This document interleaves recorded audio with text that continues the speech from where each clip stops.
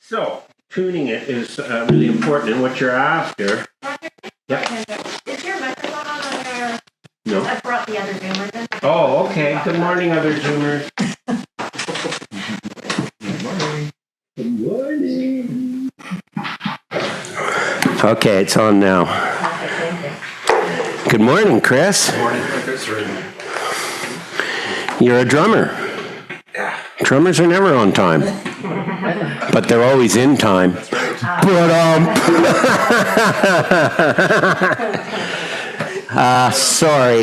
Sorry. You can see it's going to be a bloody long day, eh? So the idea here is, and you'll see the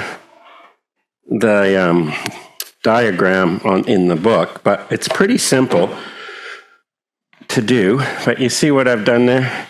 In this case, I'm taking these two and I want to cross them over, okay? And so I've gone over, under, over, and back out.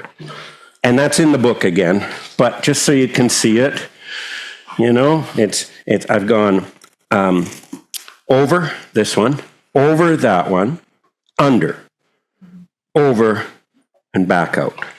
The same way I came in. And then the result is, if you can do it. Yes, exactly, Stephen. And we just pull it and it stays. I'm doing two at a time because this thing needs quite a bit of tuning. I would. Normally, like you can sort of see mine is a bit like that. Because when you don't want to pull too much too quickly on one side of the drummer. It starts to.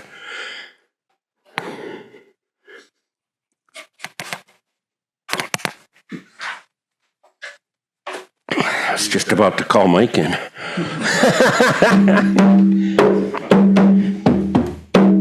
Yeah, that's good now. You hear the difference, eh? It is a gorgeous, softer, right? But you hear the ring? That's what we don't want, you know? And on a djembe, play your djembe for me, Stephen. If you do a little open tone or a slap tone for me.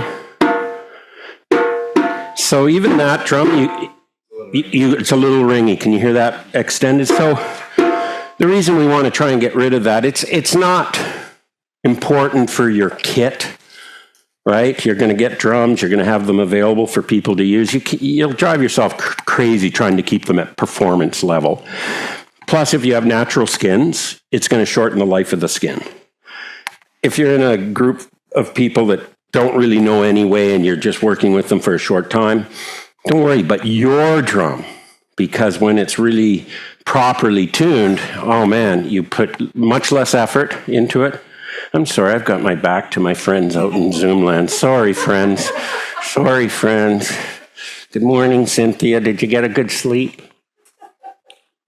Yes, my apologies for so I'm going to give this back to you, but I'm going to try and put one more diamond in, see if I can take that ring out. So that's really what we're trying to do, is get the ring out of it. What I was also trying to demonstrate with Stephen's drum, it's not too bad, but sometimes if it's not tuned up well enough, you go to play that open tone and you get a bass starting to come through.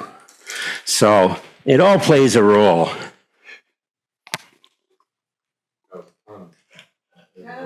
Yeah. God, I am so.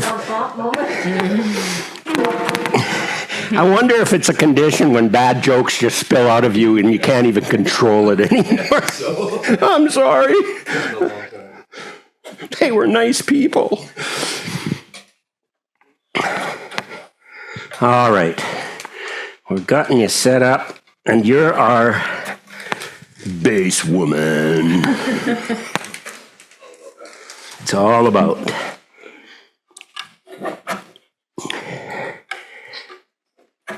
Okay.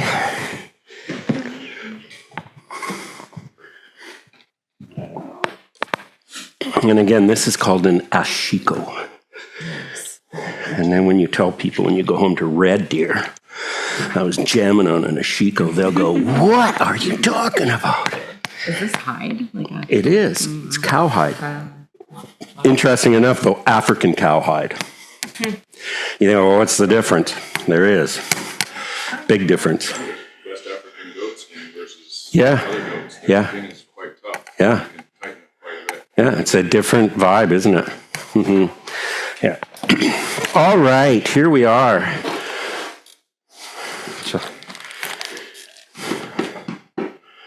you guys, my Zoom friends out there, you don't get earplugs. You'll have to get your own.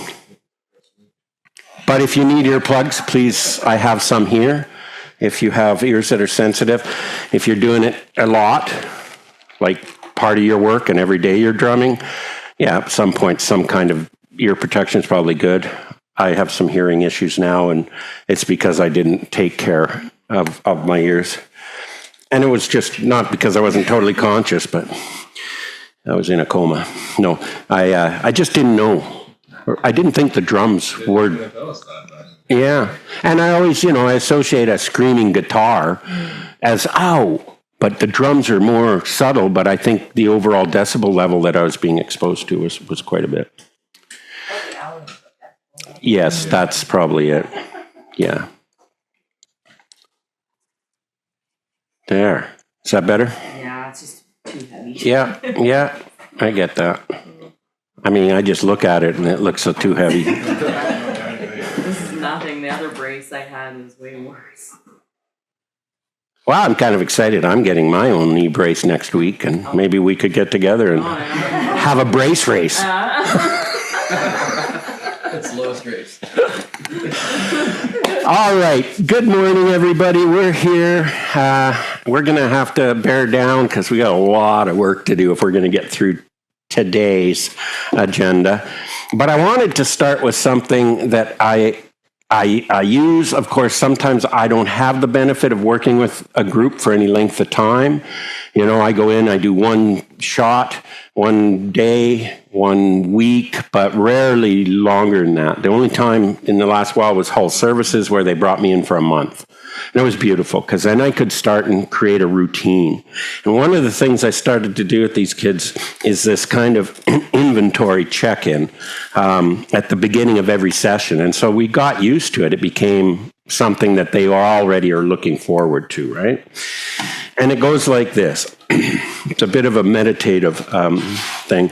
So get comfortable in your chair, sitting up nice and tall so you can breathe properly from your diaphragm. And what we're going to do is I'm going to invite you into a contemplative state. I'm going to invite you to direct your attention inward and just do a little inventory of how you're feeling for yourself. Just an inventory. Physically, how are you feeling? Check in with your pain bodies and acknowledge their presence if they're there, and assess just at what level they're bothering you, as well as our emotional state this morning. Are you agitated? Are you anxious? These kinds of descriptors. And also reflecting a little bit on just spiritually how you're feeling connected to your essence. And through that process, we would take a little bit of time to do that. And I would then ask the participants to give it a number between 0 and 10, with 10 being the worst you could feel and 1 being the best you could feel, or very low levels of pain or anxiety. And then we're going to breathe together. And the way we're going to do that is as follows, and I'll just show you. So take a moment, I'll shut up, and you guys can go in and do an inventory.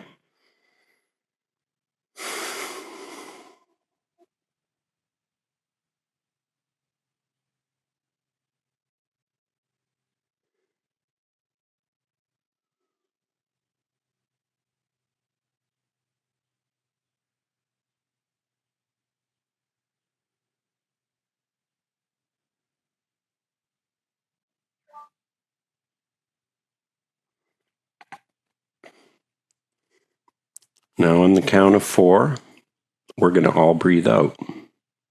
It's going to go like this.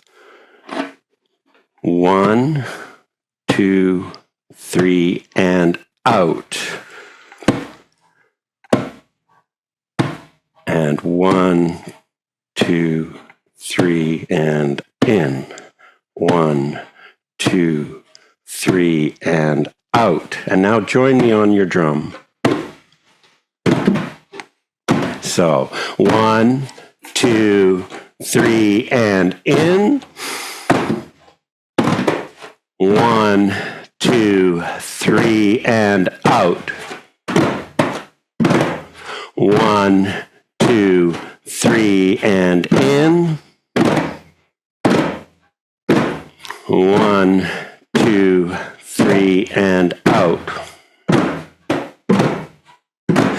1, 2, 3, and in. 1, 2, 3, and out. 1 and 2 and 3 and in. 1, 2, 3, and out.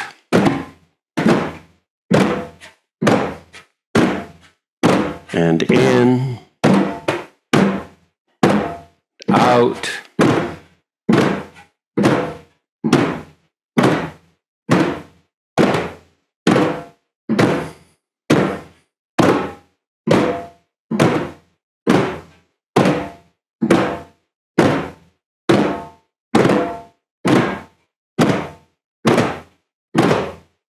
And 1, 2, 3, and end. In our best case scenario, I'll stop counting that as I did, and then let everybody just carry on, and hopefully we're all breathing together. We have this common place. Remember the number.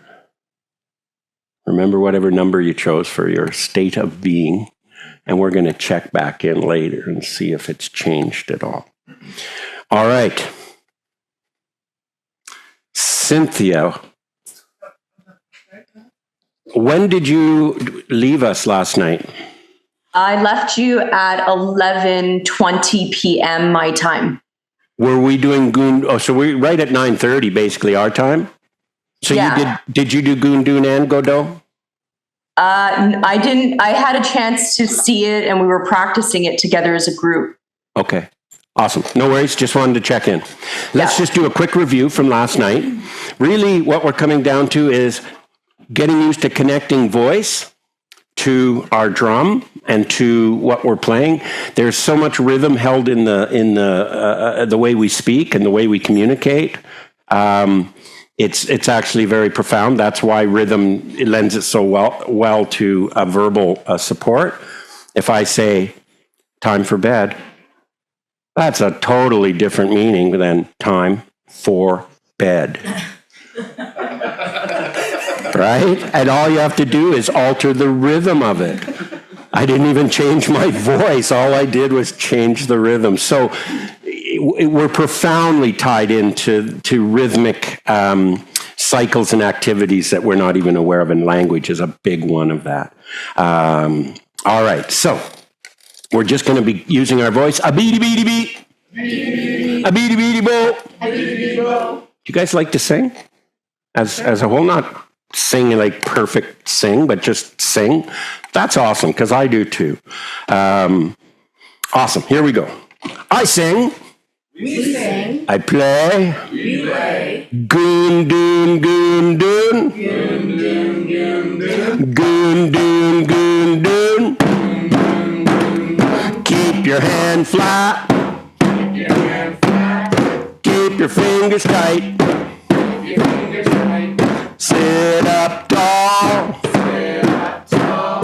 Didn't sleep all night. Didn't sleep all night. Hey, hey, hey. Hey, hey, hey. We love to play. We love to play.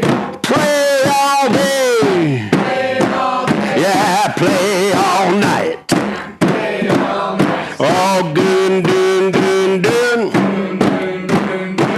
Let your hand bounce. Let your hand bounce. Don't forget to breathe.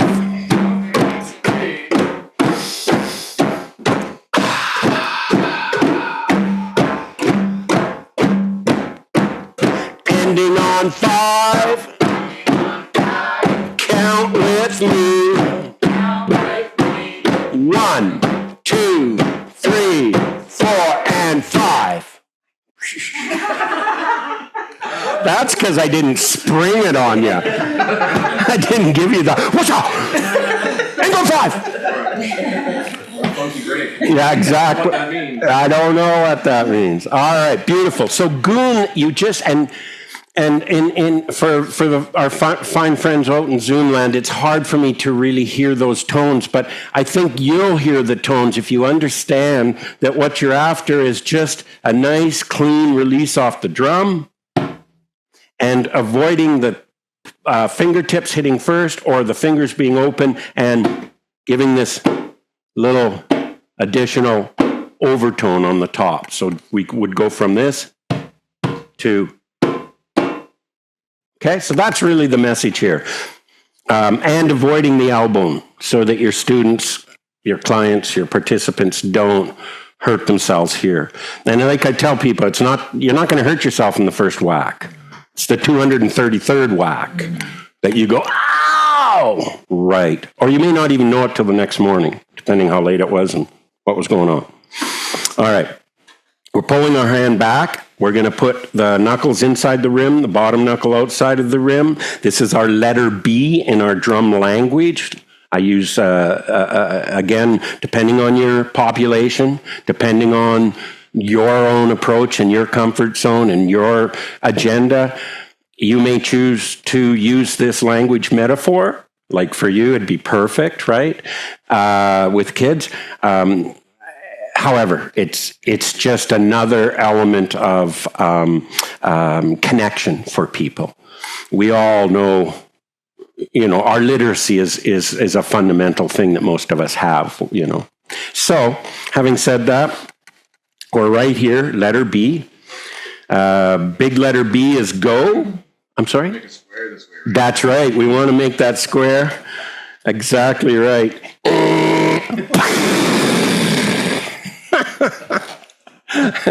This is an extreme drum course.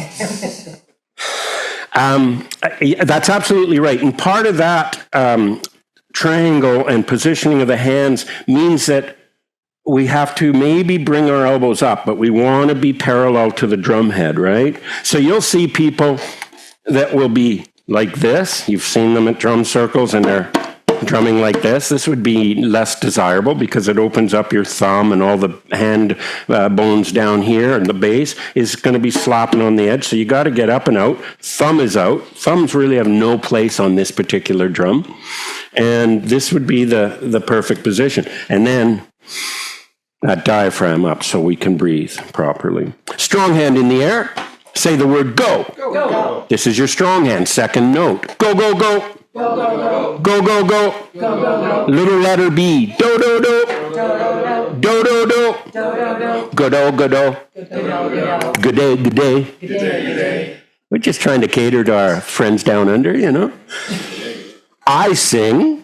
We sing, I play. we play. Go, do, go, do. Go, do, go, do.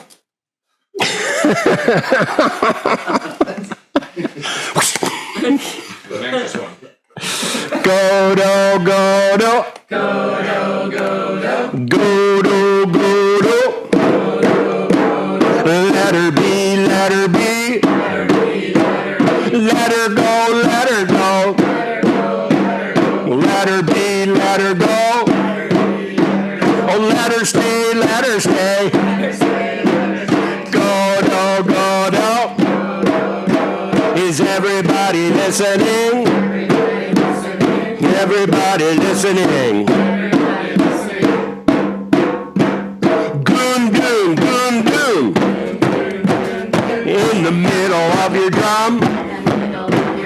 Goon, goon, goon, goon. 1, 2, 3, 4.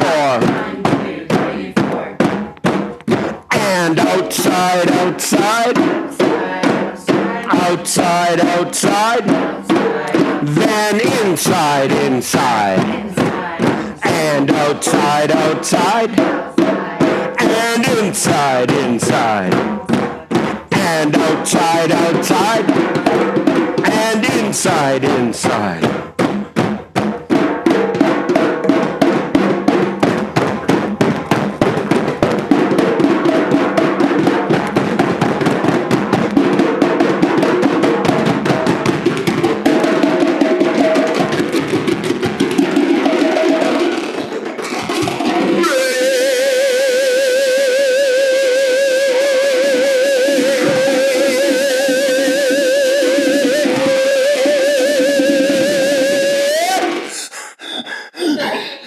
One, two, three, boom.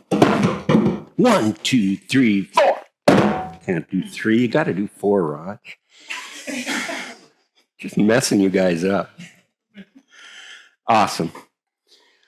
There's a wonderful thing in this moment that I do, like with team building or anytime you want to kind of reflect on those group dynamics, because guaranteed my delivery here wasn't as it would be. But what we're going through, again, when I said this is a formula, at every stage that I'm teaching something, there's some messages that can be delivered or talk encouraged, right? So one of the things that'll happen is if we're all going like this, let's just do it. Roll.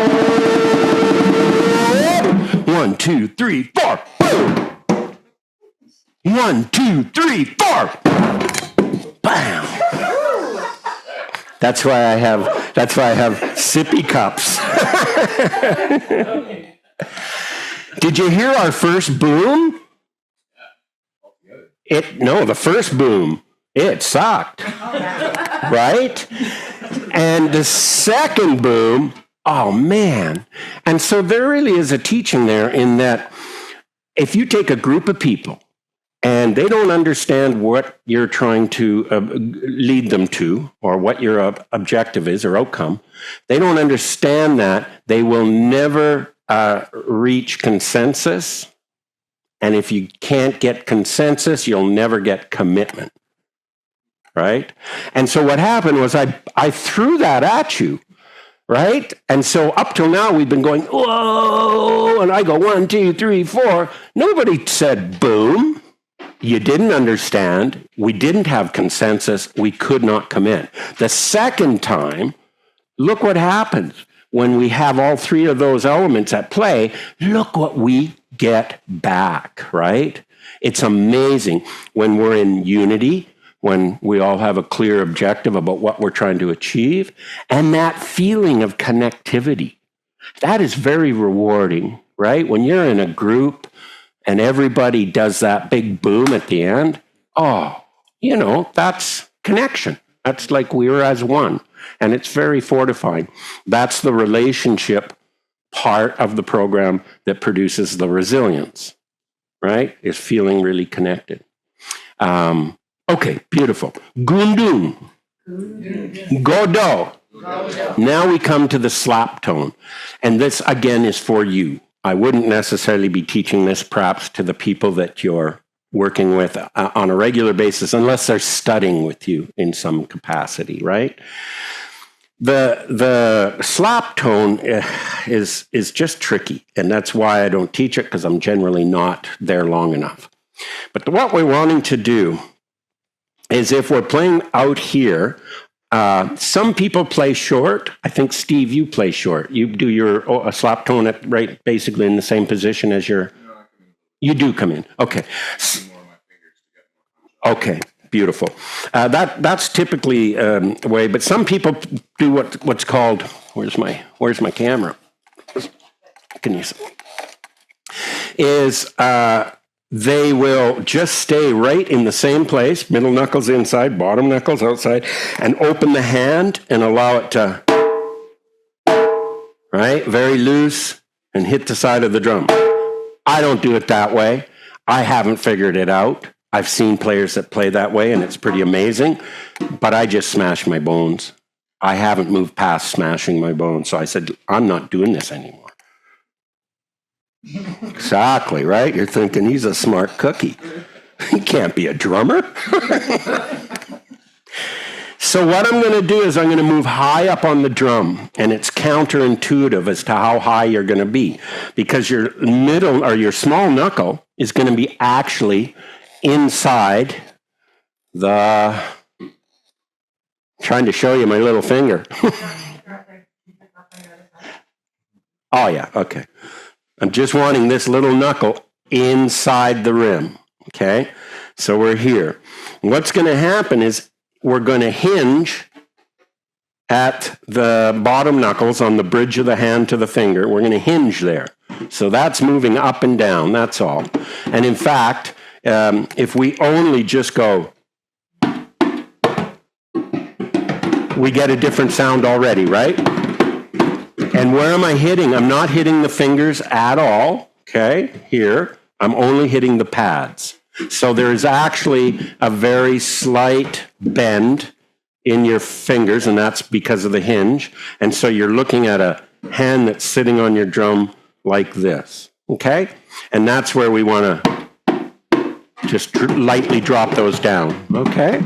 And now what we're going to do is take that action, and we're going to increase our velocity and increase our volume and get the sound that we're after by leaving the fingers quite loose, hitting only on the pads, and starting to raise up and hit the edge of the drum. When I say hit the edge of the drum, I'm not saying bash it with your hand, but you're using it as a fulcrum. Because you see, if I bring my hand down, okay, I actually, if my hinge is loose, I can't stop those fingers from slapping down on the drum. It's pretty much impossible. I'm doing that here.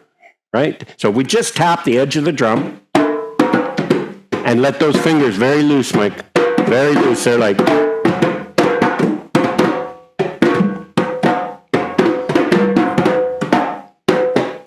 There.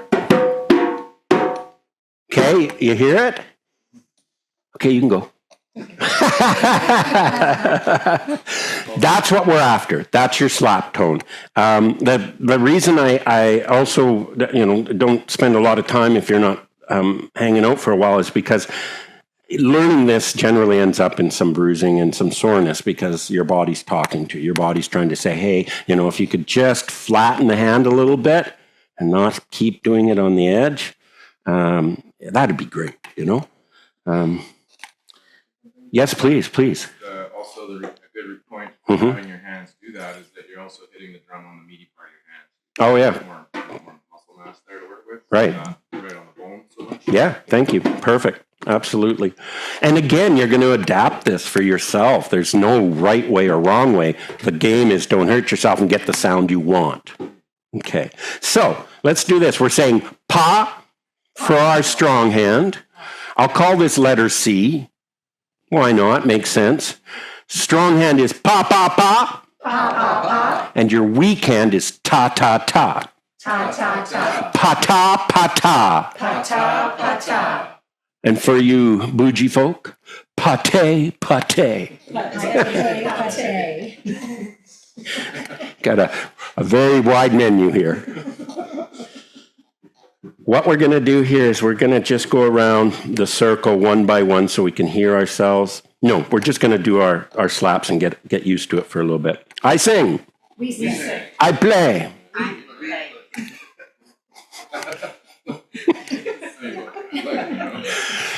There's a reason we are not on the space shuttle program.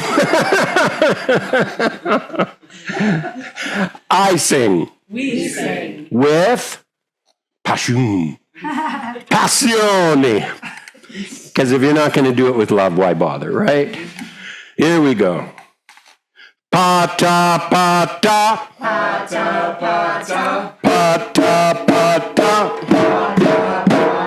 Pa-ta, pa-ta. Slap, slap, slap. Fingers are loose.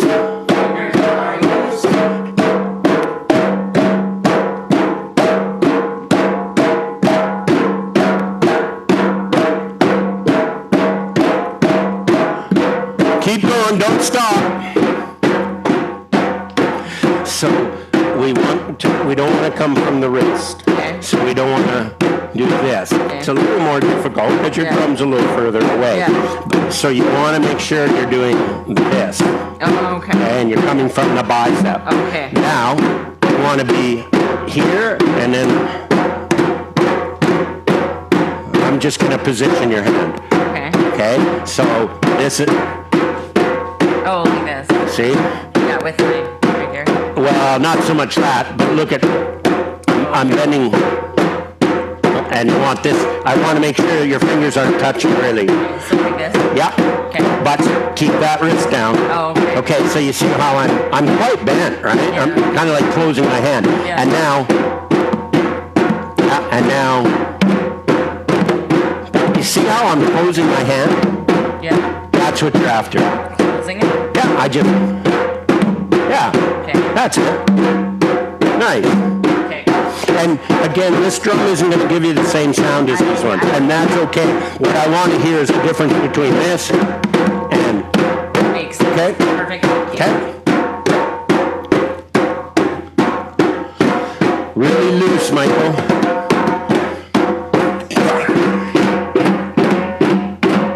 Nice. You keep playing. I'm gonna just give you a sense of where I want to go with it.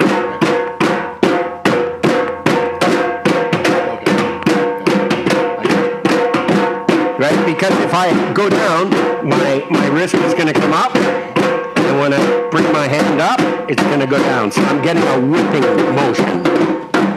Yeah. Yeah, same here. I'm actually going to end up kind of closing my hands. See how I'm doing this? So I'm coming down and I'm almost, very subtle, but that's it. And you're going to increase that volume and velocity by, beautiful.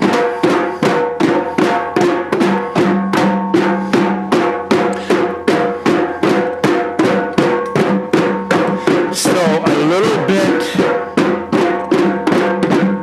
higher on the drum, thumb out, and that's where you're going to end up, Chris, is in this position. You know, you're almost bent like this. Fingers are off the drum, pads are only one on, and what I'm doing is can I hit you? Where do you feel it? Here. On my tips, right? It's not really here. That's what you want to do on your drum is whip that down. But you see, stop your hand, play, and now just stop on the drum. Yeah. See how you're still back here? Yeah. I want you up here like this Okay. when you end, right? It's really counterintuitive. Thank you. You're very good. You guys just said enough of this. Yeah, you'd prefer to keep them off. In fact, that's part of the reason that's part of the reason I'm closing my hand, because it allows me to take my hand and do this. Yeah. This is experience talking over here. Your thumbs will get bruised.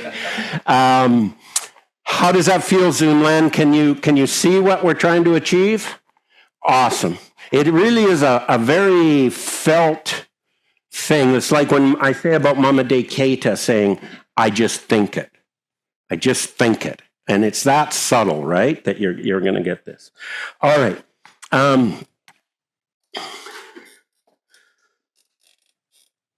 We're going to try this. We're going to try it. We're going to go around and we're going to go pa, ta, pa, ta. You play pa, ta, and the next person goes. Okay? And we'll just see with the new settings and whether I can at least try and hear our Zoomers. And so we'll go 1, 2, all the way around. Just do 4 slaps, okay? Yeah? That would be wonderful, yes. Absolutely, I can. But I'm going to try whispering it first. Did you hear that, Zoomers? If you could allow me to see your drum in your camera as well, that would help me give any feedback. When it comes your turn, I can then hear and see. I can't feel, but I can hear and see. It's a good start, eh? I'm going to go first. Then you're on. You're next up. Yeah. Pa-ta. And then Carrie will bring up the Zoomers. All right? And we'll go all the way around. Here we go. I go. Pa-ta.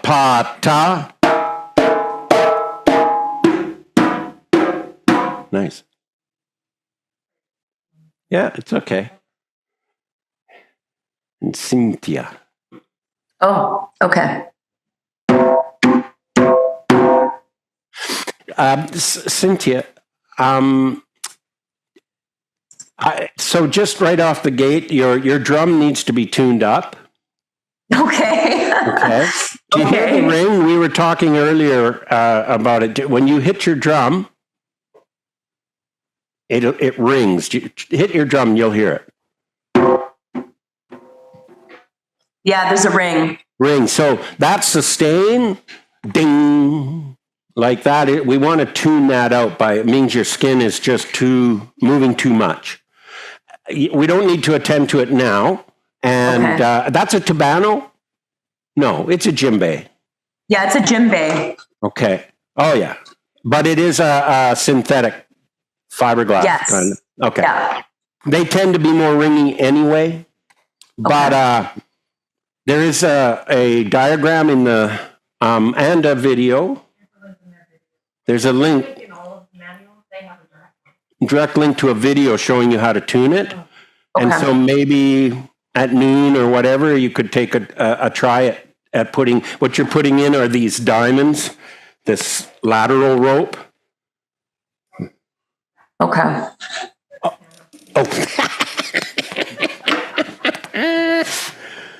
Do you see how I've done this? Can you see where it's a little higher? There, perfect. So can you see that? That rope? Can we use the other zoom in camera? Do we have that still? Which one is that? The little the zoom in camera that shows your hands. I don't see that camera anymore. Oh, there it is. Yep, I see it now. So you see this rope going horizontally? Yes. Yeah. So that's all you need to do is you put those in, you give it a pull, and yeah. So if you can, but just so you know, as we're moving through this, that your drum is not tuned, and so you work much harder to get the tones that you want. I see. Okay. And the other thing is if you have a lot of drums that are really badly tuned, particularly these fiberglass, which tend to resonate so much more, well, not fiberglass, but the plastic, then you get 10 drums doing that. And it just becomes, you can't hear the beginning and ending of any notes or anything. It's just this big hum. So that's why we're doing it. So give me those 4 slaps one more time. Make sure you're high up on the drum. Make sure you're quite loose. And let me hear it just one more time.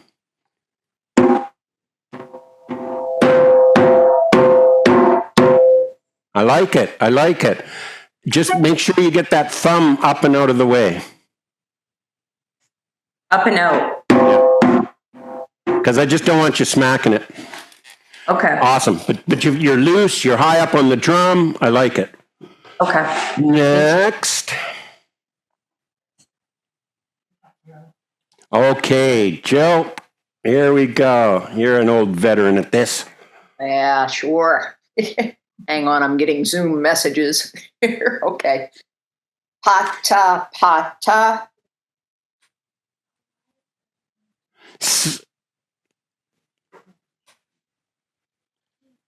We're not hearing it. Not muted. Let's see here. Can you hear now? Weird. I can hear your voice.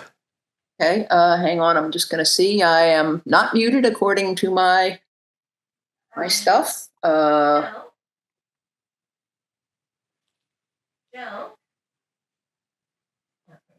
Jill? I hear my name faintly in the background, but I can't tell who's talking to me. Hang on. I'm going to put my screen up so I can read here. That's okay. I'm gonna message. Okay, what am I doing? But you can hear me, right, Jill? I can hear you. So right off the top, your drum, you should not tip your drum back towards you. I'm up on a bench here to get it up in the screen. Okay, cool. You wouldn't normally do that anyway. No, normally I would Okay. be down here and my That's all I need to hear. Okay, yeah, no, I'm up on a You're bench. just aware, okay. Okay, But for our purposes, and you will see when, remember I talked about how to sit with the drum? So you will see it's natural for people to do this. And you can see all the problems with that right away. Your wrists are cocked back like this, and that's just going to create tendonitis and problems because it's just not the right position. And this is a bit counterintuitive for us because our Western style drums are typically like this, right? I'm a kit drummer. They're facing me like this, and I'm hitting them with a stick. You can't do that with a hand drum. In fact, traditionally, it's played straight up and down. And they would have a tie, not a tie, but a strap. I mean, they might have a tie, but I don't think that's what's holding their drum up. And they literally stand with the drum, and at times, if the lead drummer's playing, he'll drop it to the ground, and then he'll move around and work with the dancers, and very mobile, but it's this vertical position, really, that they're playing. And it's totally different than what most of us expect to play. The other thing that's just kind of interesting, this is just a little bit of folklore, if you will. The image, where is it? Here it is. The image is, and you may want to explore this for your own purposes if you are facilitating a group and you want that ability to, get your drum up, because it'll be louder. But this is just a strap. You can buy straps, and they've got all manner of fancy schmancy little clips. Padded shoulders, crosses in the back. You bet. However, in fact, I'm going to say this works better. And the reason for that is it's simple, old school, cheap. And I have this down here because if I don't, it hangs like this. And with this, it now holds it up, down, and now I'm here. And hear the volume? So in the lore, it would be, right? He's riding a horse. They're riding the music. They're riding that wave of sound. And they literally have a metaphor for that. And it's interesting because a couple of different reasons. One, the shaman in West African music, the shaman brings spirit, invocates spirit down into the drummer, into the dancer. Indigenous peoples around the world tend to travel out. The shaman travels out to make the connections in this unseen and formless world. And somebody stays behind and drums to, come on in! To keep a lighthouse for the shaman spirit that's out there so it can make it back. Same, but different, eh? It's very interesting. Anyway, that whole strap thing can be very, very useful for you. Okay, I digress. And you can buy this, of course, at MEC, pretty much any climbing place. It's just, and you're going to want way more than you think you do. You want about 12 feet for most of us. Bikram, you might need a bit more because you're a tall lad. Okay, now, we're going to just go now. We've got this slap tone, and it's coming quite nicely. I'm sorry. Yes, absolutely we are. Good morning. How are you? What drum are you going to play today? Yeah? You want to use your own or just a little one like that? Okay, beautiful, beautiful. I'm sorry, yes. I'm hoping we've got everybody with the original musicians back on.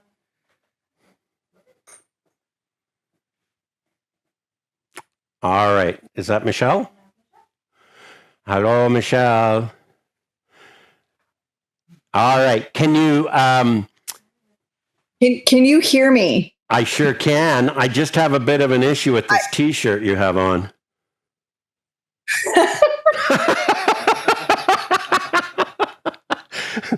What issue could you possibly have?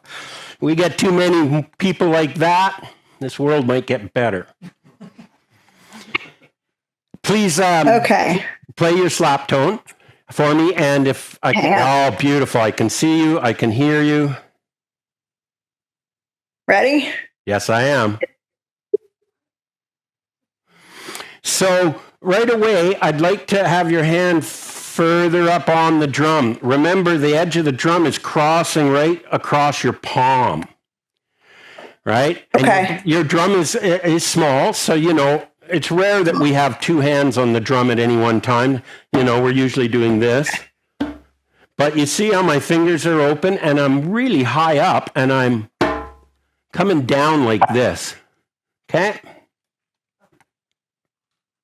Actually, I can only see me. I can't see you at the moment. I don't know what happened. It's Okay. Okay, we're jumping around. Back. All right. Yep. So do want to say that you're hitting right here, and you're going to come down, and see how my fingers are bending down onto the drum? Mm-hmm. That's what I want. Right. Okay. Pa. Pa. Pa. No.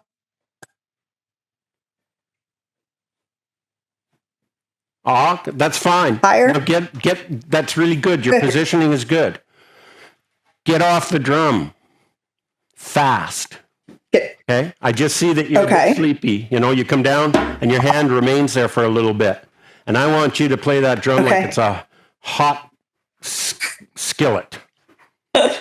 Hot potato.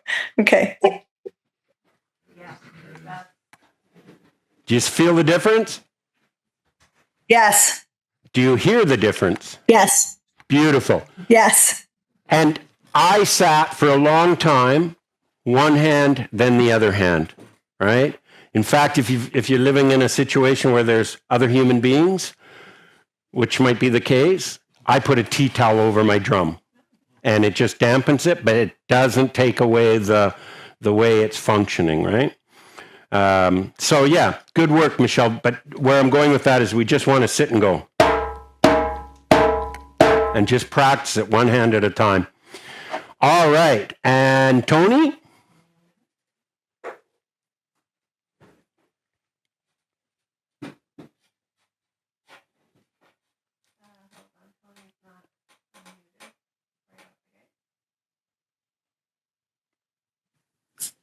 Sorry about that. Okay, so that's a big old tabano, isn't it? Yes, It's not a tunable tabano. correct. Yeah. No problem. Of course, the tabano, much like Melissa's beautiful ashiko, it's going to give us a bit of a different sound. We're not going to get that nice crack that the djembe, or nice crack, the djembe sound. So, but for your purposes, come way up on the drum. Remember, you want to be touching the edge of your drum in the middle of your hand. Okay, can you see that? Here. Yep, right where your lifeline and heart line go across your palm. And you're Okay. almost like this. Do you see how my hand is tipped back? Mm-hmm. And then there's your position. Yeah. And then gently, to get a little more volume, you're going to just raise your hand up again using the bicep. You're just going to raise up and come down and slap that thing. Yeah, nice. And can you close the hand a bit more and make sure you're only hitting with the pads of your fingertips? Yeah. Now, Play me your open tone, your Godot. And now your slap. Okay, so no worries, but what I want to see is really a big release off of that drum. Same thing as I was saying to Michelle. Okay, so try one more time. Make sure you're actually touching the edge of the drum when you come down into it on the palm of your hand. Yeah. Okay. Do you see how your fingers are allowed to hinge and go forward? That's it. There. Did you hear it? Yes. We did. That's what you're after. Okay. That ping. Yeah. Nice. Nice. All right. And next. Okay. We're here at Melissa. Yeah. So we're going to just make sure you're hitting on the edge, you're hitting the pads, and you're doing that closing thing. Pa, ta, pa, ta. And so even right now, I see you need to be higher up on, there you go. Like your little baby pinky knuckle should be inside the rim. Do you see how that's like super counterintuitive? So even more, right? I want to see this knuckle inside the rim, Oh, right. right? It's Okay. totally wonky. All right. Okay. But now, Right. sorry, relax. Let me try. See how I'm doing that? Yeah. That's what you're after in the end. Right. Fingers are more stiff and the. No, fingers aren't stiff, but you're up off Propping the, myself. just up, and actually your fingers are quite loose, Right. but you're kind of grabbing the top Right. of this drum. Try it. Uh, uh, Okay. Yeah. Okay. So your thing is with anything we learn, right? Doesn't matter what we're doing, whether you're learning to ski, you put so much energy into it when you're first learning, right? You're coming down the ski hill like this. And then the guy who goes by, he goes, you know. So this is the same. So what I'm seeing when I watch you play is this. Okay. I'm exaggerating a little. I want this. Loose fingers. That's better. Yeah. Now keep going. I'm going to touch your hand and just, you keep going. Now, nice and loose. That's it. So I see more force. Yeah. Yeah, but what I'm not wanting you to hit it harder. I'm wanting you to, I'm forcing that wrist to break and become loose. You're not expecting it, and I'm doing this. And so see how I just move my hand down, and my wrist, if it's loose, is going to go up. When I bring my hand back up, it's going to go down. That gives you a whipping motion. Right. So that's what you're after. And that'll come easily, when we're not all watching you. Right? You've got an advantage because you've got a partner, and you guys can practice and sit and practice these things. And you'll just, it'll come. It'll absolutely come. It sounds good. Monsieur Michael.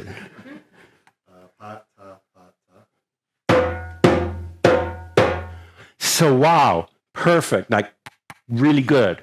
I won't say perfect. Otherwise, you won't come and take my course next time. I'm perfect. I don't need to do this. Did you hear the difference between your right and your left? Enough said. So your right wants to teach your left. Otherwise, it's great. It's good. You hear that ping. Monsieur Bikram. Ah, a man of my own. Good. Oddly enough, do you hear your left one? It's better, right? Sometimes that can be the case that our weak hand is better because in this case, I want to be relaxed, right? And I have no control over my left anyway, so it's doing the one thing that I'm hoping it'll do. One more time for me.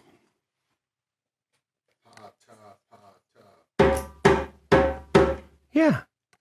And so we're just going to want to practice that to get more and more of a whip and a twang, but it's a felt kind of thing.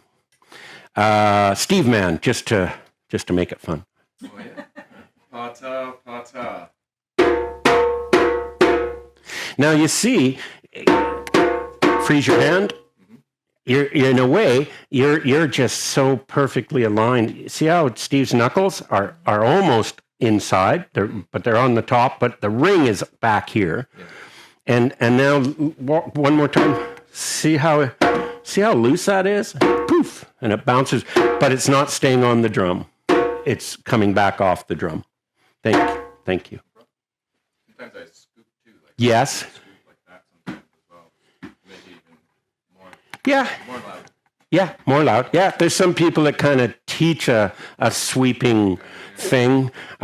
There's always a bit of from a technical standpoint, if you're really getting fast, it's hard to do the sweep and have the time. Your ideal world would be just straight up and down. But you're right. It works, and sometimes I do it because I can't not stop it. Right? I got this wild thing going. Yeah, you got it. Exactly. All right. Okay. Pa, ta, pa, ta. So your right hand sounds pretty good. I like everything you're doing. What's happening is you're losing some of the impact on that drum by sweeping it back. So what I'm seeing is I'd like you to do the same thing, but stay there and let it really, you're almost shooting for a little below. It's like martial arts, right? When you punch somebody or punch the plank, you got to think you're punching at an inch behind it. I'm guessing. I don't know anything about martial arts. Just for the record. So try one more time. Pa, ta, pa, ta. Beautiful. Now give me a Godot. Right? Right? So Godot. Go. Get those hands off. You're going to burn your fingers. And now do a pata. Yeah, the one we just did.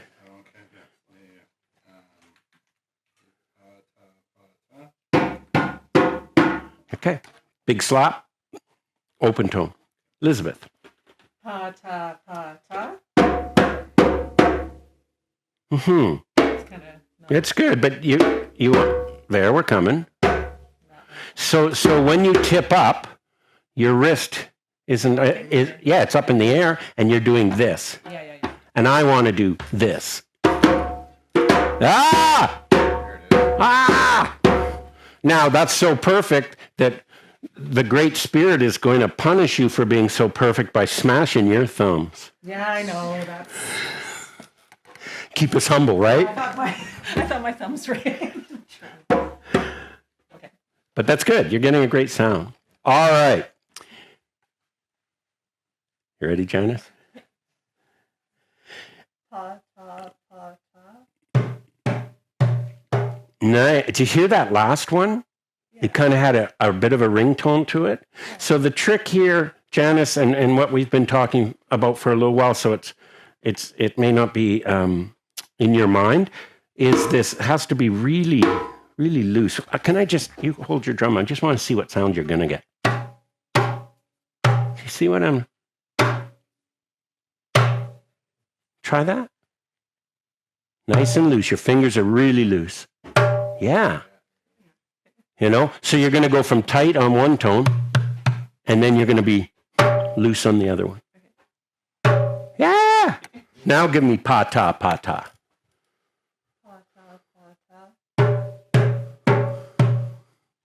You hear it? And you can hear your right hand's a little more pop than your left. And that's normal. So just ask really nicely if your right hand would just give your left hand some time and teach it what it's got to do. All right.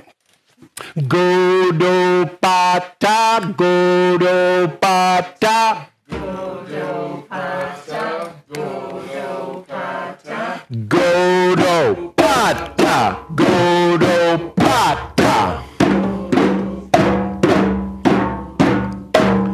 Tight, loose, tight, loose.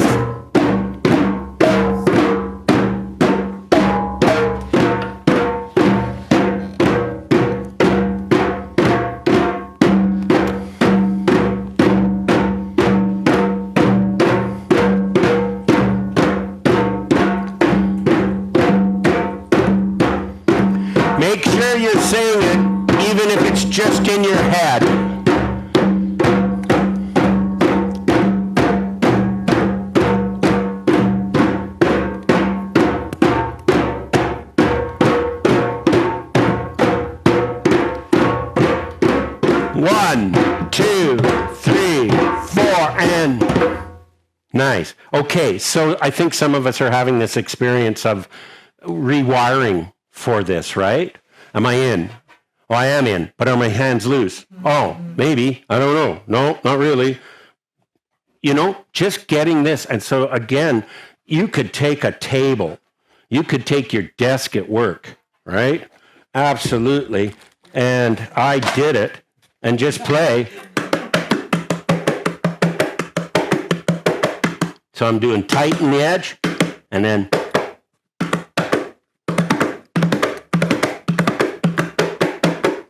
and that will get the muscle memory because that's all it is. And that's just time spent, you know. If you drive a Tesla, you could do it on your hand, on the wheel. Let it drive itself and you could be working your chops. Explain that to the police when you drive into the back end of somebody. What? I was practicing my drumming, for God's sakes. Wasn't on my phone. Yeah. All right, so we're going to go really slow. Go, do, pa, ta. Go, do, pa, ta. Go, do, pa, ta. Go, do, pa, ta. Tight, loose, tight, loose, tight, loose. Outside, inside, outside, inside.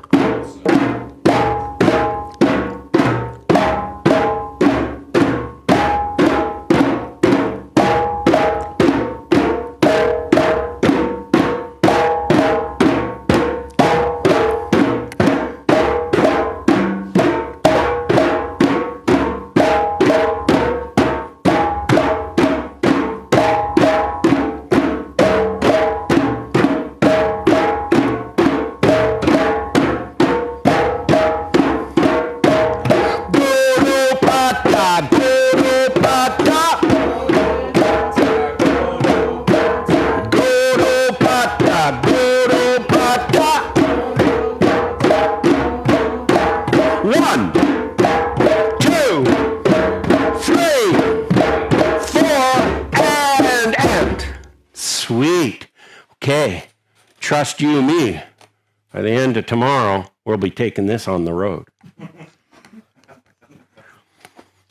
Airdrie, Bicycle, Red Deer. Come on, all the big places.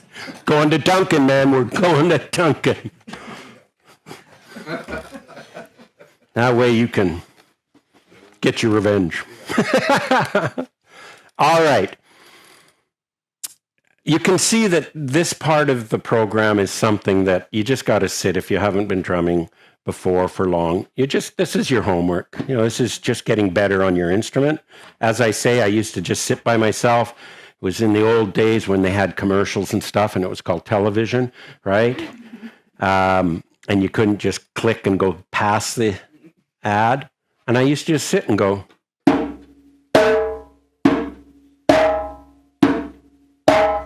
And then the other hand. You hear it? Yikes, that's terrible. Right? My left hand is not my right hand. And I've been doing it for 30 years. So you just want to do the best you can. Make it it's not going to stop you using the drum. It's not going to stop you doing the work you're doing. And it's not going to stop you from delivering the medicine. But it is going to give you a better expression with your instrument. And that'll in turn translate to the people you're working with. Okay? All right. That's the letters. Those are the letters. Now our first word. My first word is called the walk, and it's gundo, gundo. Okay? Gundo, gundo. Gundo, gundo. So goon in the middle. Goon being your strong hand. Whether it's left or right, doesn't matter. Just your dominant hand. If you're totally ambidextrous, you can leave now. Every drummer strives to be perfectly ambidextrous. One on the outside here, that's your do. I sing. We sing. I play. We play. Gundo, gundo. Gundo, gundo. Gundo, gundo.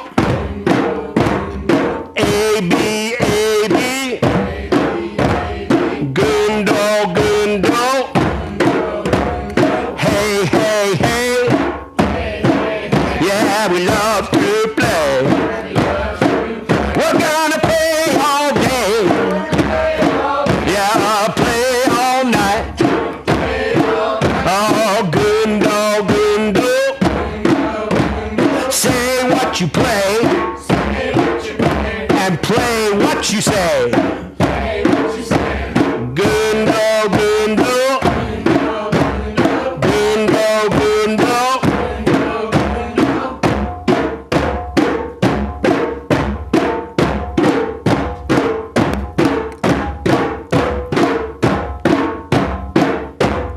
End on 5.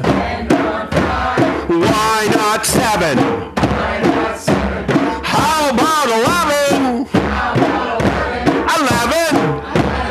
11. We're ending on 11. I go 1, 2, 3, 4, 5, 6. Oh, thank heaven. Yeah, here comes 7. We got 8, 9. We're ending on 11. Yeah, we're ending on 11. 11. We're ending on 11. I go 8, 9, 10, 12, 13, 14, 11. Too much power, man. Just too much power. I always tell the kids, wouldn't you like to do that, though? Really? Like push the big red button for the space shuttle? You've got your microphone. You're going 10, 9, 8, 7.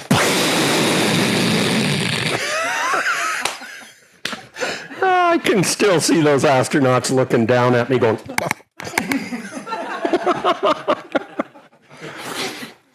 Beautiful. Gundo. That's our first drum word. Wouldn't it be great if we had a way we could start and stop and not have to sing silly songs and get us to that end point? And this is really critical to your ability to really deepen the communication between members of the group. This is really classic West African styling in that, of course, they don't have a script. So traditionally, their experience is it's an oral tradition. Now, I've taught in schools for years and years and years, and almost exclusively, for the most part, in elementary schools. But one of the first times I ever did a junior high, I learned something. You can ask elementary kids, what's an oral tradition? You can't do that in grade 8. And I'm going, what? What? Oh. Even in grade 6, I'll say things like, okay, we're going to do an oral presentation. And I would say it, and then the boys start to snicker and stuff. I'm like, oh, no. Yeah. Grade 6. Yeah. There you go. Welcome to our modern world, right? Because they don't have a script, how do they start? How do they stop? How do you maintain the integrity of the music from generation to generation so that your great-grandmother's wedding song is the same as your wedding song? And the way they do it isn't so much in the details of the music, but in the overall arrangement. So the Igbo people in northern Nigeria and the Yoruba people in southern Nigeria, they're both going to play the same song, but it's going to have its own nuance. They have their own style. And then, but what it'll always have is this will be the beginning, this will be the end, or middle, and this will be the end. So right away you go, oh, that's the wedding rhythm. Played a little wonky. It's kind of like, hockey. Every team, that's my team. That's not hockey. This is how you play hockey, kind of thing. Very proprietary. The way we're going to do this, and many of you will have heard this before. If you haven't, will in a moment. It's pretty ubiquitous in the drumming world. And that is a signal that allows the group to have a pre-discussed response. Okay? And this is really cool because it gives you a way to communicate to this group and have them do really interesting things. How does it go? I'm going to show you not only how it goes, but my experience of the best sequence. And again, this is in the manual. The sequence of presentation is really important for uptake. We always say, play and say, play. Okay? And when I teach this particular pattern, the kids want to jump in before they've even listened to it, right? You'll start playing and they'll try it. So again, I'm able to sort of encourage the listening aspect of it by doing it in the manner that I do it. You're going to adapt it to what works for you. I go like this. Don't say, don't play, okay? Listening. Boom. Doink, doink, doink, oink, oink, oink. Boom. Chocolate milk and potato chips. Boom. Just say the boom with me. Chocolate milk and potato chips. Boom. With your goon, plays the boom, right? Chocolate milk and potato chips. Boom. Nice. I do the gibberish because then, in my case, again, you're going to adapt it because if you're dealing with adults, now I do it with adults, the same thing. They don't know what it is. They can't say it.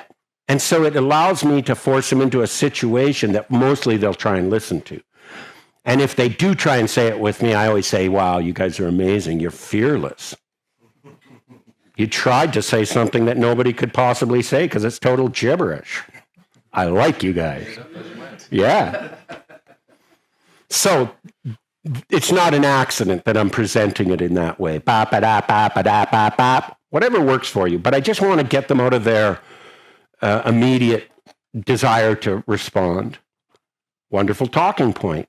What is listening all about? Again, bringing that out in a group setting of really, what does it mean to listen to yourself, to listen to your intuition, to listen to your community, to listen to your family? What's it actually mean? All right. It's going to go like this. I go da da da da da da da da. Da, da, da, da, da, da. I'm going to say and play. Chocolate milk and potato chips. Boom. Okay. Just hit the boom, please. Just the boom. Chocolate milk and potato chips. Boom. Nice. Chocolate milk and potato chips. Boom.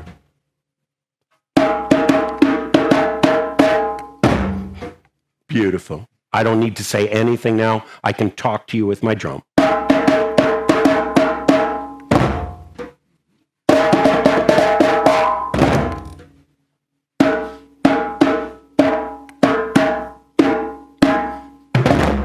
Beautiful. Look at all the information you can give in that one signal. When we're going to start, how fast we're going to go. Well, the first thing, I'm getting your attention.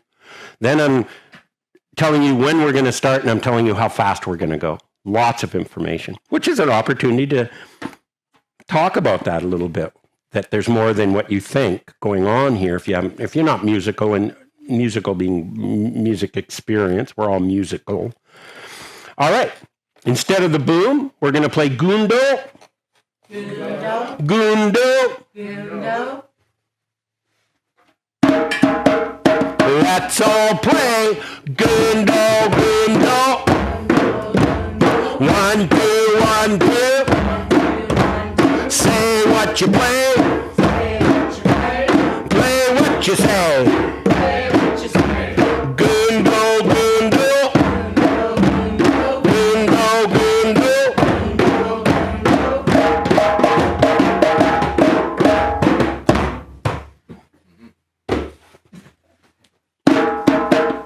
Here we go. Gundo, gundo. Gundo, gundo. Chocolate potato chips. They were responding. Now, no, now you're making stuff up on your own. It's brilliant. It's brilliant. It's exactly what I'm hoping you'll do when you get back and actually go to apply this. You're going to go, that was cool, but it'd be even better if we all answered it. I love it, Stephen. Watch him. He's a bad influence on you guys. The second time was much better. No, it wasn't, because we were going to answer. Here we go again. Gundo, gundo. Gundo, gundo. Chocolate milk and potato chips. What I wanted to demonstrate there is the first time that I play that while we're all playing, I'll keep holding the groove for everybody. And then I'll say chocolate milk and potato chips. Boom. And generally, until we really have an understanding and a feeling for that rhythm, your voice is very powerful.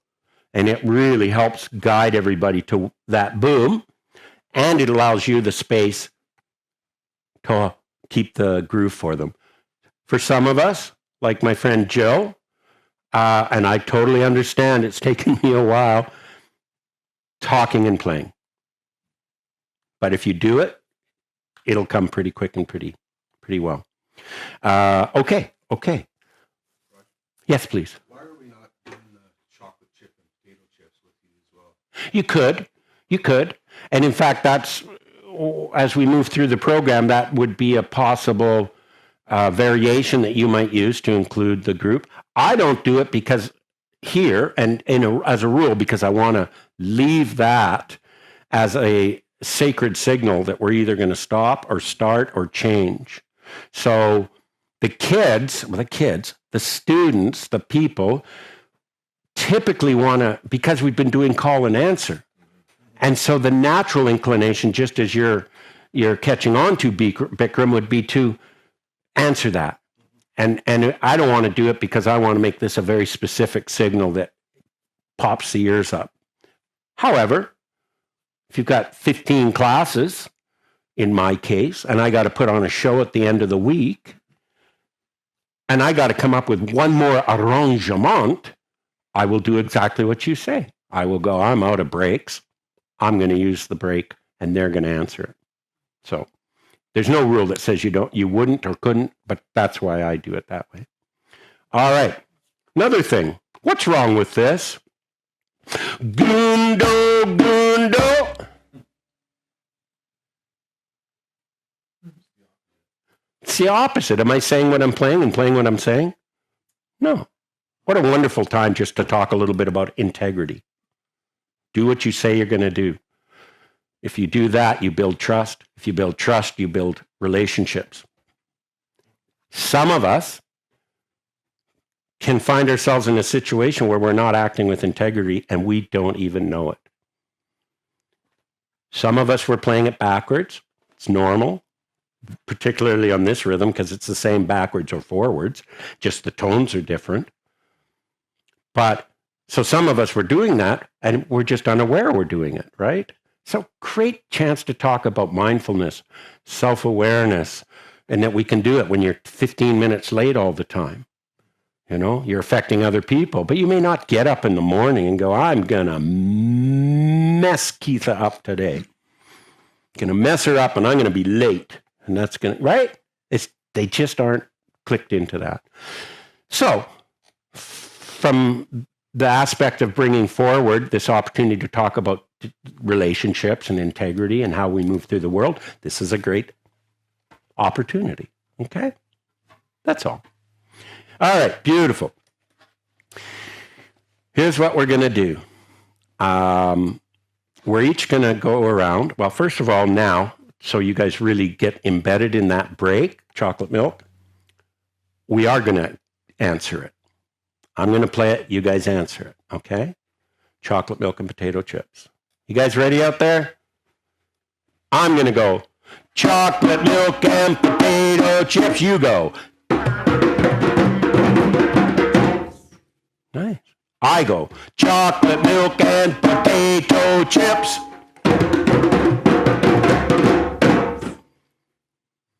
Nice. Chocolate chips and potato milk.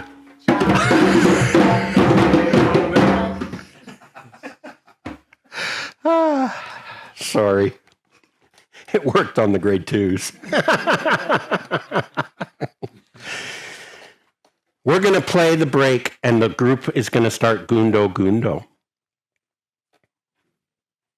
But before we do that, I would like to hear each one of our Zoomers play that break by themselves, just so I can hear it and make sure, because it's hard for you guys to play it and lead us. So, Cynthia.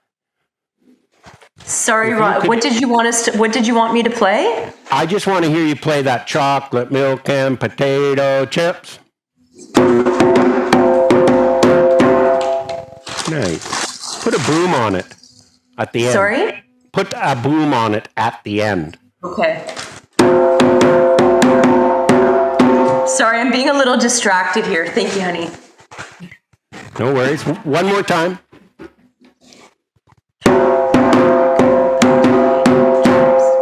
Are you saying it as you play it?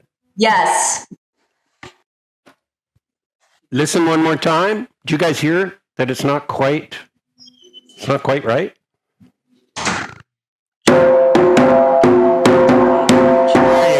There you go. Mwah. So, you're right. I actually was saying it, but not loud enough, and I think it was throwing me off. So it does help when you say it out loud. Absolutely. At least in the learning phase. Yeah. Right? You're going to get this. This will become so internalized for all of us that we'll wake up at 2 a.m. to the bam, ba-dam, bam, ba-dam. I hate that man. All right. Awesome. Thank you. Thank you.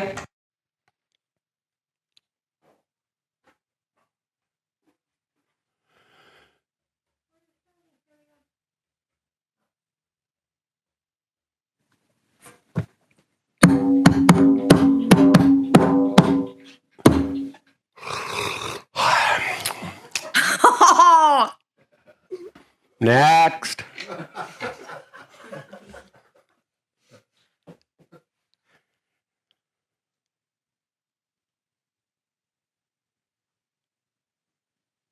Chocolate milk and potato chips.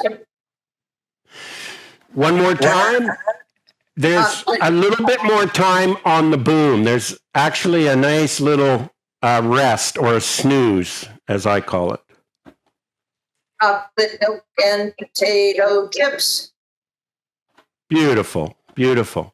All right. The trick here, and now we're going to go around our circle, continue around. We're going to play chocolate milk, and then we're going to do it against the pulse, against the groove, and it'll reveal itself that's when it becomes tricky. Again, wonderful talking point. I can sit over here easy. I got it until I have to put it to a beat. Then it becomes more tricky. It sounds like life, right? Sure, easy just to be on your own. Don't have to relate to those clowns, but you do. And that's when in relationship that we can be challenged often. So, thank you. I'm sorry. Michelle. All right, ready? Yes, I am. Chocolate milk and potato chips. I like the way you're playing that. I'm not super excited where you're playing it because it looks to me like one of your hands is playing a bass. No, just all the way through. Try it again. They're all outside notes. They're all Godot. Oh, okay. Yeah. Now. Okay. Beautiful. Ultimately, you're going to play this probably with some slaps because you need to project so that everybody can hear it. Sometimes I'll play it with a flam. At the beginning, a flam is where you hit the drum with two hands, slightly out of sync, and you get. So I'll start it with. Just to accent those, okay? So let's go around the circle. give me 2 times chocolate milk, boom, chocolate milk, boom, and we'll go on to the next person. We've got all our Zoomers, right? If you would, Janice.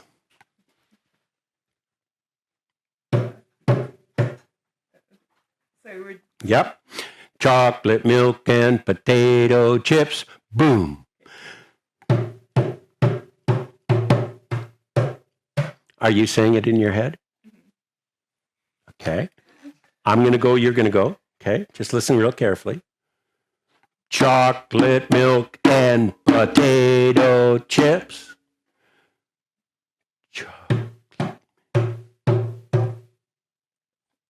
I'm going to call, you answer. Don't hesitate. I'm going to go, you go. It's all right. We've been doing it for a while. Chocolate milk and potato chips. Chocolate milk and potato chips. That's good. That's awesome. Did you feel right? No, I did this one 3 times. One more time. You ready? I want a smile on that face at the end of it. I go, chocolate milk and potato chips. Mwah. I love it. I love it. Chocolate milk and potato chips. Chocolate milk and potato chips.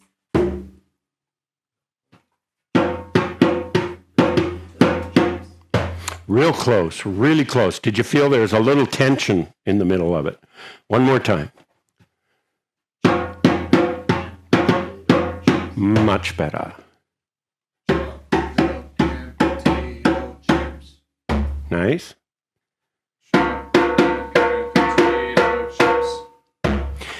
And Stephen, if it serves you, I mean all of us, but I'm sharing it with Stephen specifically because he's an old hack at this.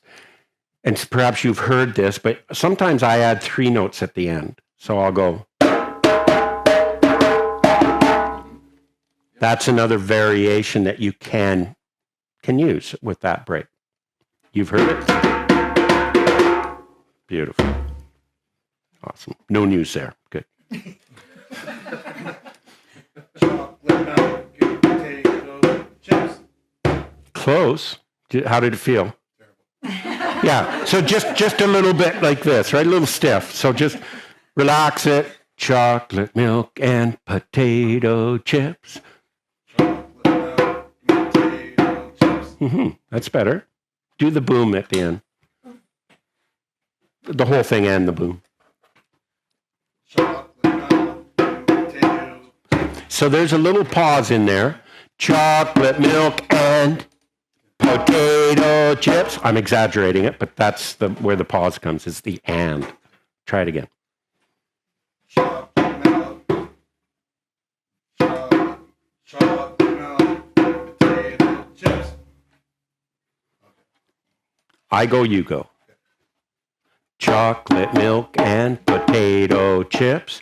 Chocolate milk and potato chips. So your potatoes where you get the close notes. Chocolate milk and potato chips. It's okay. It's okay. We're going to work with this a lot. So the idea is you just really want to get used to saying it, right? Chocolate milk and potato chips. Chocolate milk. Or, if you want, dirty deeds and they're done dirt cheap. Just want to read your audience on that one.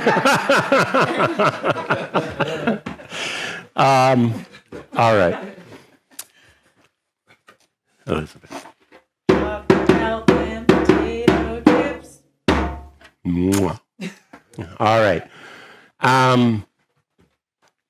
Now what I want to do is we're going to play Gundo, Gundo. Gundo, Gundo. And now each one of us is going to go around while we're playing Gundo, Gundo and play that break. Okay? And just to see how that feels. I'm going to invite the Zoomers, because we can't hear you. You could just practice that break against what you're hearing we're playing at your convenience will, where you want to, and you could repeat it over and over again while we're waiting to go through the individuals in our circle. I think you guys just keep practicing it until you feel really strong about it. Okay? Yeah, that works out better because it's hard to hear the people on the Zoom anyways. So, Yeah. and that's what I've been doing is as we're going around, I'm just practicing it and listening to what everyone's doing. Fantastic. Yeah. And I encourage you all to follow Cynthia's lead on that. Okay. You guys ready? And sorry, and I'm going to encourage you to say it before you play it. Okay? Just to make sure you're lining up on the pulse. It's just really put your mind, your body already in that place. You know? It's like I sit up for hours just imagining the perfect basketball shot. I don't at all, but that'd be pretty weird, wouldn't it? I don't play basketball. Here we go. Wait for it. Gundo, gundo. Gundo, gundo. Say what you play. Boom, boom.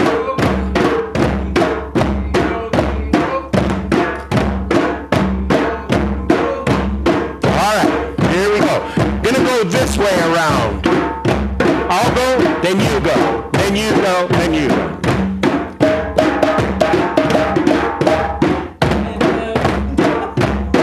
Now you're chocolate milk. Now you're going to play chocolate milk.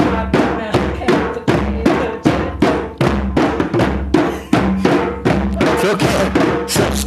So stop playing and really listen. Chocolate milk and potato chips. Chocolate milk and potato chips. Chocolate milk and potato chips. Yeah. Oh, baby. All right, you got it. Perfect. All right, you ready, Chris? Chocolate milk and potato chips. Chocolate milk and potato chips.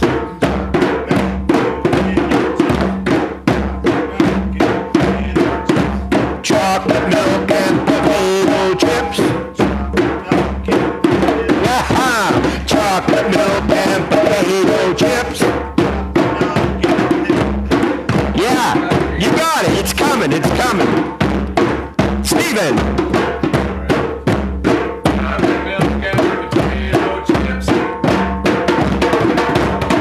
Beautiful. Big drum. Let's.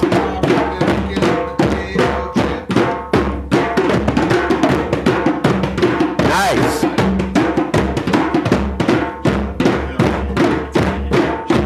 Chris.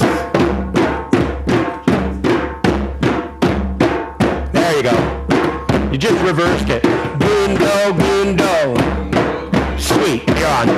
Sorry,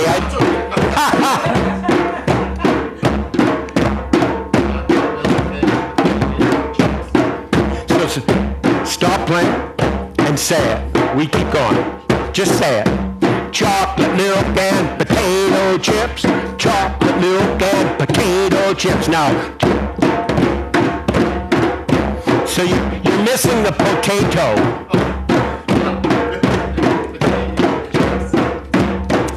I'm going to go, you answer me. You guys keep the support up.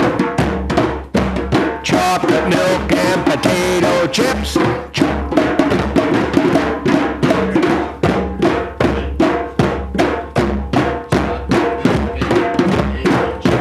Chocolate milk and potato chips.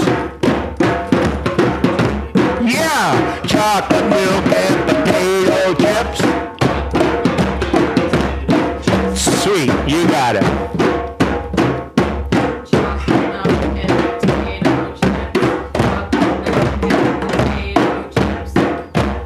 Did you surprise yourself? That was good. It's just fine.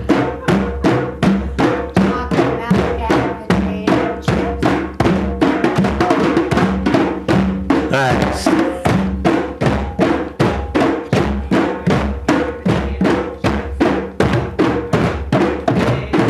Yeah, nice. I'm gonna play one, you answer me, and we hit the boom.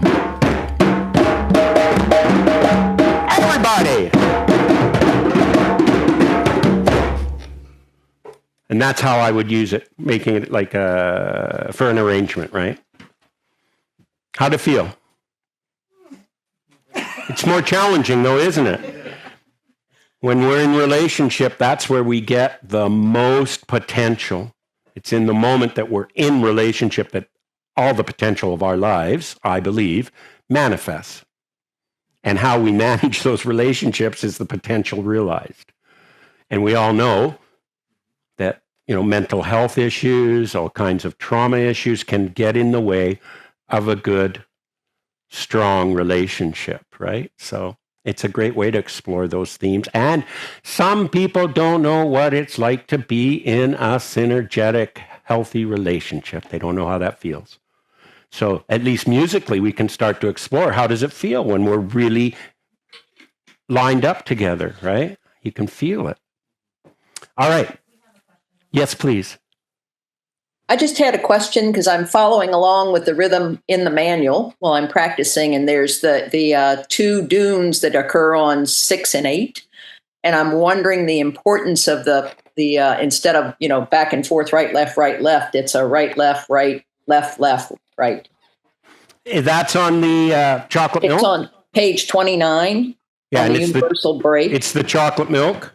It's the chocolate milk one. And I'm just curious because it's throwing me because the reason, let's have a look here.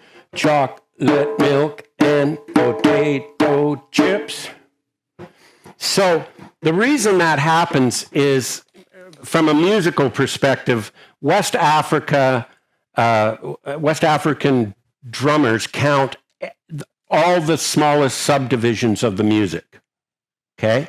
So it's always going right, left, left, bam, bam. That's what they're playing against. So if you look, at one point, I may chocolate milk and, so that's right, left, right, left, right, left, right. And that's because that beat before on my right is a rest.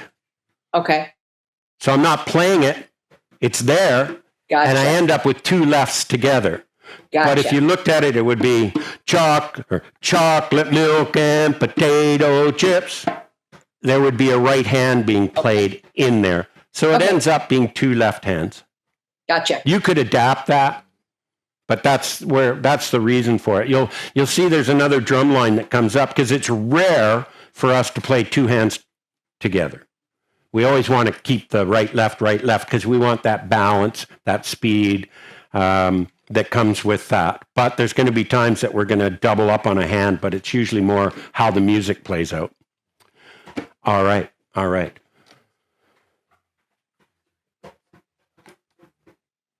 11:01. We're making good time here.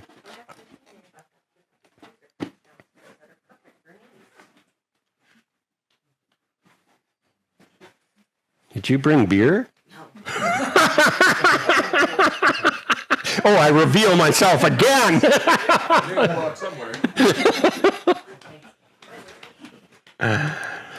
All right. If you're going to the washroom, it's just down the stairs. To the right, there's a freezer right as you hit the bottom, and that's what. Thank you so much. Is that an ice pack? Yeah, I just got my compression ice wrap. I suggest that. Yeah, he got me like a sock and a leg wrap, and it's the best. Yeah. And do you have a little handle you pump up? Oh, nice. Yeah. I mean, you're dealing with surgery, and that's different than chronic messed up knees. So that's. Well, I think I'm gonna have chronic messed up knee because of it. No. Hopefully. No. Just no. Yeah. Just no. Right now, no. Not interested. Not really interested. I'm in denial, but yeah. That's all right. There's a lot of good fishing that happens on denial.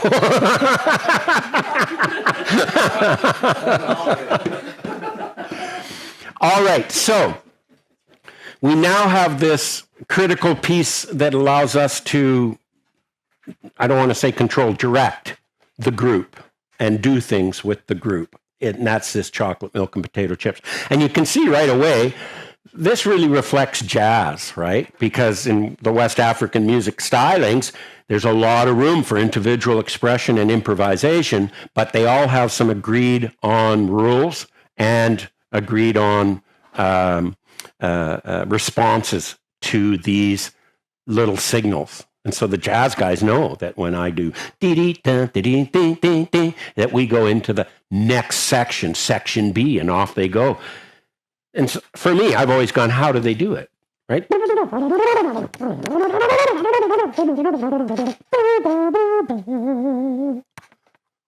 12-minute trumpet solo, and then they just end. It's because they have a signal. You and I don't know what it is, but that's how. And this is totally West African style.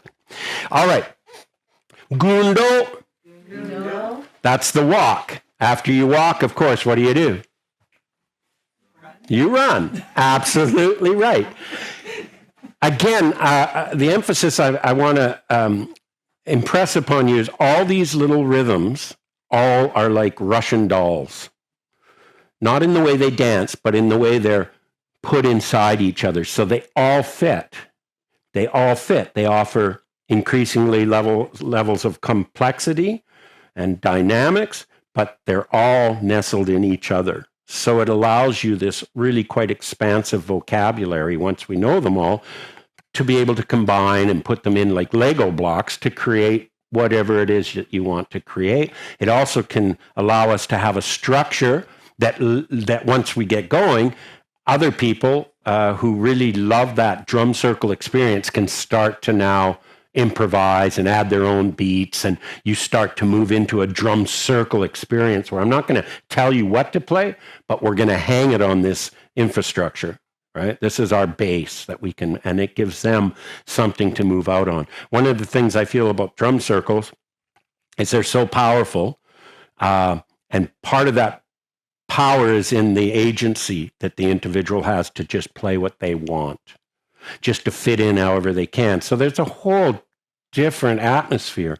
But I can tell you, and I'm sure you're going to go, oh yeah, if you're dealing with a highly anxious population, if you're dealing with, certain mental health issues that these people are already there kind of in a really super strung situation, saying to somebody who's never drummed, just play what you want.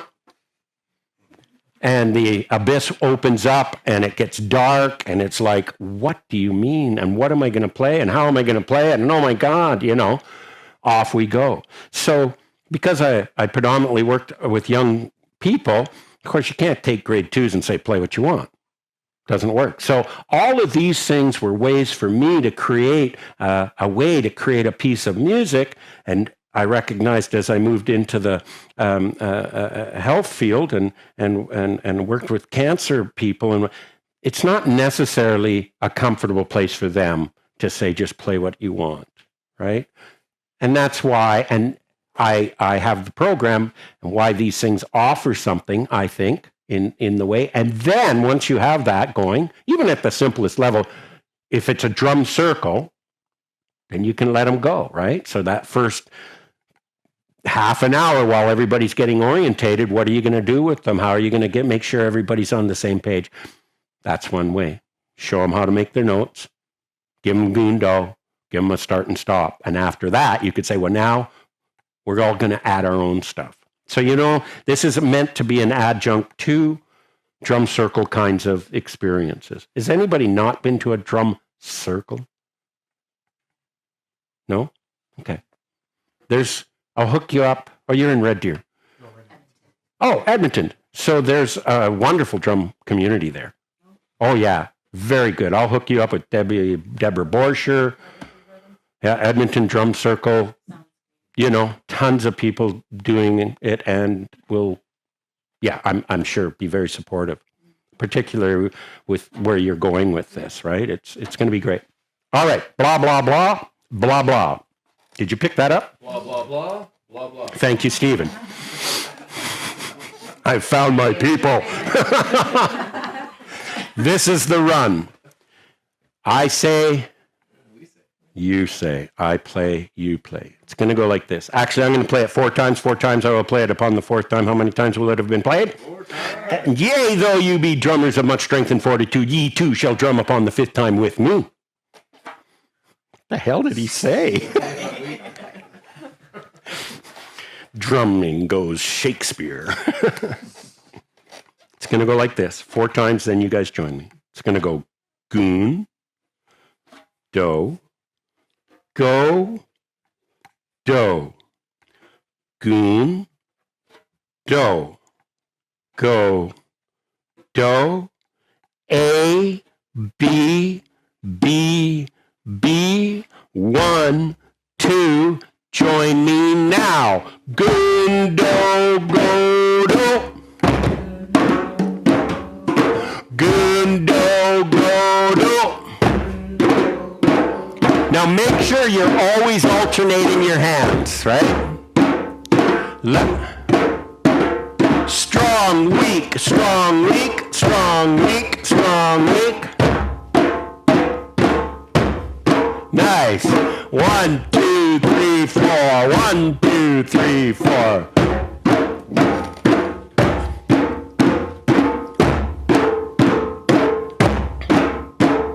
One, two, three, four. 1, 2, 3, 4.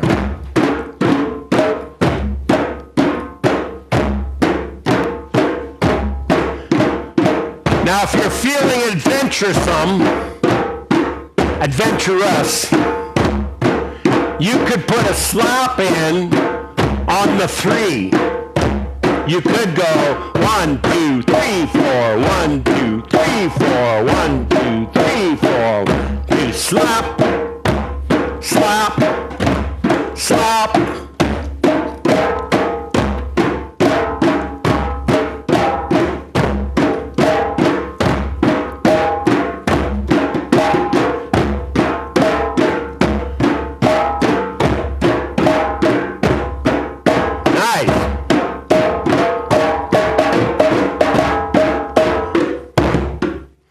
So what you'll find in your group is that often when you play that chocolate milk and potato chip, it's going to throw them off, right? And they'll do one of 2 things. They'll either stop playing and they go like this, or they get messed up and they're trying to kind of play with you, but they're not playing with you. And this is also now a great moment because I just felt it here, right? I started to play the break and then there was instability in the rhythm as people kind of like, what, who, what, Again, it's a wonderful place to talk about the relationship that we have in that if you're not supporting me as the leader, my ability to lead is minimal. Is it harder to be a follower or a leader? Right? And so this is a great opportunity to say your job is to help me by keeping that groove right to the end because it exactly fits. Da, da, da, da, da, da, da, da. Okay? And so there's that relationship element again. I'm depending on you, you're depending on me, we hit the boom. Okay? So let's do that again. And when I play the break, just really try and bring it right to the end. Here we go. Let's all play. 1, 2, 3, 4. 1, 2, 3, 4. Slap, slap.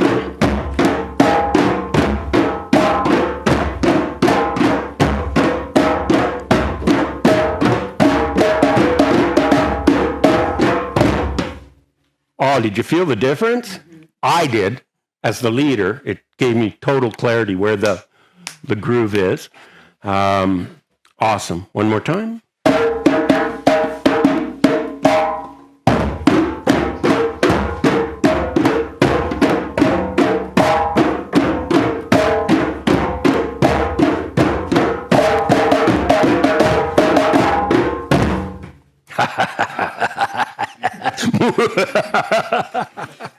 Right?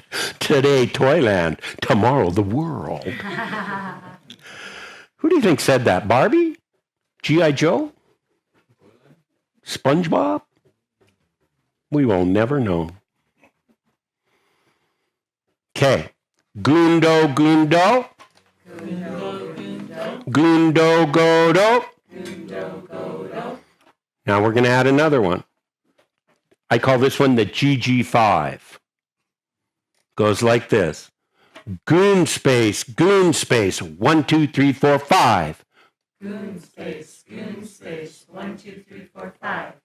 Goon space, 1, 2, 3, 4, 5. Goon space, 1, 2, 3, 4, 5. Goon space, a 1, 2, 3, 4, 5. Together. Goon space, 1, 2, 3, 4, 5. Yeah, goon space, 1, 2, 3, 4, 5. Yes, goon space.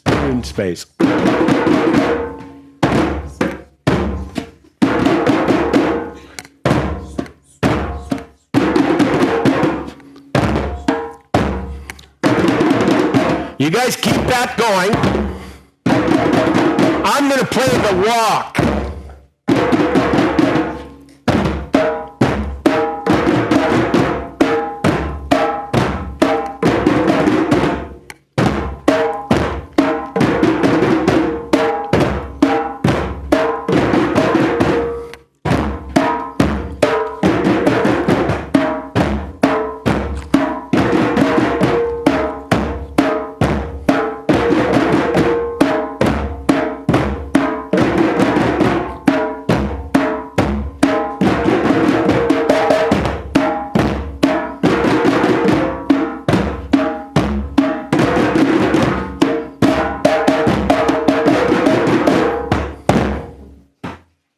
Nice. This one's a money back guarantee, right? I use it all the time because and you'll notice that there's very little upbeat in these rhythms, right? In these little patterns. We're not playing with a lot of syncopation, and that's what makes them accessible. That's what makes them work. That's what makes them a high success, is because they're pretty straight up and down. There's not a lot of swing. African music's all about the swing, right? The swing, when I talk about swing, for me, this is the walk. That's a Tennessee walk, y'all. Here's an African walk. You feel the difference? Very, very, totally different, but absolutely the same. So, awesome. And is in a million rhythms. That little groove is, everywhere. Now you're going to hear it. You're going to hear it in a lot of pop music. Different drums, but, who let the dogs out? Right?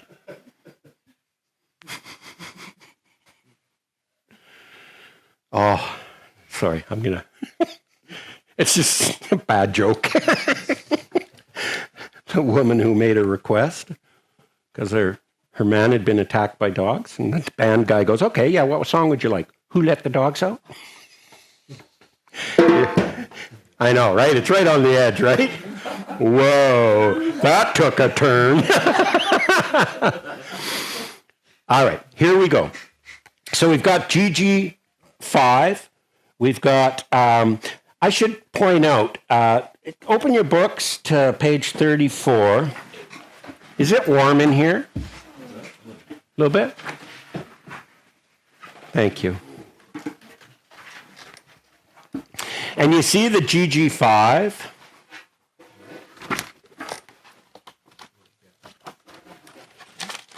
At the top. And there's one more note than what we just played.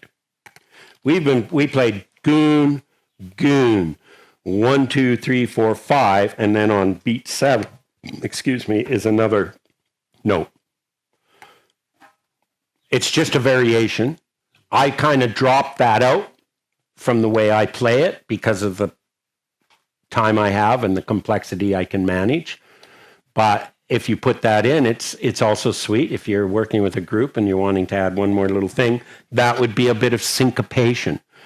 If you were really wild, you could take that D and change it to a ta. So it could go goon space, 1, 2, 3, 4, 5. Goon space, da da da da da. Goon space, da da da da da. But if you got a new group, they're not stable, you're not confident, maybe yourself, I'm not confident, you can just break it down a little tiny bit and go. And then add in if you want. Okay, that's what that is, just so you know. And you can see the basic drum notation shows a flam. Oh, I see. That's just the legend. Okay, beautiful. Okay, let's get wild here. Zoomers at home, we have Gundo Gundo, the walk. We have Gundo Godo, the run. And we have GG5, goon space, 1, 2, 3, 4, 5. 7 if you want. I want you all to just pick one of those drum lines to play. You could also rotate through them as we're playing. But we're just going to get used to having all of these played together. And so what I'm going to do is I'm going to invite Keitha and Janice to be our foundation. And you guys will play Gundo Gundo. And then I'm going to get from Bikram over to Melissa. You guys are all going to play the run. 1, 2, 3, 4, 1, 2, 3, 4. And that slap, if you can manage it. Gundo Pado. And then over here, we're going to add in the GG5. Okay? I'm going to bring each line in with chocolate milk and potato chips. Okay? All right. See you when we get back. Enjoy the trip, man. Here we go. You guys will come in with me. Gundo, Gundo. Gundo, Gundo. You guys ready? I'm going to give you the break, so don't worry. You'll know. Here we go.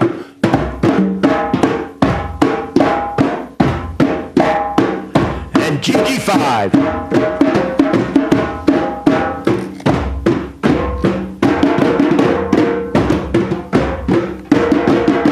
Nice.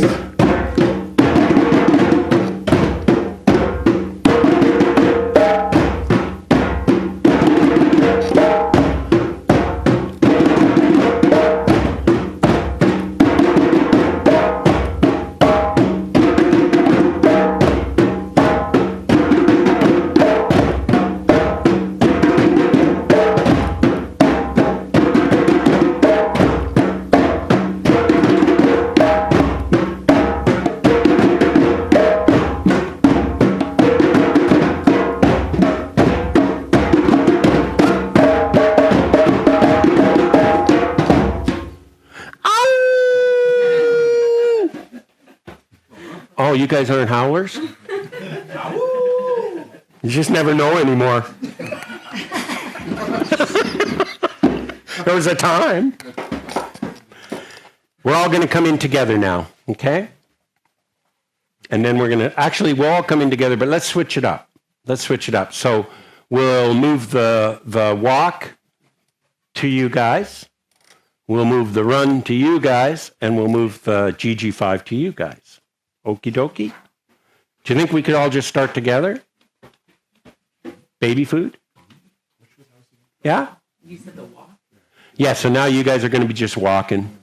Walking and chilling. Gundo, Gundo. You know, it's good too if you kind of acquire a little swagger while you're playing it. You know. Right? Helps. Yeah, so you guys are playing Gundo Pado, Gundo Pado.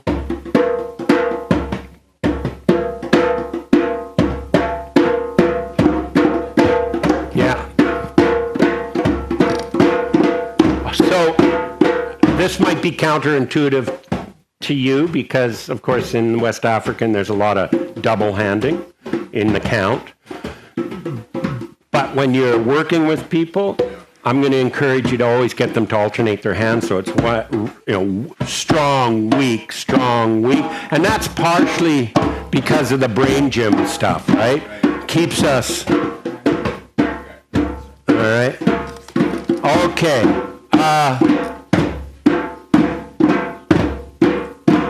No, it's okay. It's okay. And yeah, you guys now are, you're the run. We're the walk. You're the walk. Thank you. Walk, run, GG5. Whew. How's it working for our Zoomers? It's good? Okay. Again, if you played one line before, change it to a new line, and then we'll move on. Here we go. Everybody's got their line. We're feeling good. We're looking super hot, I got to tell you. I'm just because of temperature. I'm talking temperature. Here we go. Let's all play.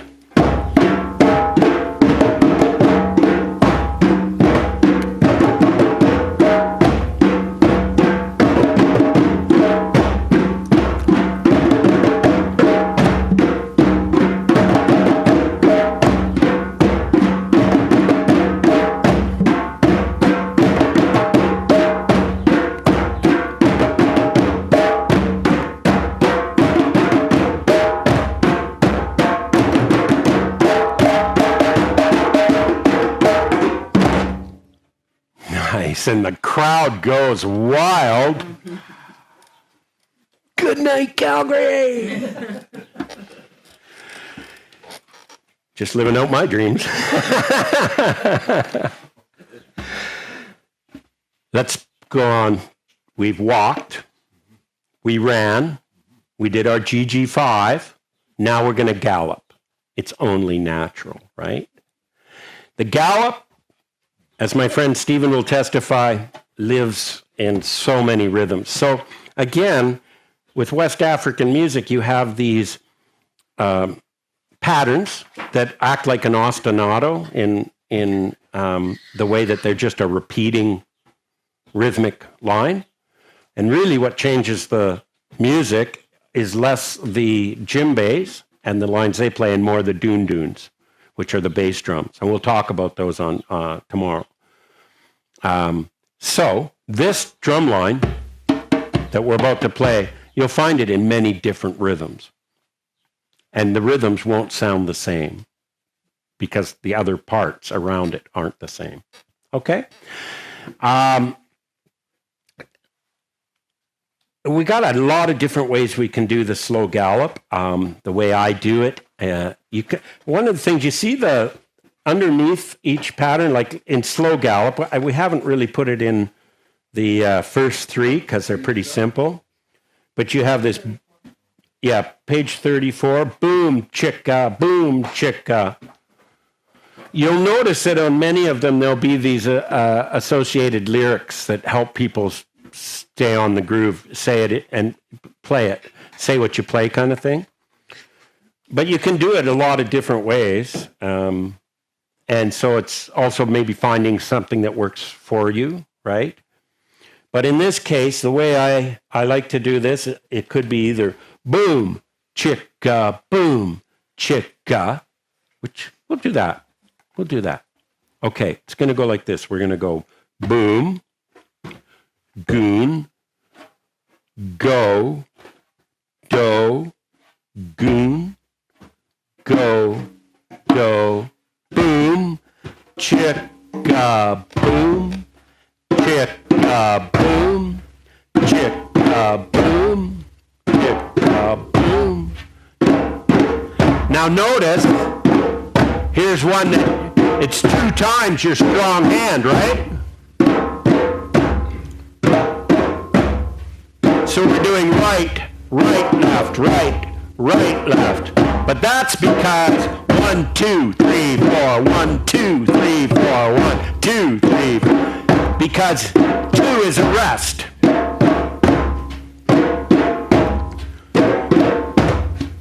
Now the other way I like to present this is I like to go boom, 1, 2, 3, 1, 2, 3, 1, 2, 3, 1, 2, 3. Strong, weak, strong. Strong, weak, strong. Nice. Awesome.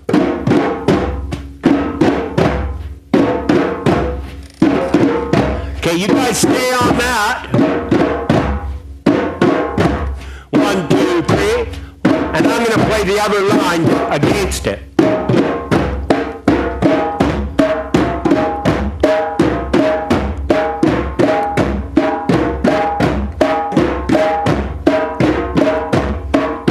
Nice.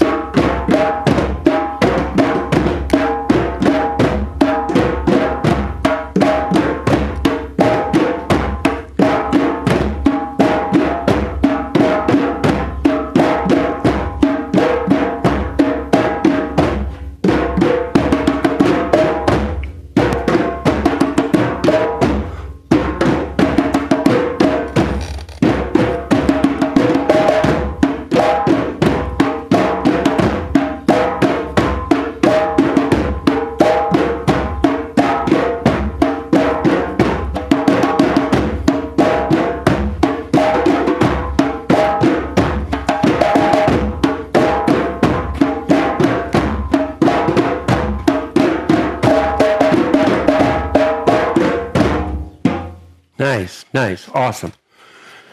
I love this line, the gallop. It's just a great line. And now you're going to hear it all over the place in a lot of different styles of music, which is going to be kind of cool. I remember the first time I learned clave, and then I heard a song, and whoa, just a minute, there it is in modern music, you know? So it's nice. You'll see these things manifest. All right. Let's take let's just start the gallop together, okay? Just so that we make sure we're real clear about how it's going to start. So right off the bat, it's just boom. Oh, and I wanted to mention, I end up teaching it instead of boom, chicka, boom, just by circumstances. I like to go boom, 1, 2, 3. 1, 2, 3. And the reason is, depending on the skill level of the people you're sharing with, I think it's harder to go have a rest right after that first beat. So if you want to count it, it's hard to go 1, 2, 3, 4, 1, 2, 3, 4, 1, 2. Could do that for sure. But I'm not interested in the musical count, but I do find that the students pick it up much quicker if I just do the boom and then just count 1, 2, 3, because we can all do 1, 2, 3. It's not boom, rest, 1, you know. So we'll try that. Boom, 1, 2, 3, 1, 2, 3. Boom. 1, 2, 3. 1, 2, 3. Boom, 1, 2, 3, 1, 2, 3. Hit.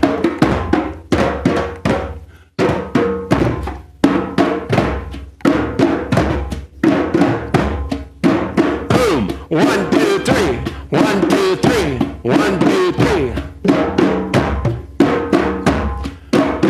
And if you're feeling confident, we could put slaps every second. We could go goon, go do goon, pata goon, go do goon, pata goon, go do goon, pata goon, go do goon, pata goon, go do goon, pata goon, go do goon.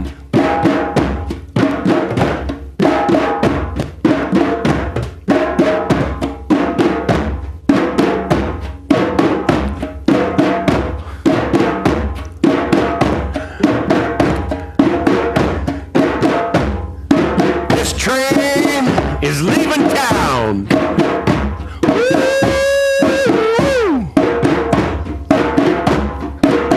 Here we go.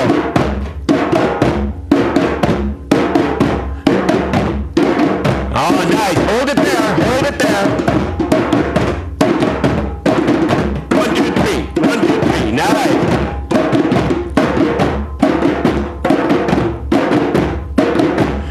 Make sure you're breathing. Stay relaxed.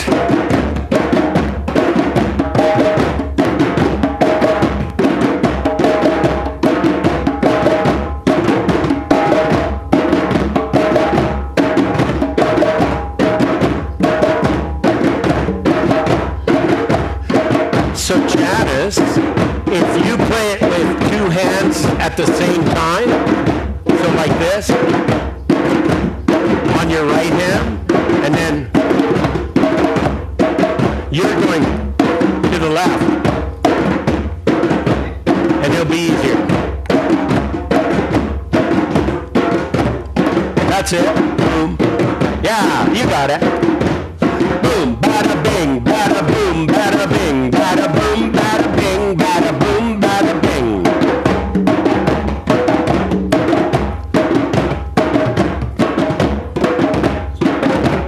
Boom, chicka, boom, chicka, boom, chicka, boom, chicka, boom, chicka, boom, chicka, boom, chicka, boom, chicka, boom, chicka, boom, chicka, boom. There you go.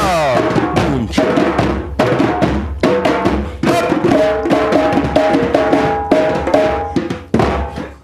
Awesome, awesome. Yeah, so when you're sharing this with people and you see somebody doing, and rather than strong week, check it out, because when we get going fast, they're probably going to struggle. The reason is the one time where that rest is where the chance you have for doing 2 in a row. It's really hard to go. You're going to get behind, so you're better to go and have the rest here. Okay? So it's right, left. You look so comfortable. I believe that. I was talking about your inner radiance. That's what I was talking about. But yeah, okay, we can talk about your leg. Awesome. So there's 4 different drum lines that we have at this point. The walk, the run, GG5, and the gallop. So now let's play leave the gundo, the walk out, but we're going to do the run, the gallop, and GG5. You can pick one. You guys out there, you pick one of those 3. The run, or GG5, or the gallop.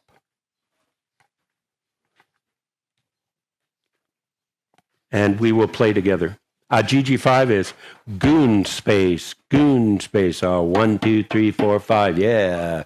Goon space. 1, 2. And if you want to take it up, sometimes with an older group, when I say older, I just mean more skill. I might go.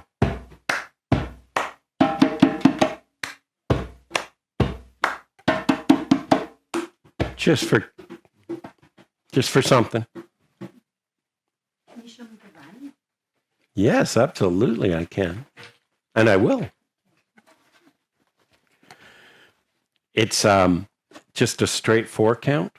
So it's going to go goon, go, pa, do, goon, do, pa, do. Okay? And I'm doing the pa, I'm saying the pa, but again, probably depending on who you're sharing it with, you're probably not going to put in the pa until they learn the pa. So I'm sharing it with you now and kind of pushing you guys to do it because I think it'll serve you in the long run. And unless you're doing it, you won't get it, right? But don't feel compelled that you have to do it with your kindergartens. Yeah, you rotten little kindergartens. I'll slap ya. I mean your drum. Yeah, show me the slap. I apologize. I really do. But he's goading me on, man. He's goading me on. Have you got a drum line in your mind? Truthful. Tell me the truth. Okay. It's going to be gundo pa do, or goon godo goon, or goon space godo go. All right, here we go.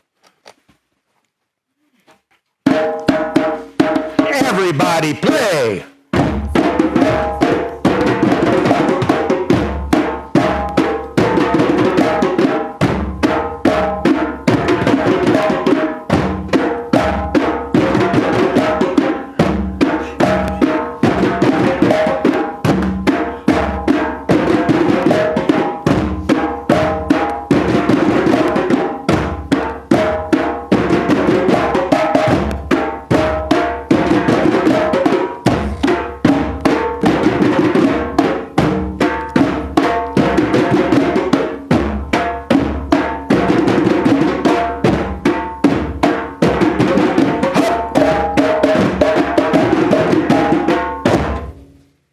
how interesting is that? Free to choose. That sounded good, by the way. Free to choose. Almost everybody was playing GG5. I was trying a different one and I heard him playing the other. And that's just to reinforce GG5 is a winner, right? If you've got a group and you want to share something and say, okay, we're on the fly, we're going to do something, but I can see you guys need an idea. GG5 is a money back guarantee. The other thing, well, we'll get there. We'll get there. I don't want to jump around. Okay. What I did notice is nobody was galloping. It's okay. It's because we don't know it as well, probably. So let's do it again.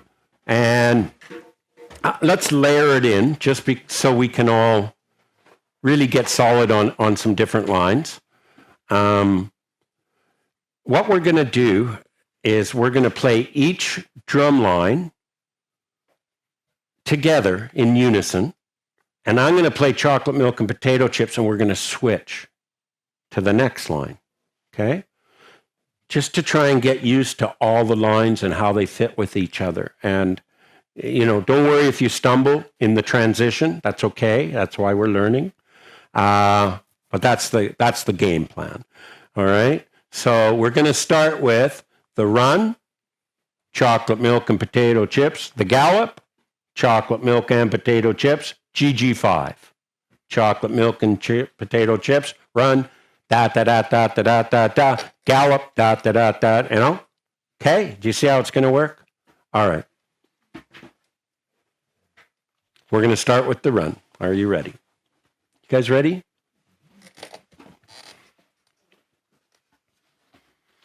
Guys ready out there in Zoom land?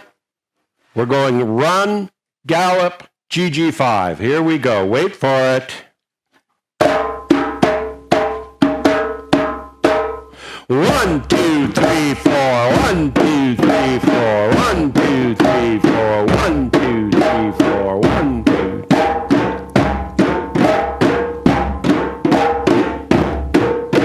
Right, left, or left, right. Alternate your hand. There you go. 1, 2, 3, 4. 1, 2, 3, 4. 1, 2, 3, 4. Nice. All right, here we go for the gallop.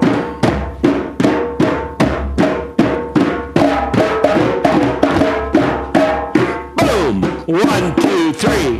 1, 2, 3. 1, 2, 3. Nice.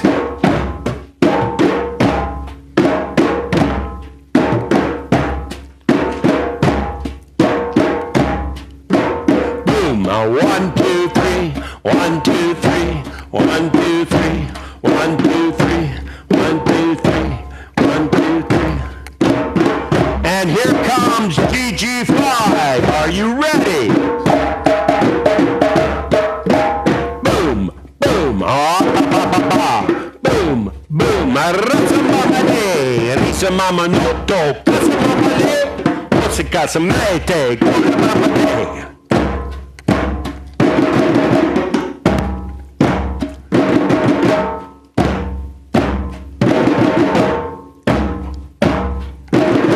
All right, we're going to go back to the run.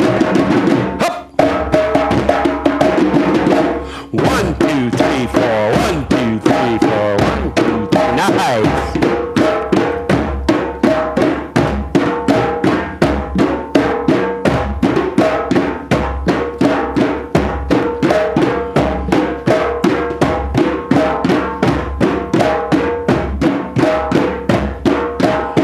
Here we go to the gallop. Are you ready?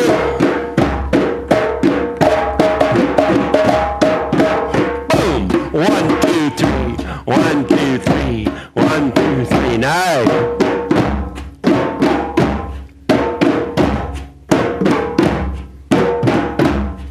So it's going to go boom. 1, 2, 3. 1. Boom. 1, 2, 3. Boom. Well, it's hard. It's okay because it's hard to get in on the merry-go-round, right? There you go. 1, 2, 3. 1, 2, 3. 1, 2, 3. 1, 2, 3, yeah. GG5. Boom, boom. 1,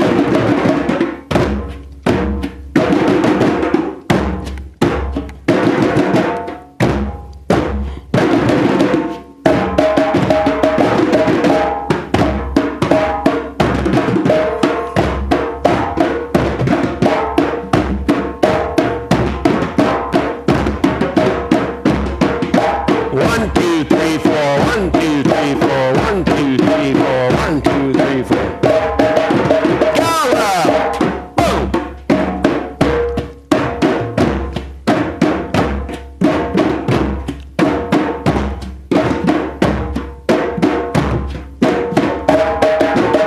Gigi!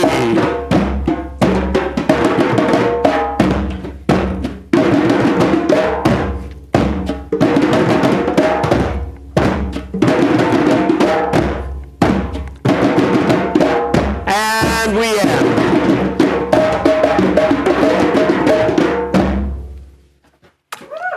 Good work. Done, everyone. Little tension when we went from one to the other. Awesome. Let's talk about transitions in life. They're hard. That is a hard thing, transitions. And we hear it musically. We hear the tension. I can feel the tension as I go, gallop. The rhythm gets. Yeah, transitions. This is a great place to talk about that. And what kind of strategies do you come up with to navigate those waters? You know, that's where your work is going to be what informs you at that point, right? I mean, there's depending on who you're working with, depending on what the outcome is, depending, would be how you might frame that about strategies, right? To manage transitions. And we'll talk more about transitions as well in a bit. Awesome, but good work, right? Like really, that's a lot. You know, if you're felt like you're struggling, it's because, yeah, it's a lot. We've only just learned the rhythms. They're not ingrained in most of us, and our muscles have no memories. So we're very much in our head, and that's okay. We want to eventually drop down into our bodies, and our bodies just know what comes after, the run, what the gallop is, what the GG5 is. Chris, thank you for giving me this opportunity to share with the others that there's a big challenge of getting on a merry-go-round, right? By the time you jump on, if you look, one of our first little teaching efforts 25 years or whatever it was called Looking for the One. And it was, in our moment, was looking for the one in the beat. Because you get off, and every time you go, well, the one's gone. Yeah. It's already passed. It's like trying to get on the merry-go-round and just jump. You got to start and truck along beside it and then leap on. And so you'll have participants in your circle, and it's a pretty stressful time if you can't get on, right? And so we want to find ways that we can help at least speak to that. And really, for me, the best strategy is run along beside the merry-go-round. Start to say it in your head. Look at somebody else. See where that one is. And then, goon, go to goon, go to goon, go to goon, goon, right? And line yourself up. Because the challenge you were having was getting in. Once you're in, you're okay, right? So thank you for struggling and giving me that opportunity. Because I know you did it on purpose. He's a plant. Yes, Pickle. You know what? I just realized too, like, I have a really tough time reading music. Yes. Like reading the G, Mm-hmm. right? Like, and I was thinking, like, even when I play the drums, like acoustic drums, Mm-hmm. I can play the rhythm. So when I watch you or hear you, I can follow along. Mm-hmm. But reading it, Yeah.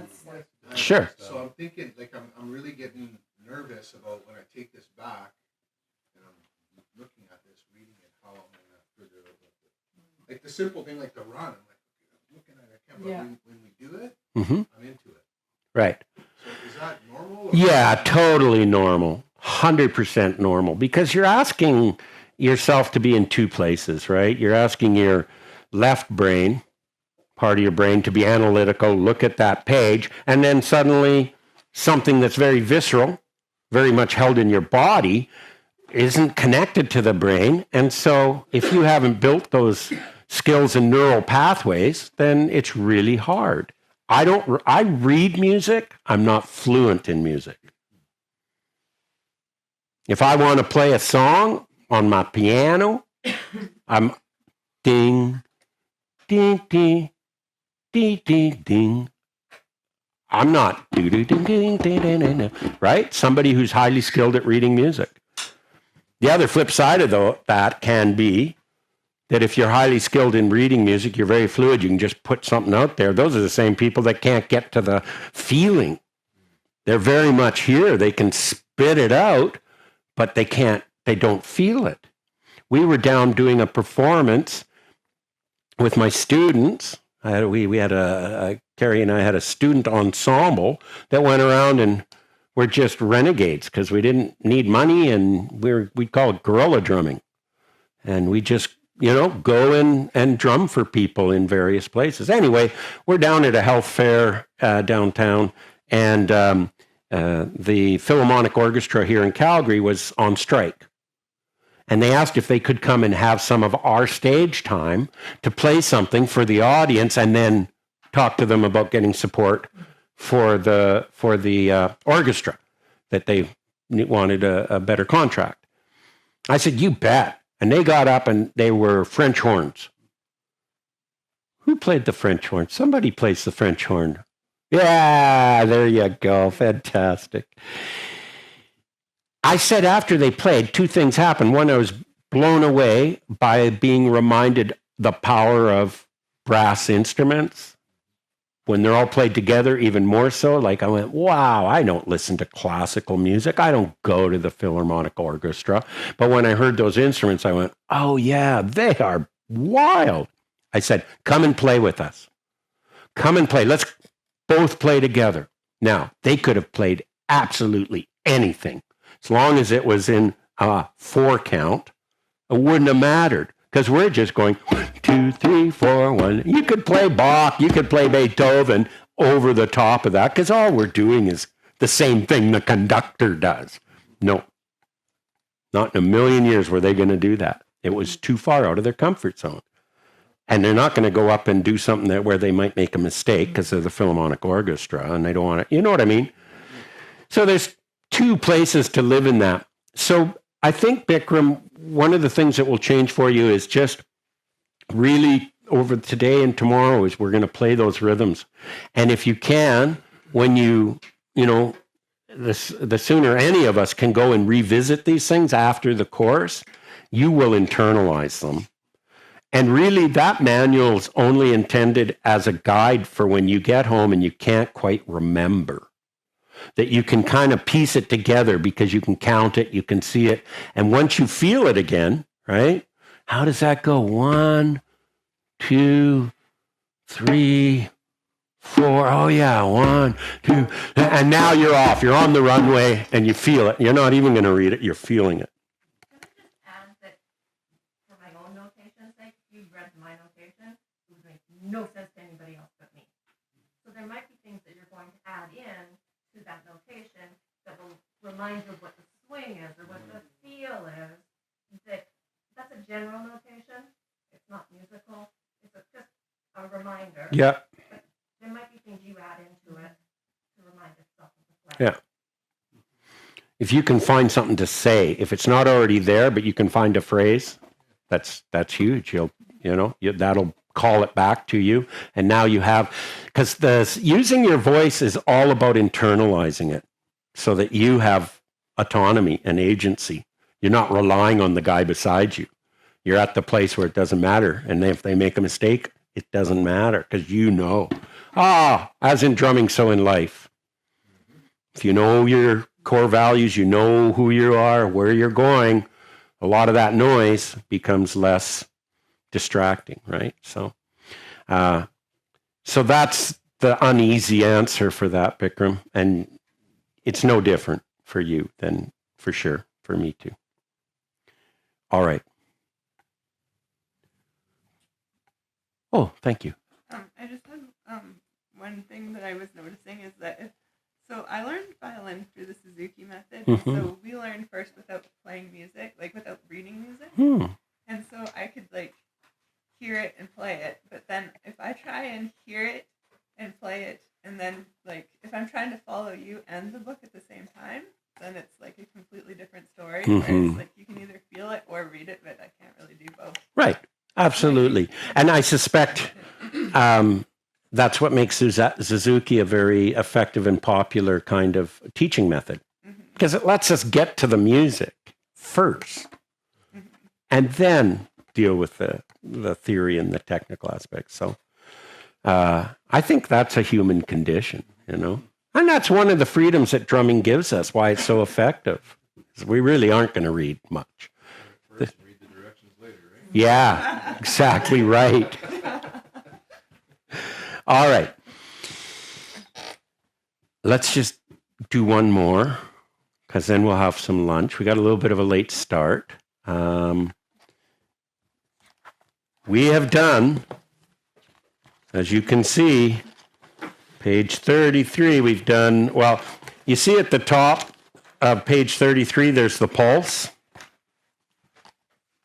I don't talk about it. We haven't played it, and we're not going to, because it's implied in everything. It's just the beat, right? So goon, dog, or goon, doon, goon, doon, goon. Okay, so that's all the pulse is, but it's there. And then we did the walk. I think for me, one of the benefits of having this laid out is you see the relationship between them. You see how they line up with each other. That can be helpful. You notice on the run, there's the asterisk. Yeah, that one I didn't. That's the slap. Oh, I thought that was a space, No. like a rest. Yeah, no, it'd be reasonable thing to think, yeah. But it is a slap tone. I mean, we could have put a P, but we didn't. And the reason we didn't is it's not always there, right? Like most of the time you're going to teach gundo, go-do. So it's kind of just an insider thing. We got the GG5, we got the slow gallop. Let's do the double time gallop. This double time gallop, as you get more and more comfortable, is going to be what I solo off of. You know, it's what gives the group more dynamics, okay? So it's identical to the slow gallop. It's just double time, okay? So in order to really have a feeling for it, we're going to play it against the slow gallop.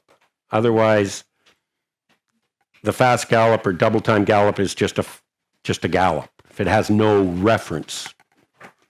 All right, so we can hear it. I'm going to ask all of you out there and in here to play the gallop, and I'm going to play the fast gallop or the double time gallop over the top. I just want you to get a sense for how they interrelate and how they sound, okay? Boom, 1, 2, 3, 1, 2, 3. Boom, 1, 2, 3, 1, 2, 3. Boom, 1, 2, 3.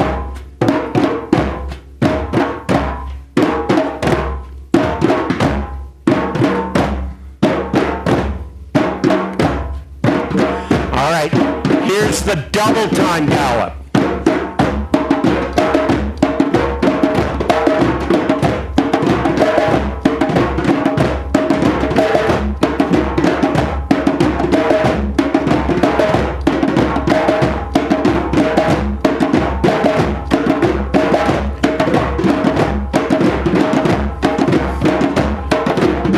If you feel that you can do the double time gallop, add it in. Don't feel you have to.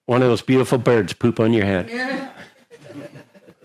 It's kind of like being anointed or annoyed. Your pick. Awesome.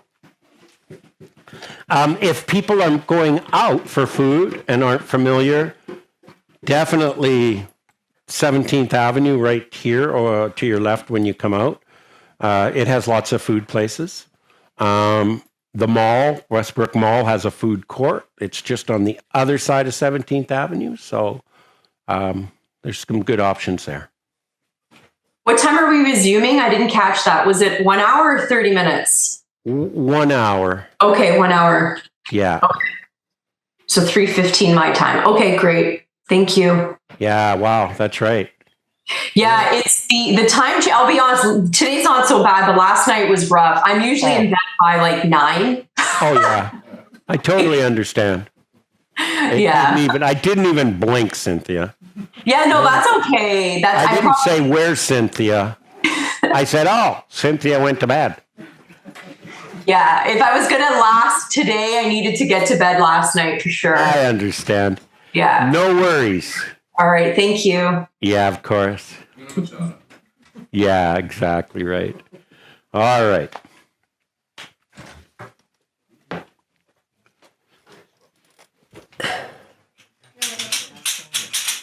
I'll just knick-knack paddywhacks to... Make noise? Yeah, make noise. Yeah, absolutely. Yeah.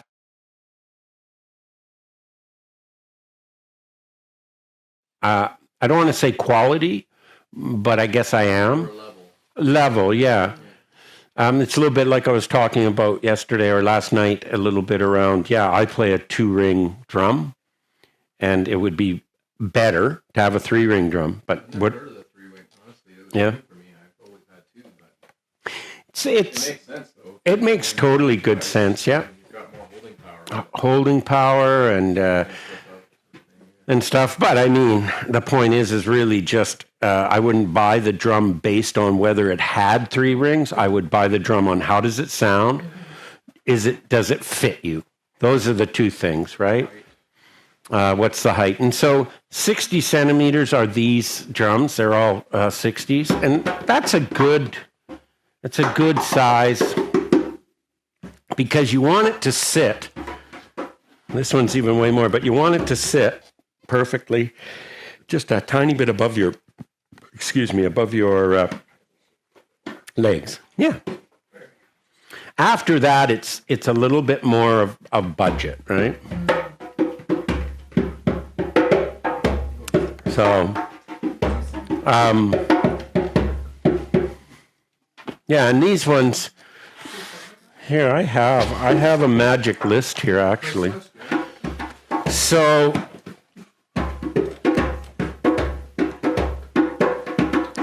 For example, this 10-inch roped one, like Janice has, it's the Pro. You can see it's the same Pro, but it's 157 including GST. You know, that one, yeah. And then your 12-inch. Oh no, I'm lying to you. I'm sorry, compulsive liar. No, the Pro 50, this one's 188, including GST. The air drum, the little air drum, that's the 156, 57. And those ones, the big one, these here are 313, including your GST. That particular drum would be 215. 226 with your GST. But check what does that say on the side of it? There's a price on there. What does it say? 179. Okay, so see that drum says 179 because that's what the prices were when we priced and bought that drum. So that we've had that drum for quite a while. And that just gives you an idea. It's gone from what did you just say? 179? Yeah, this one? Yeah, it says 179, 93, so put 180 as is. Yeah, now there you go. It's gone up. Yeah. Yeah. But these are better, right? I would, if the dollars and the cents of it aren't a huge factor, I would absolutely get one of these. They're the best drum. Yeah. This is a great drum too. Hurt your legs when you're playing because this metal hardware is hard on your. I just like the. Yeah, and that's a great drum. There's nothing wrong with it. It's a sweet sounding drum. It's got, we've had it for a little while. It's funny how you kind of have these drums that don't want to go anywhere. They just hang out, and that's fine. But yeah, it's a great drum, and it's a great price. The other drums that I don't know if we have too many of them, but they're kind of interesting are the Boogs. Boogadaboo, like this one.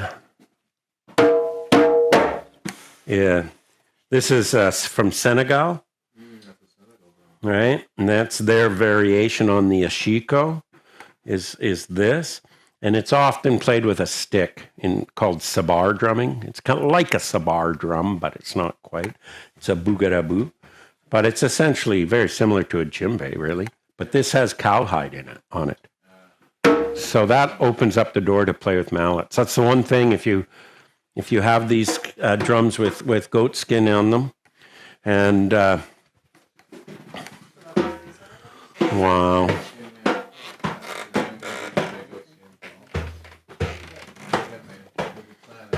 It's so cool. The good old bell bottoms, eh? Yeah, they're back. I can't wear them though. You can. Wear them. No. Apparently, if you I'm around, you can't do it on the second round.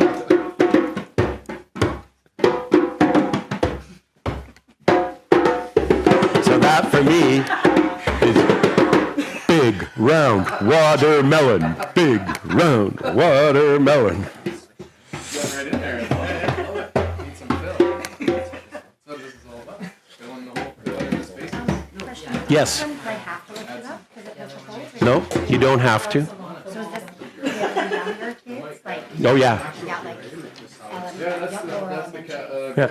And that's actually the spine. Yeah. They're Generally, it's the selling points, in my opinion, on this drum is the synthetic skin is really durable, and then the holes yeah. all add up to it for an institution. Perfect. What's the price of this drum? This one was, when I put new skins on and stretch them, they're 182, oh, wow, yeah. right? So if you're thinking like a class set, I wouldn't hesitate because the drums I use are this size. Yeah. I use them with adults. I use them with kids. I just can't carry big drums around and put enough of them in my car. I use an egg in my head. I mean, if I'm planning on teaching this primarily with, K to 12, I might want a mixture of both for the younger, Yeah. smaller, and slightly Yep. bigger, Yep. maybe. Yep. And then when you're doing like, let's say different sizes classes, with like a solid 30. That's what we consider a class set. Maybe more, maybe less, but really most classrooms are. It depends what the education cuts are. 40 now, but yeah, usually it's 30. 30. Yeah, it's a. I would say a mix would be ideal. I just know that as you get what's up? Yeah, I thought I did. Yeah, it's on.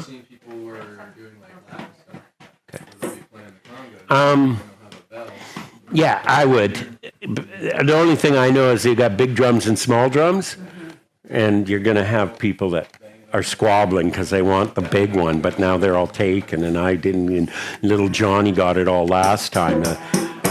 It's Like, if the kids are sat there, would it not be kind of a heater? yep, And that's still. a little bit for sure. On the other hand, like I normally would use benches.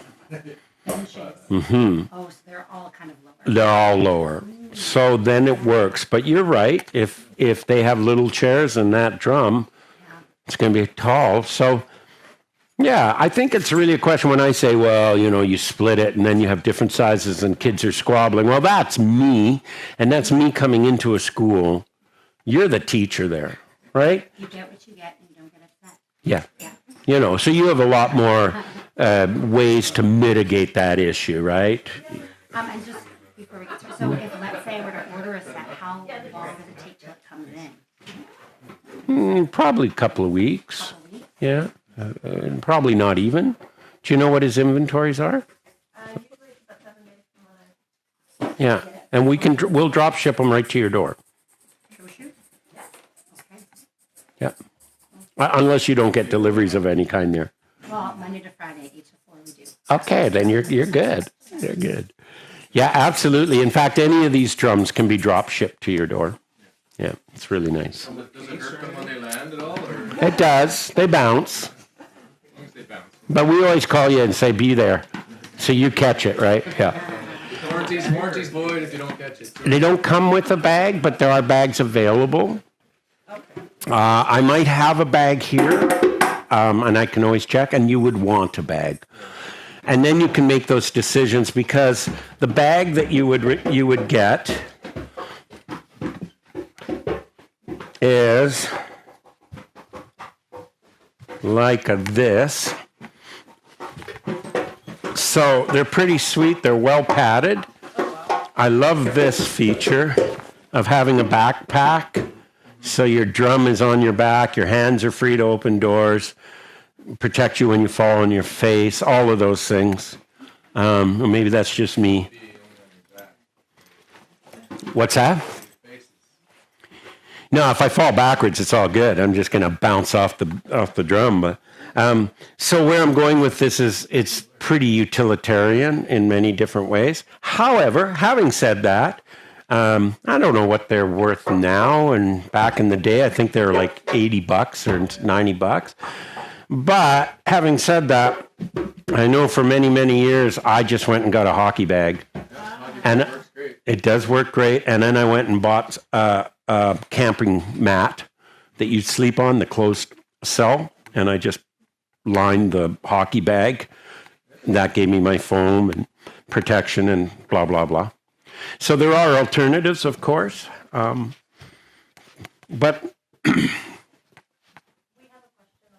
yes. I was just going to tell you guys that I bought all the drums from Roger way back in 2019. They came in this box. Yeah, right. Keys.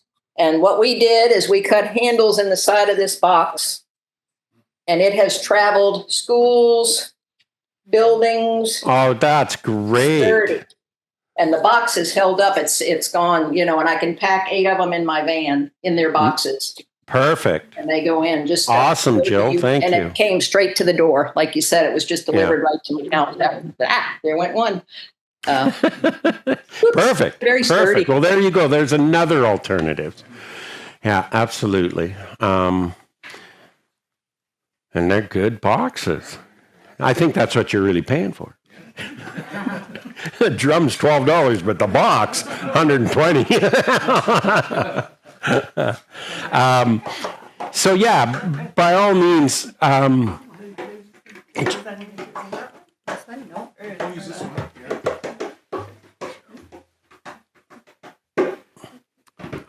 but Just really getting a feel of which drum is best for you. yeah, and again, my opinion is that your own personal drum should really provide you with the kind of sound that will allow you to lead. You see, what happens is, and it doesn't make them wrong, but these drums being made from plastic, when I hit that drum, a great deal of the energy that I'm putting into that strike will dissipate because the shell vibrates.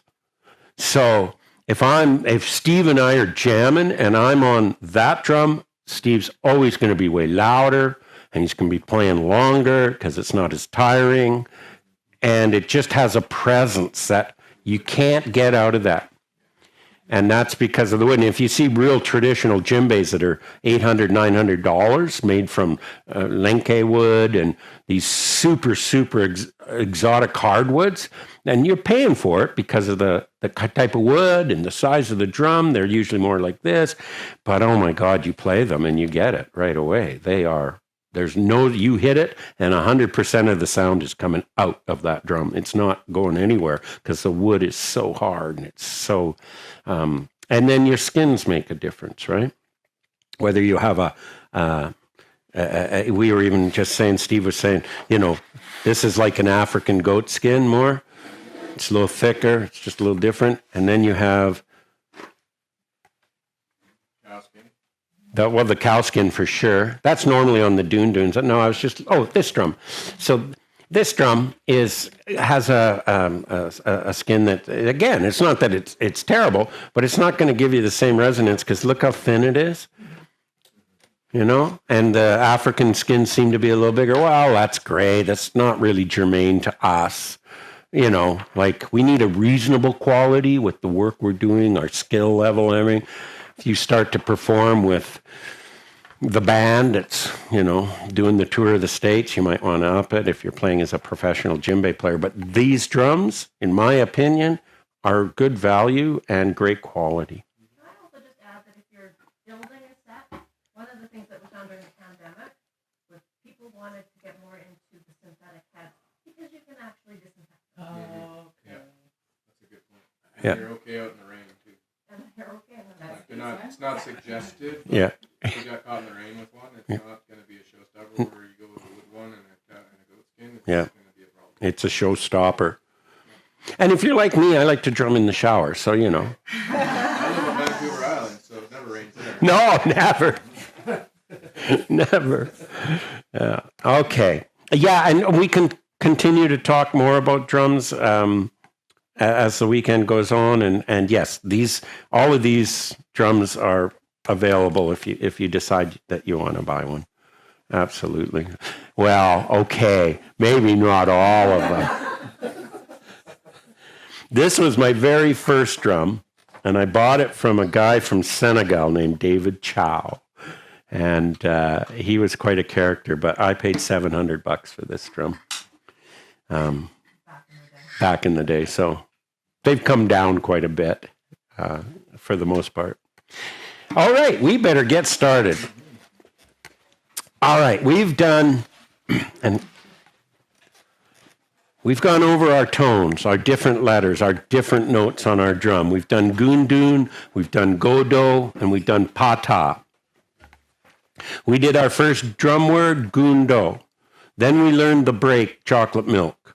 Then we learned the run. Then we learned GG5. And then we learned the gallop. And then we all died a terrible death trying to do the double time gallop. It's always the case. And so, the message is that double time gallop is in your back pocket, right? Because it won't take you long. If you practice it a couple of 15 minutes every day kind of thing, you'll get that muscle memory so that you can switch gears. Now it's hard. So now what I want to do is I want to now go on and introduce the next set of little rhythms that again sit inside the ones we've already done. So they're just variations, okay? So that's what we're going to do, and we're going to try and do that real lickety split, because then we're going to get to the unison sequences.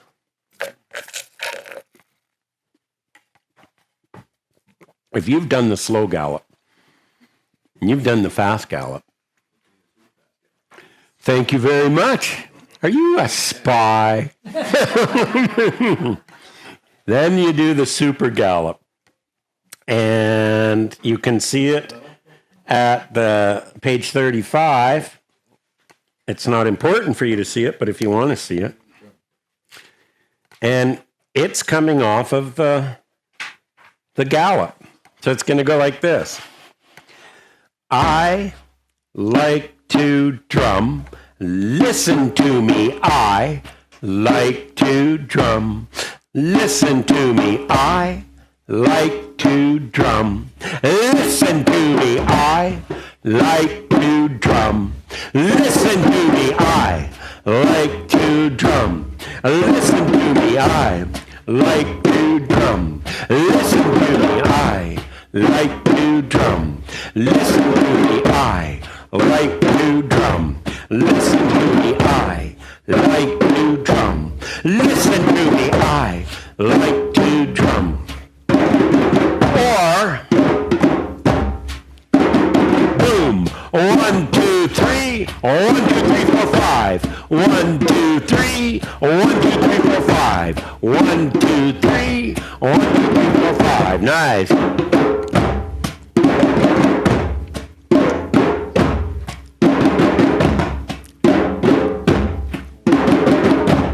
One, two, three. 1, 2, 3, 4, 5.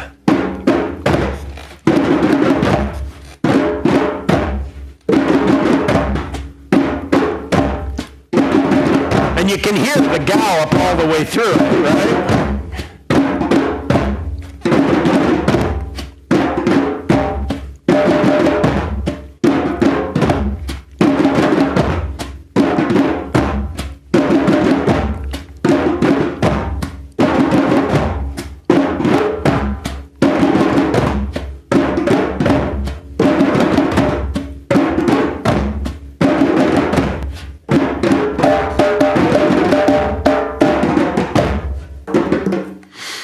Did that feel right for the ending? No, didn't. So this is the trick. Suddenly you've got this line now that goes over 2 cycles. And so you can't just play the universal break anywhere because it doesn't line up. It's a small thing. I played it incorrectly to give you a sense of what might happen. We all made it. It's not that. But as much as possible, we need to,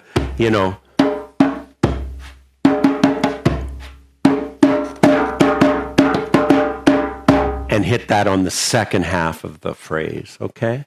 Don't overthink it. You'll feel it. Because you felt it that it wasn't right. I don't want to, I don't want to put you in that place. Oh, what does this mean? You did it on the 1, where you started with your break? Yeah, so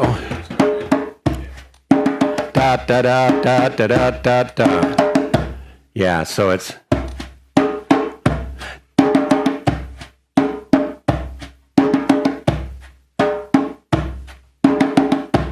I guess it would be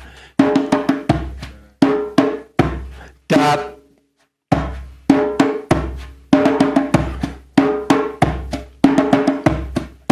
da da da da da da da. So it starts on the 1, 2, 3, 4, 5. Yeah, you're at the end. You're actually lining up at the end. Yeah. Of that boom. And you could you see me going, right?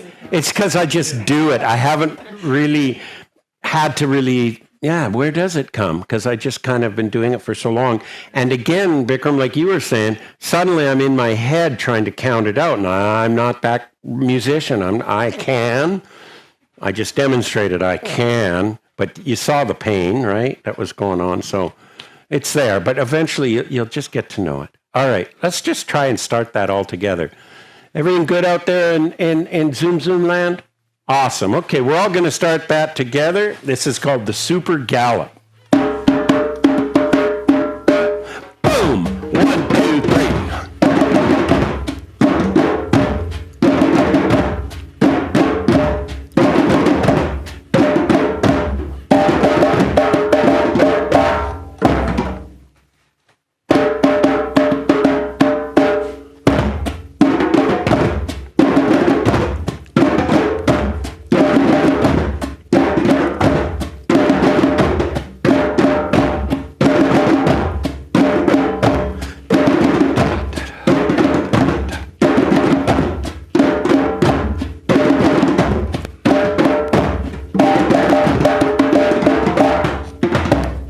Beautiful.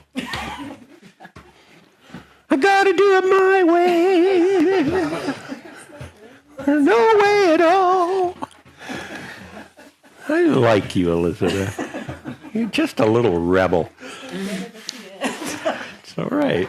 That's all right. Reverse super gallop.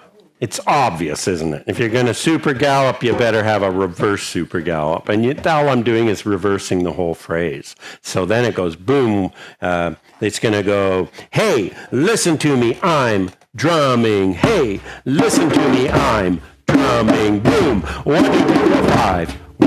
Hey, listen to me, I'm.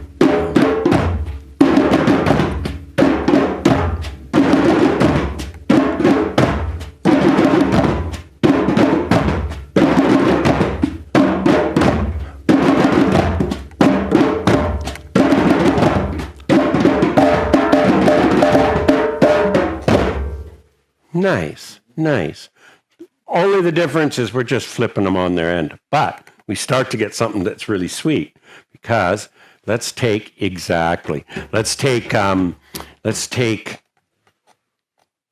this group right here, and you guys are going to play the super gallop, okay?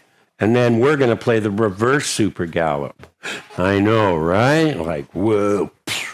All right. So we'll get you guys started. Boom. 1, 2, 3. 1, 2, 3, 4, 5. 1, 2, 3. 1, 2, 3, 4, 5. All right, you guys ready? Boom. 1, 2, 3. Boom. Da da da da boom. Da da boom. Da da da da boom. Da da boom. Da da da da boom.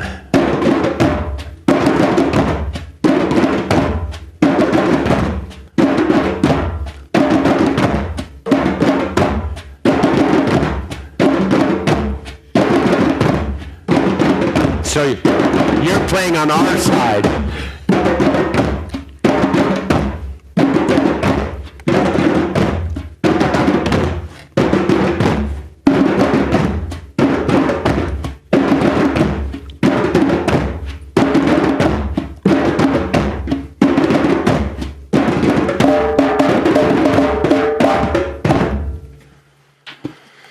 Awesome. You hear how they just call and answer back and forth. Da da da da da da da da da da da da da da. The other one that's awesome for that is GG5. Because if you can play 5GG, then clearly you can play GG5, right? or 5GG. Don't worry about it. It's going to go da da da da da da da da. 1, 2, 3, 4, 5. Boom, boom. Okay? We're just going to go backwards. You guys good out there? Here we go. The GG5. I call this the anti-5. Anti-5, all right. All right? It's like antimatter. I don't know where we have that. The GG5 is the reverse GG5 there? The anti-5, did we miss that, Carrie Berry?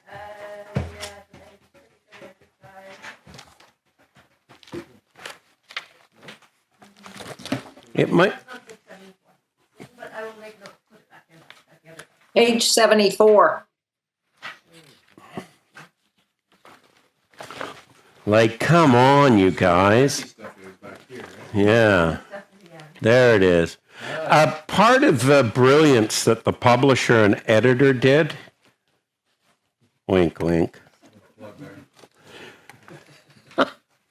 I have ulterior motives, is when you look at the manual, the different lines, they are presented in the order that I'm teaching them, and you can learn them, but it's a pain if you're using the book to constantly go back and forth. So they're all compiled at the end of the book here, and some additional ones, okay? So that makes it a little easier to work with. You ready for the anti-5? You can see where it is, so it's just pretty simple. Da da da da da da da da. 1, 2, 3, 4, 5. Boom, boom. La pa da pa da. Okay? Awesome. You guys ready? Guys ready out there? Here we go. Da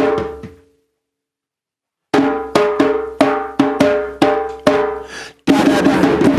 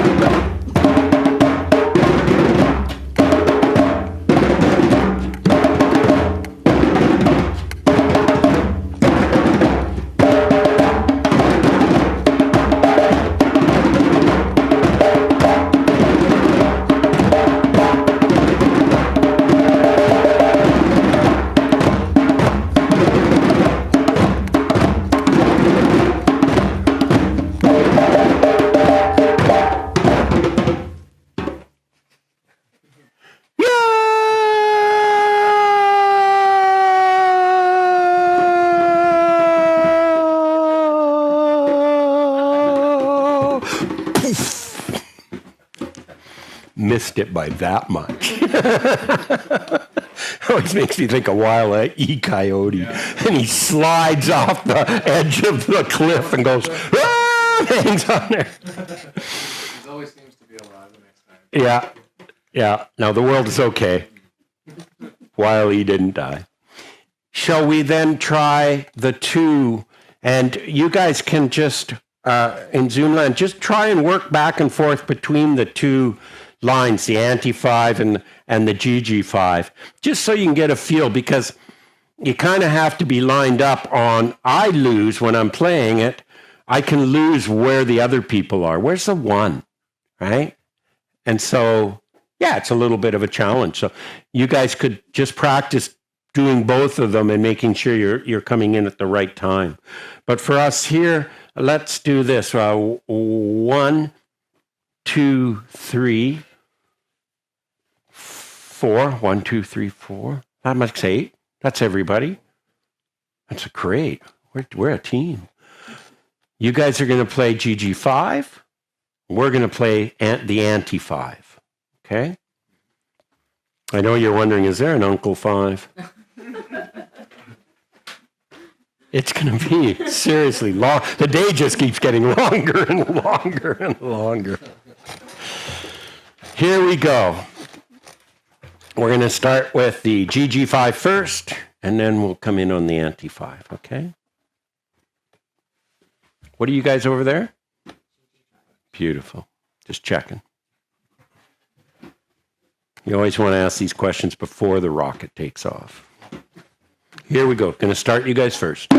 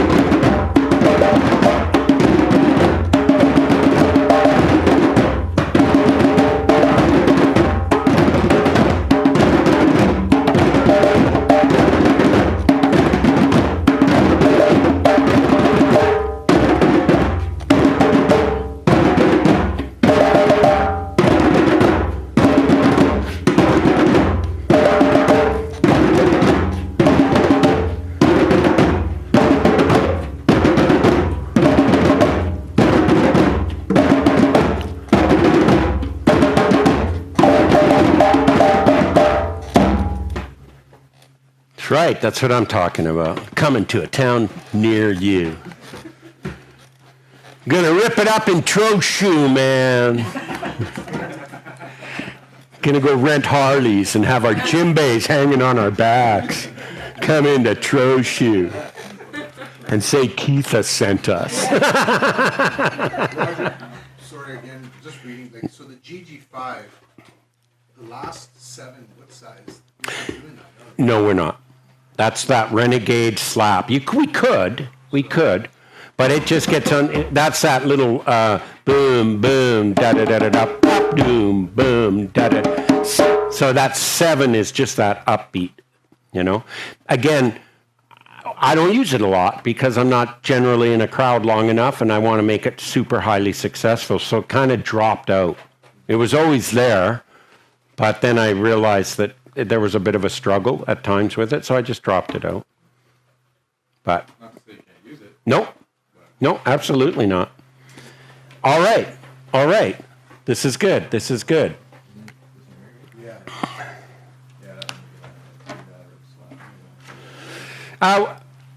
a bunch of drum lines in here. That again they're all variations, right? There's more material here than I suspect you'll use at the beginning of your efforts, because it takes time to get to know the drum lines well enough. But again, we could do these other ones as well.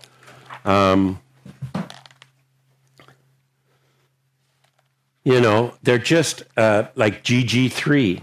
If you look on page 75, GG3. Well, right away, you're already going, oh, well, that's just like GG5, but it's at GG3. So this is particular when you got little people, you can take the lines and just simplify them. Right? So, goon space, 1, 2, 3. Goon space, 1, 2, 3. Totally easy. The torch, it's got these, it's a long one because it's both of them, right? So it's goon space, 1, 2, 3. Goon, doon, go, do. Goon, doon, go, do. Goon, goon. 1, 2, 3. Goon, doon, go, do. Goon, doon, go, do. Goon, goon. 1, 2, 3. Goon, doon, go, do. Goon, doon, go, do. Goon, goon. 1, 2, 3. Goon, doon, go, do. Okay? Thank you, Steve. That's awesome. I'm not going to dwell here right now because they're available to you just as added things on as you move along and you go, I want to have more material to work with, right? And the reason I don't want to dwell is because we have so much other material we have to do. The two, though, I would like to look at here briefly are Big Round Watermelon on page 76 and Walk the Fat Dog. And one we already touched on, the Walk the Fat Dog, is just the African walk with the swing. But let's do Big Round Watermelon. Steve, you were playing Big Round Watermelon a little earlier. Oh, I wasn't. I didn't even know. Yeah, you didn't. Big round watermelon. Oh, yeah, It's a line I know from Cuckoo. yeah, okay. Yeah. But again, pretty simple. So it goes like this. Big, round, watermelon. Big, round, watermelon. Very close to the GG5, right? Just a little bit of syncopation in there. So let's try that together. I'll play, you play. All right? So it's going to go, maybe I'll say it first. Big, round, watermelon. Big, round, watermelon. Together. Big, round, watermelon. Big, round, watermelon. Nice. Big, round, watermelon.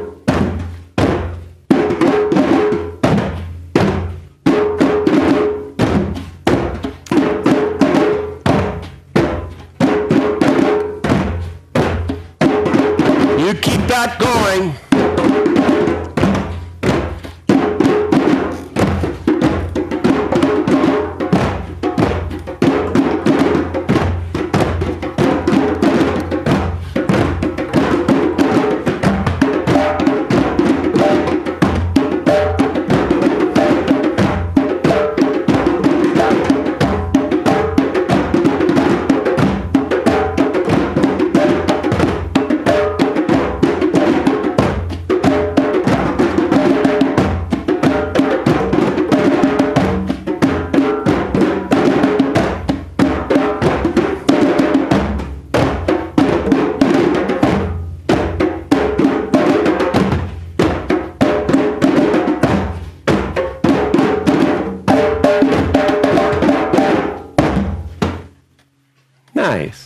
Nice.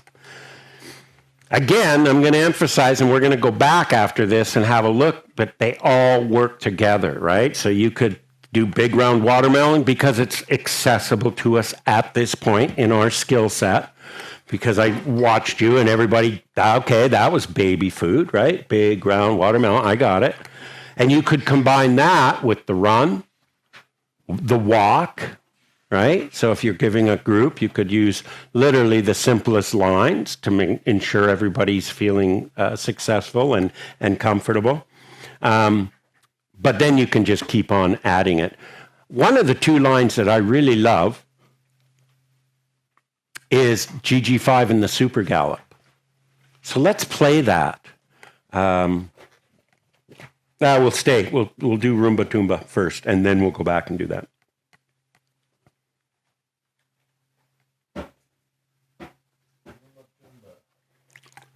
Roomba Toomba. Okay, so, yeah.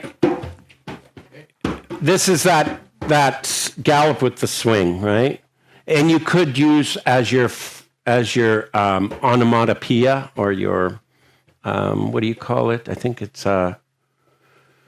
what's the word when you have a mnemonic? A mnemonic, that's it. You know drummers and big words.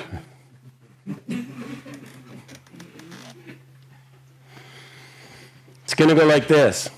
Walk the fat dog, walk the fat dog, walk the fat dog, pick up the fat dog, walk the fat dog, walk the fat dog, walk the fat dog, pick up the fat dog. Shall we together? I'll play it one time, and then you can join us. I do the pick up with one hand.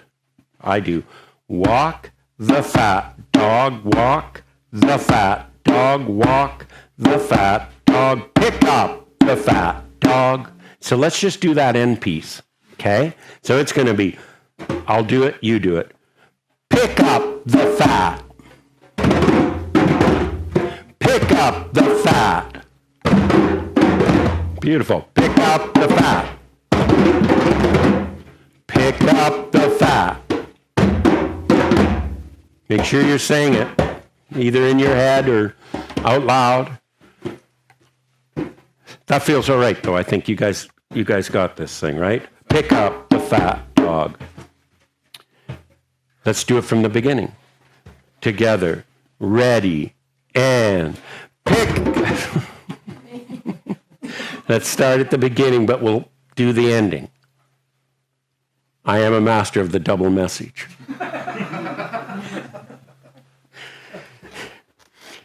Ready, and walk the fat dog, walk the fat dog, walk the fat dog, pick up the fat dog, walk the fat dog, walk the fat dog, walk the fat dog, pick up the fat dog, walk the fat dog, walk the fat dog, walk the fat dog, pick up the fat dog, walk the fat dog, walk the fat dog, walk the fat dog, pick up the fat dog, walk the fat dog, walk the fat dog, walk the fat dog, pick up.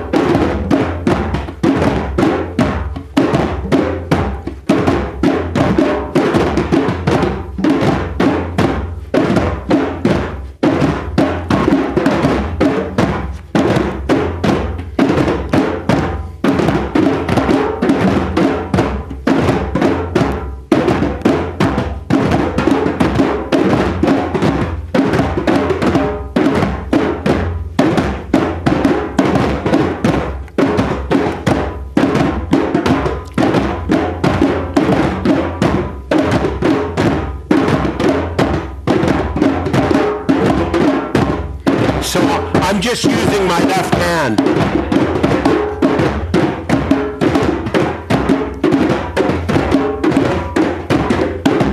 Walk the fat dog, walk the fat dog, pick up the fat dog, walk the fat dog, walk the fat dog, walk the fat dog, pick up the fat dog. Nice.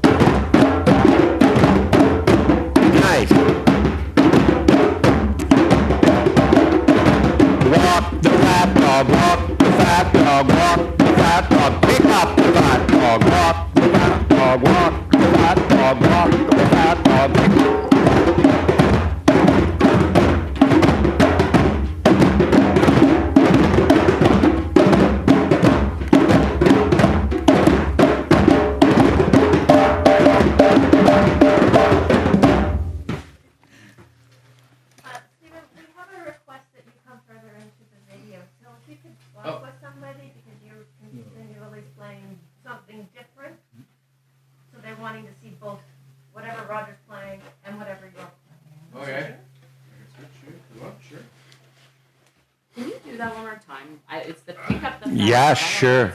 Yeah, absolutely. And the other thing is, bear in mind that sweet little variation, that pick up the fat dog, it doesn't have to be there.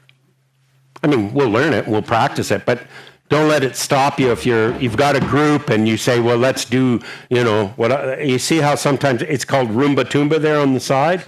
Roomba Toomba, Roomba Toomba, Roomba Toomba. But now let's go over the pickup, the fat dog, because it's interesting, right? It's challenging. So the trick there is, this is always just keeping the beat. And when you come to pick up the fat dog, it's going to go pick up, yeah. Pick up the fat dog, pick up. Twice, yeah. There you go. So it's. Okay. I'll call, you answer. I'll call and we can all answer. I go. Okay, so I'm going to call, you guys answer.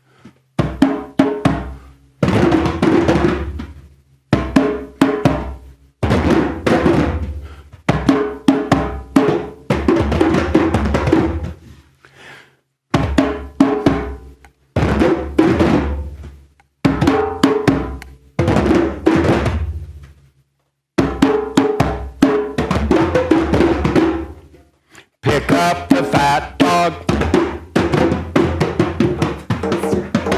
Yeah, that's got it. You're working too hard. I'm getting jostled, but Yeah, it's okay. How many times It's what we do. you did the dog before you pick it up? Twice, I think. Yeah, you're walking it and you're walking it and then you pick it up. Okay. It makes no sense. Whoever wrote it was not a dog owner. I know this little pat also from a rhythm called cantata, which is Ghanaian, and it's a fun little groove. Yeah. How are we feeling with that? Shall we just run it one more time just to get that all together? I think we should. Okay, we're going to do the walk the fat dog. And maybe you can play the watermelon. Okay. Just for funsies. Okay. Big round watermelon, big round watermelon. Okay, you guys ready? Damn right we're ready. Sorry, trying to move the screens around. Trying to get them out of the way. So it's, this pick up the fat dog, and then you're back on the rhythm, right? Okay, here we go. All together. Wait for it. Walk the fat dog, walk the fat dog, walk the fat dog, pick up the fat dog, walk the fat dog, walk the fat dog, walk the fat dog.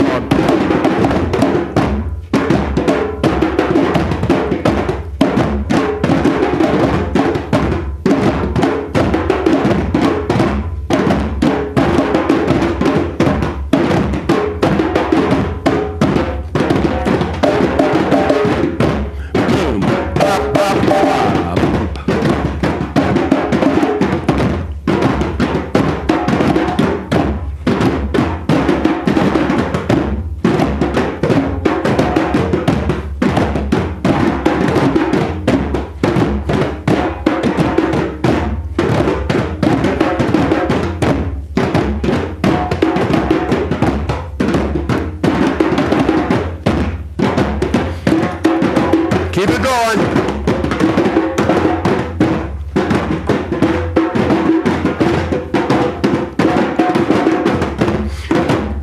So on this rhythm, you're only playing one in the middle and one on the outside. You're playing two on the outside. So it's like the walk. It's just gundo, gundo, gundo, gundo, but it's got a swing to it. No, you're coming out, you see. I want you to do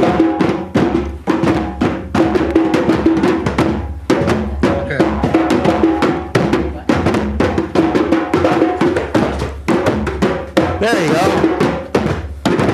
Pick up. Yeah.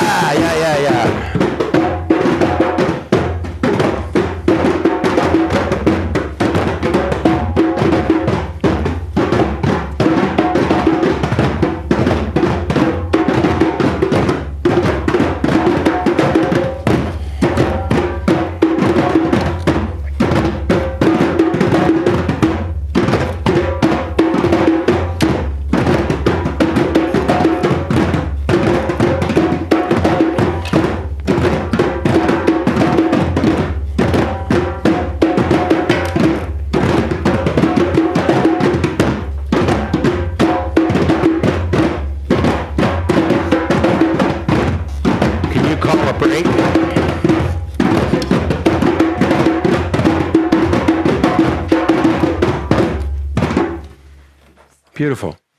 That sounded way better, which also is an indicator of how quickly we can learn these, right? Like it's already substantially better. All right, let's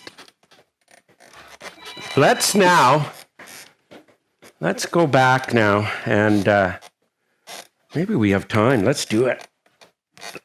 So, we've got all these drum lines. You can pick and choose as you see fit. So it's generative. You can make it more complex, less complex. Now we learn the unison sequences, okay? So what have we got here? Just to put it into perspective, we've got the walk, the run, GG5, the anti-5. We've got the super gallop, the reverse super gallop. Yeah, I call that the anti-5, right? And then we've got Roomba Toomba, or Walking That Fat Dog, and we've got Big Round Watermelon. All of those lines can be played together, separately, anything you want. So, if you go back, I think it's right here.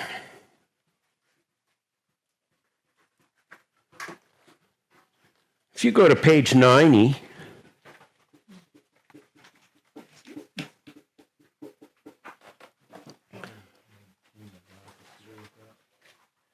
you'll see on page 90 all of it right there in front of you. I'm bringing your producer. What's that? So what we're looking at there is, if you look on the left, you see all the rhythms that we've done except the torch and GG3. But otherwise, we've done them all, okay? Now what we're going to learn is the other side. All of these little breaks that we can put in the music to make it more exciting, more challenging, still keep it relatively simple. And that's the formula, right? You can build your piece of music. And I'm going to take this one and this one and this one, and I'm going to put it with this and this. And there's your arrangement. And so once you get familiar with these lines, it's all sitting here in a usable little chart, you know. It depends where you're working, whether you're going to be this compositional. You know, you may just go in and play, right? And get people to have fun, get people to relax, get people to engage. But then at some point you may say, hey, but we could do this. And there's a lot of satisfaction in coming away with really a great piece of music, okay? Both are satisfying, but this is more. So here come all of the breaks. I call them the unison sequence. Why, you ask? Don't ask why. It's because we're all playing as one. Whereas as we build our rhythms, we may have people playing on one side or the other of a different line, but we may not be playing all together. So the very first one we do is really, really close to Big Round Watermelon, in fact. But it's drum, drum, we want to drum. Drum, drum, we want to drum. Can you say that with me? Drum, drum, we want to drum. Drum, drum, we want to drum. Awesome. We want to drum. Okay. It's goon, goon, go-do, go-do. Here we go. Exactimo.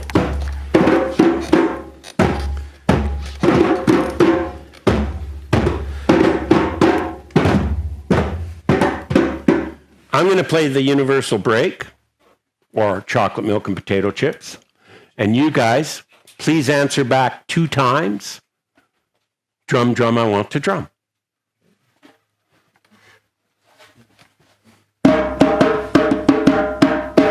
Drum, drum, we want to drum. Drum, drum. Or 2.5 if you want. One more time. Drum, drum.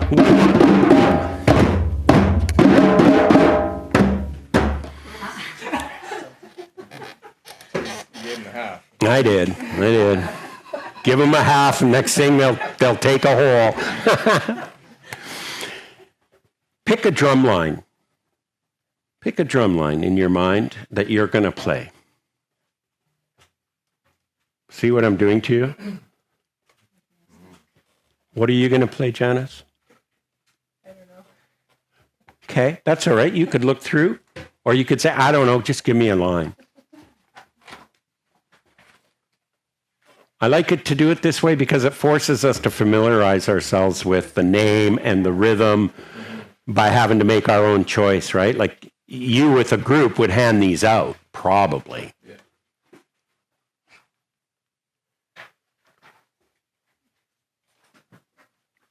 Could do a super gallop, could do a simple walk, could do a run, could do a gallop, whatever you like. Could do the torch, except we never did the torch. You could do the torch. Yeah, no, muffled tones are good, yeah.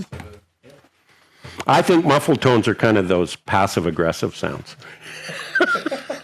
They're muffled, but they're not, you know? What are you, anyway? Exactly. Okay? Everybody feeling good? I'm not getting that anybody's feeling good out there. Okay, we're gonna make it easy. We're gonna play the run, and GG5. Pick from those, whatever you like. Zoomers, I'll give you the privilege because you could pick any line you want and I'll never know. Okay, so we've got the run, right? And we've got da, ba, ba ba da ba dee, rasa mama ni te, kosa mama no, loke, loke, rata mama ni. Don't worry, we'll get to the lyrics later. What was this one? That's your slap sound. Okay. Yeah. 1, 2, 3, 4. Almost, yeah. 1, 2, 3, 4. A, B, B, B. Or a slap if you want. Okay?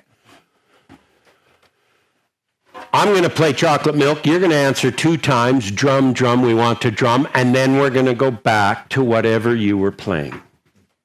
If you're playing the run, you're going back to the run. If you're playing GG5, going back to GG5. Okay? So lock that line that you're going to play into that noggin. And here we go. 2 times drum, drum, and then into what you're playing. Here we go. Drum, drum, we want to drum, drum, drum. Here we go. 1, 2, 3, 4. 1, 2, 3, 4. 1, 2, 3, 4. 1.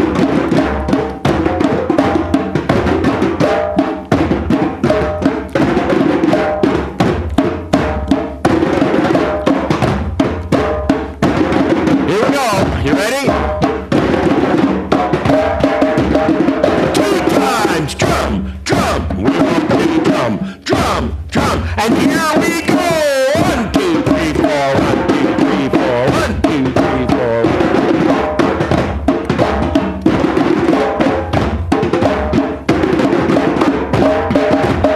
Let's do it. Drum, drum, drum. Again. Up. 1, 2, 3, 4. 1, 2, 3, 4. 1, 2, 3.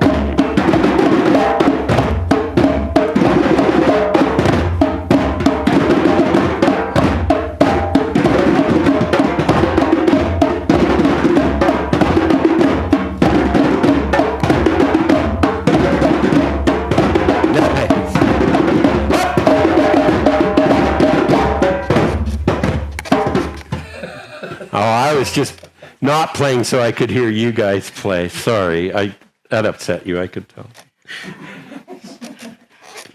You see how it works? Okay? How these unison sequences work? So hypothetically, let's just play with this one before we learn the others. You could do something like play drum, drum in the middle, drum, drum or pardon me, at the beginning, in the middle, and at the end. That would be an arrangement for me. Grade 2s, grade 1s, no problem. They would do this easily. Probably even K, right? Like the drum in the middle, like Yeah. 2 times, and then we do our own thing, and then Yeah. a break. And Yeah. then 2 times we do our own thing. That's and a right. break, and okay. And then what I might do is say on the last one, we're going to do 3 drums. If we want to get really wild, I'd do it as a crescendo, right? So you can build all this in because you're going to have that Christmas concert, right? So you've got all this time. You can really develop a pretty cool thing. Let's try it. 2 at the beginning. And the other thing I really like, again, this doesn't necessarily apply to the populations you might be working with, but from my perspective in schools, what does every good story need? An ending, a beginning, Some content. and that's the middle. That's the middle, right? This part. Absolutely. And so even though that seems like a, pardon the pun, elementary kind of thing to look at, it's still true for the music, right? You still want to have this starting point working up to a little bit of, it's the bell curve. That's what makes a great song, right? Regardless of what it is. It has this resolving at the end and this peak up in the middle. So here we go. The last one, no, we're doing 3 drums. And the drums we do with you, right? Yes, absolutely. And hence, that's why I call them a unison sequence, because we're all together, okay? Are we picking our own or just sticking to those 2? No, we'll just play the same drum lines for now. Here we go.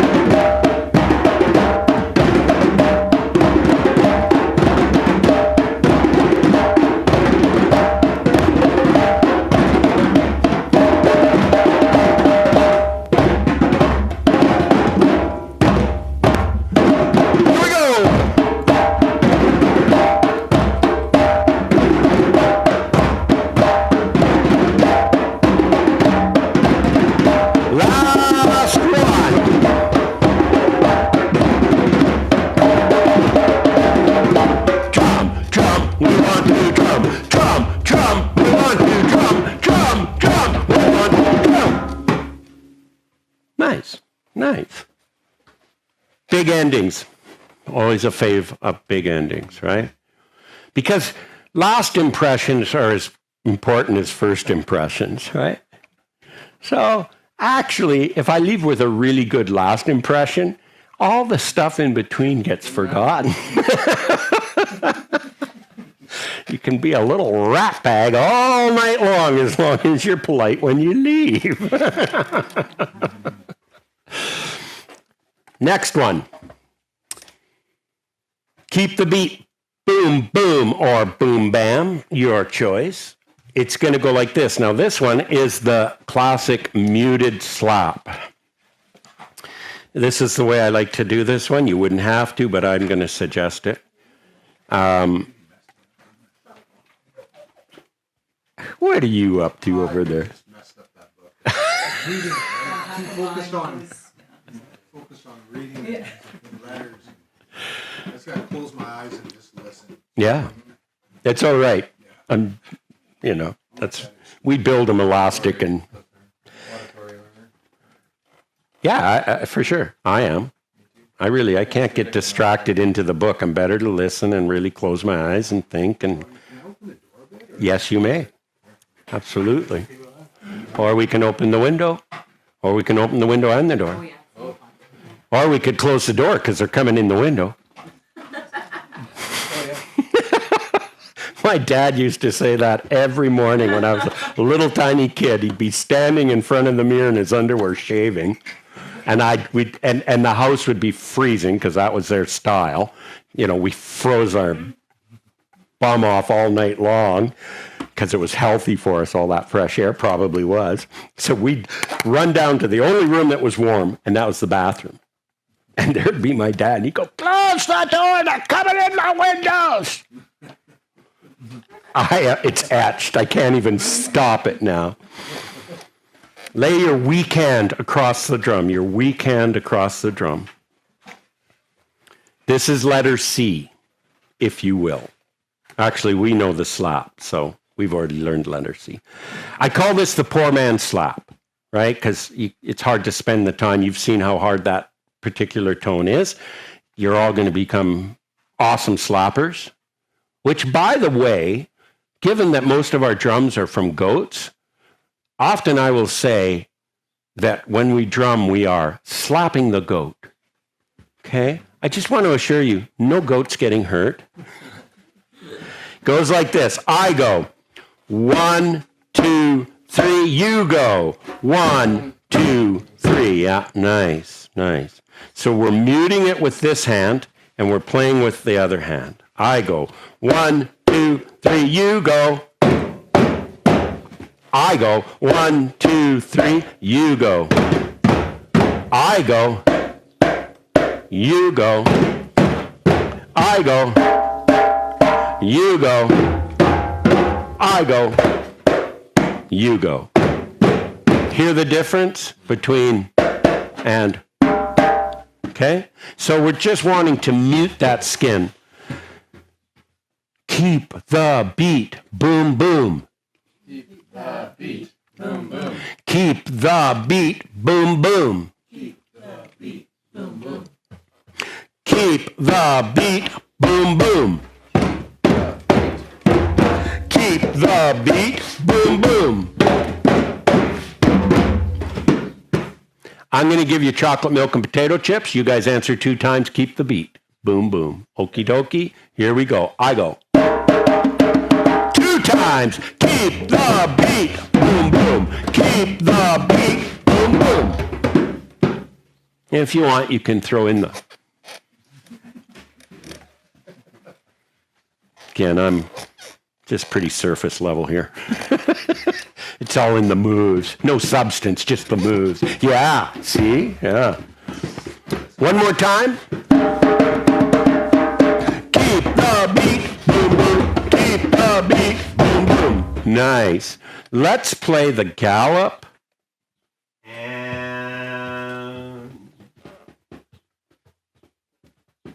the super gallop. No, GG5 super gallop. Okay? So super gallop, quick reminder, this is how it goes. Super gallop is boom, 1, 2, 3, 1, 2, 3, 4, 5. Okay? Let's just do that together, make sure we're all ready to rock.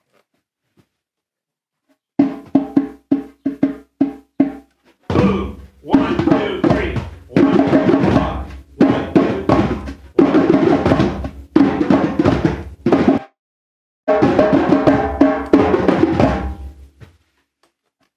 GG5, I don't think we need to go over that. We're pretty solid. Roger, Yeah, your microphone appears to have that's possible. This one? Yeah. 2 seconds, please. Actually, I think I'm going to have to go inside and get more battery. Which I can do. Pick a topic. Discuss. somehow you're back on. Yeah, but it'll only be on for a little while before it'll die again. I'll try it. If it maybe I accidentally turned it off. All right. Who's playing what? Super gallop, put up here. Okay. All right. GG5, put up your hand. That's a trick question. All right. Super gallop here too, right? Super gallop. Keep the beat, boom, boom. Keep the beat, boom, boom. We're going to do the same thing. I'm going to play the universal break. You guys give me 2 boom booms, right? Or 2 keep the beat. Here we go. Keep the beat, boom, boom. Keep the beat, boom, boom. Beautiful. Now we're going to do the same thing, but we're going to go into what we're playing. You guys are GG5s. We're over here doing the super gallop. And then we'll just practice going in and out, in and out. Are you ready? Yes, we are. 2 times. Keep the beat. Keep the beat. Here we go.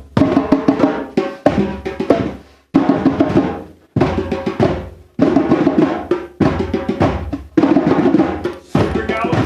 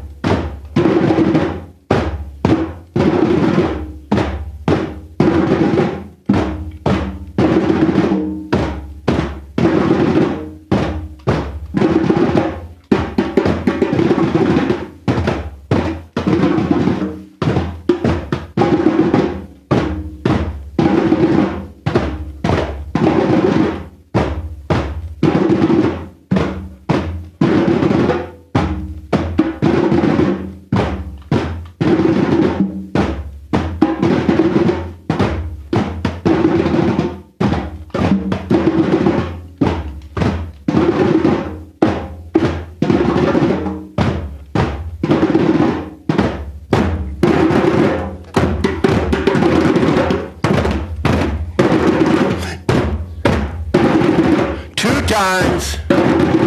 Da da da da da da da da. Keep the beat, boom boom. Keep the beat, boom boom. And that's when the crowd will go wild. I promise you. All right, beautiful. You see how this is working? Right? We have these wonderful little things that we can put in and challenge ourselves.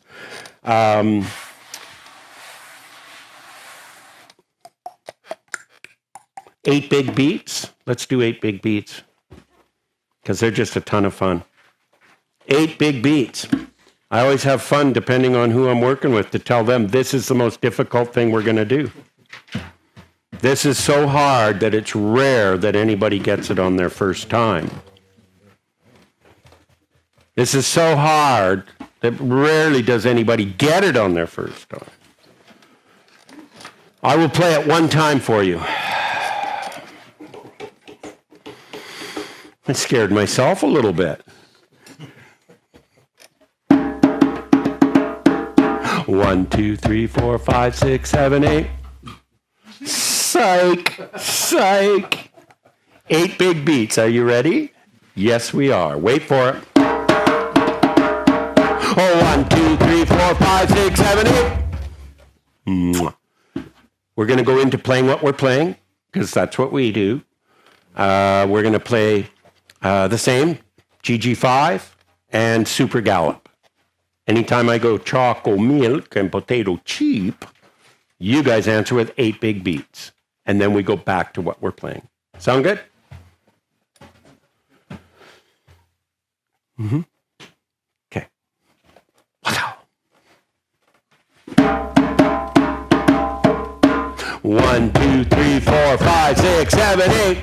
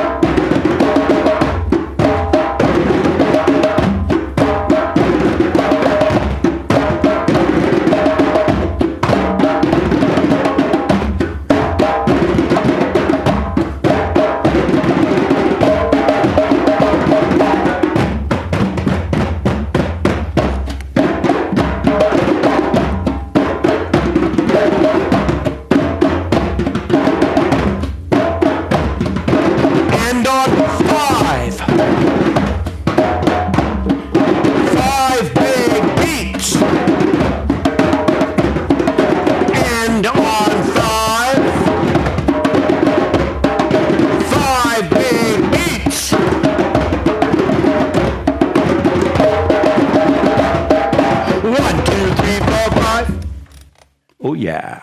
That's what I'm talking about. Now we have to do, because we did 8 big beats, and then we did 5 big beats. We have to do 4, 4, free. Why? Because the first 4 don't count. This is difficult to do because I'm going to ask you to do nothing. And we typically live our lives as human doings and not human beings, right? And sometimes it's really hard to do nothing. And again, this is just a talking point you could introduce if the population warrants it, and that is talking about the challenge of doing nothing, you know? I mean, again, my context often is younger people, but, you know, did you ever say something you wish you hadn't? Now you can't take it back, right?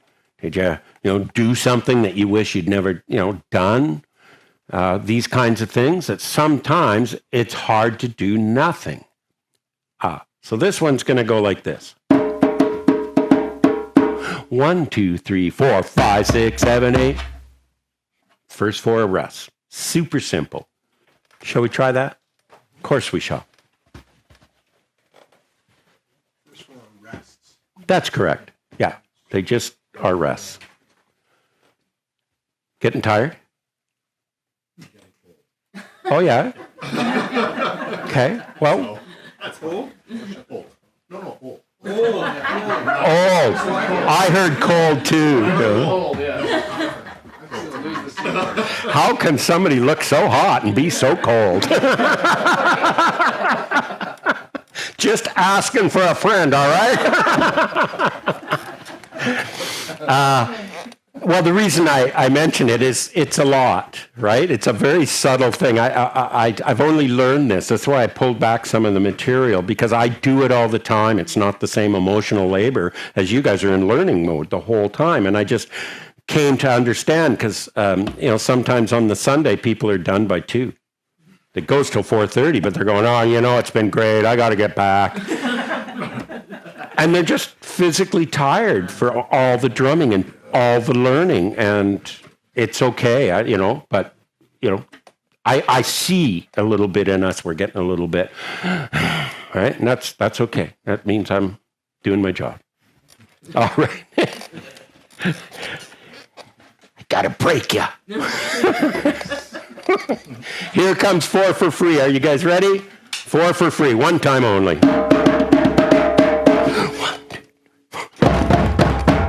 Okay. Anytime I play the break, we're going to do 4 for free and then carry on. just as we've been doing. Are you ready? Wait for it. 1, 2, 3. Sorry, that's okay. Could have been some confusion, because that's where we're going to go right after this is 8 big beats, 4 for free. And so Vikram was way out in front. He's going, let's just cut to the arrangement. Here we go. Wait for it. 1, 2, 3. So what I do, again, it's hard sometimes not to respond with to do nothing. So what I do is I'll go, shh, right? And then that communicates to the group that, nah, I don't know it. Okay? There we go. Shh. 1, 2, 3, 4, 5, 6. And then we're going to keep on going on the drum lines we've selected. Okay? Here we go. 1, 2, 3, 4. Here we go.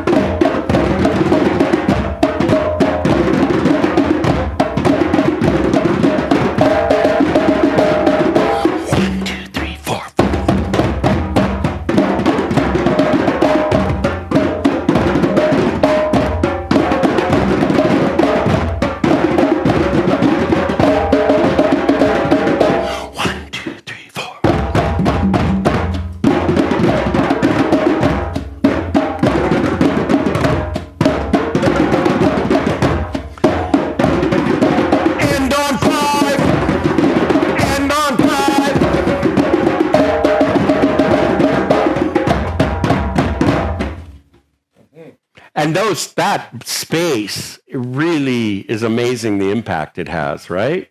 Like you have a group and they just stop. Yeah. And then just come in, and it's impressive. It's that contrast between sound and no sound. And so it's a very effective way. But did we find it a little harder? We did, because everything else is play, and suddenly we're in this place of not play, right?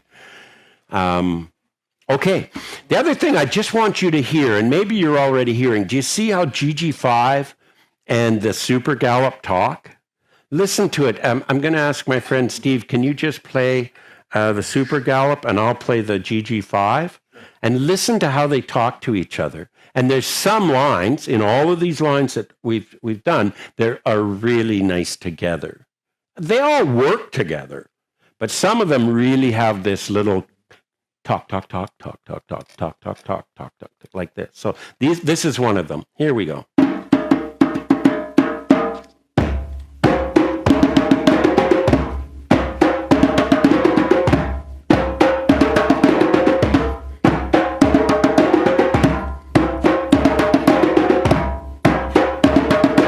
You hear that? They just nicely fit together. This da-da-da-da ends just as he's starting da-da-da-da-da. And so you get that nice little melody, if you will. And it's fun, if I don't mind saying something just with that, is that in a drum circle, it's really fun to get this corner playing the first part and then start the next group, just that one beat behind, Mm. and the next group one beat behind. And Oh, it's yeah. like this, Like a round. yeah, and you're going around, and it's really cool once it all gets going. Yeah. And the operative word is once it gets all going. Once it gets going, Yeah. It's hard to keep it going. To keep everybody. Yeah, and it's hard to start it because if you're just coming to it, that extra beat later is the whole world, right? So if you're good, like you've obviously managed to facilitate that experience. So musically, you're pretty able to communicate that solidly, right? Yeah. It is fun. All of these lines and all of these different parts are going to be used at your discretion or how you want to use them and what have you, right? All right, this is good. This is good.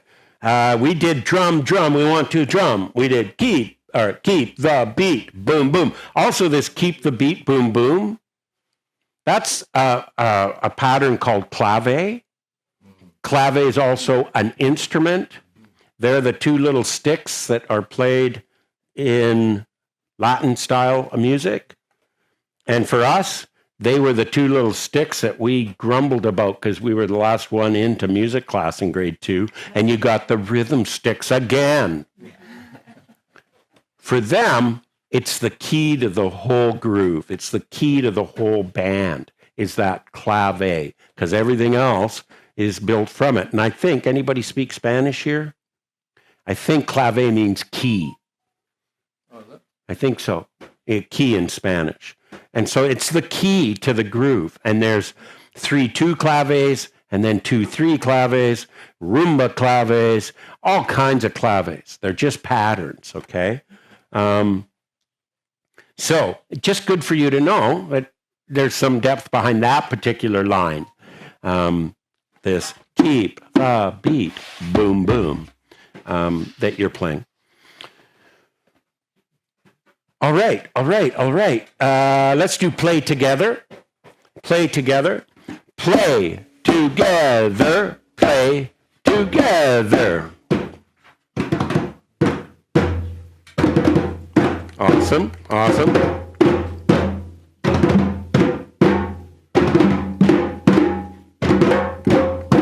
Okay. Now I'm doing it with a muted slap. It just helps pop it up above the main rhythm. And it's play together. Awesome. I'm going to invite you guys over there to play the run. Okay? 1, 2, 3, 4. And try and get that slap in there. And over here, we're going to play the slow gallop, except for my friend Stephen, who I am going to make him play the fast gallop.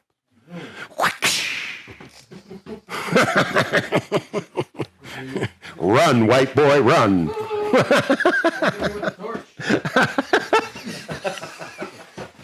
I will too.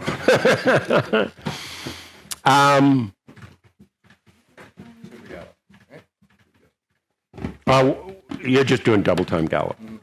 Just good old double time. But you guys are doing 1, 2, 3, 4, 1, 2, 3, 4. And we're over here doing boom, bada, bing, bada, boom. Okay? Let's just try that just to make sure we're all on it.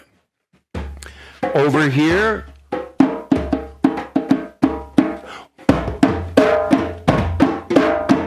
2, 3, 4, 1, 2, 3, 4. So Mike, you have to alternate your hands. That's what's messing you up. Because you want to go right, left, left, right. And that means you're doing 3 rights for every 1 left.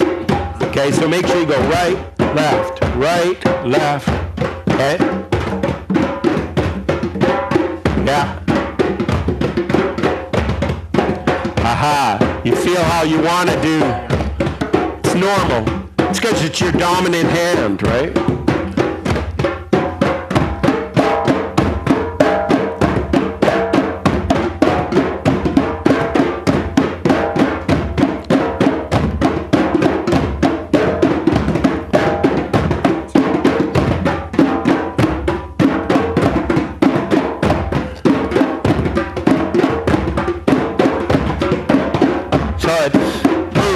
1, 2, 3, 1, 2, 3, 1, 2, 3, 1, 2, 3. Outside in, outside in, outside in, outside in.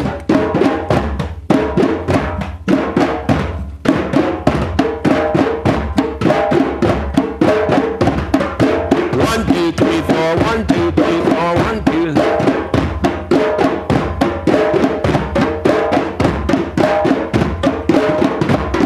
All right, you ready for play together? 2 times, play together, play together.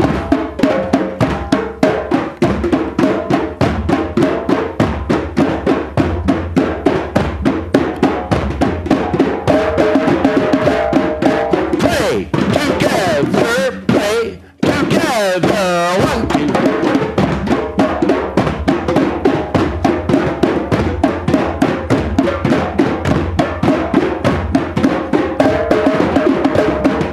Play together, play together.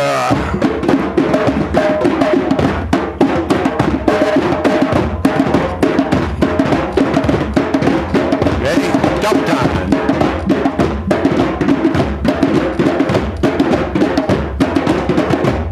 One more. Play together, play together. It's all right. You couldn't have known. It's all right. By tomorrow, I'll just think it and you guys go.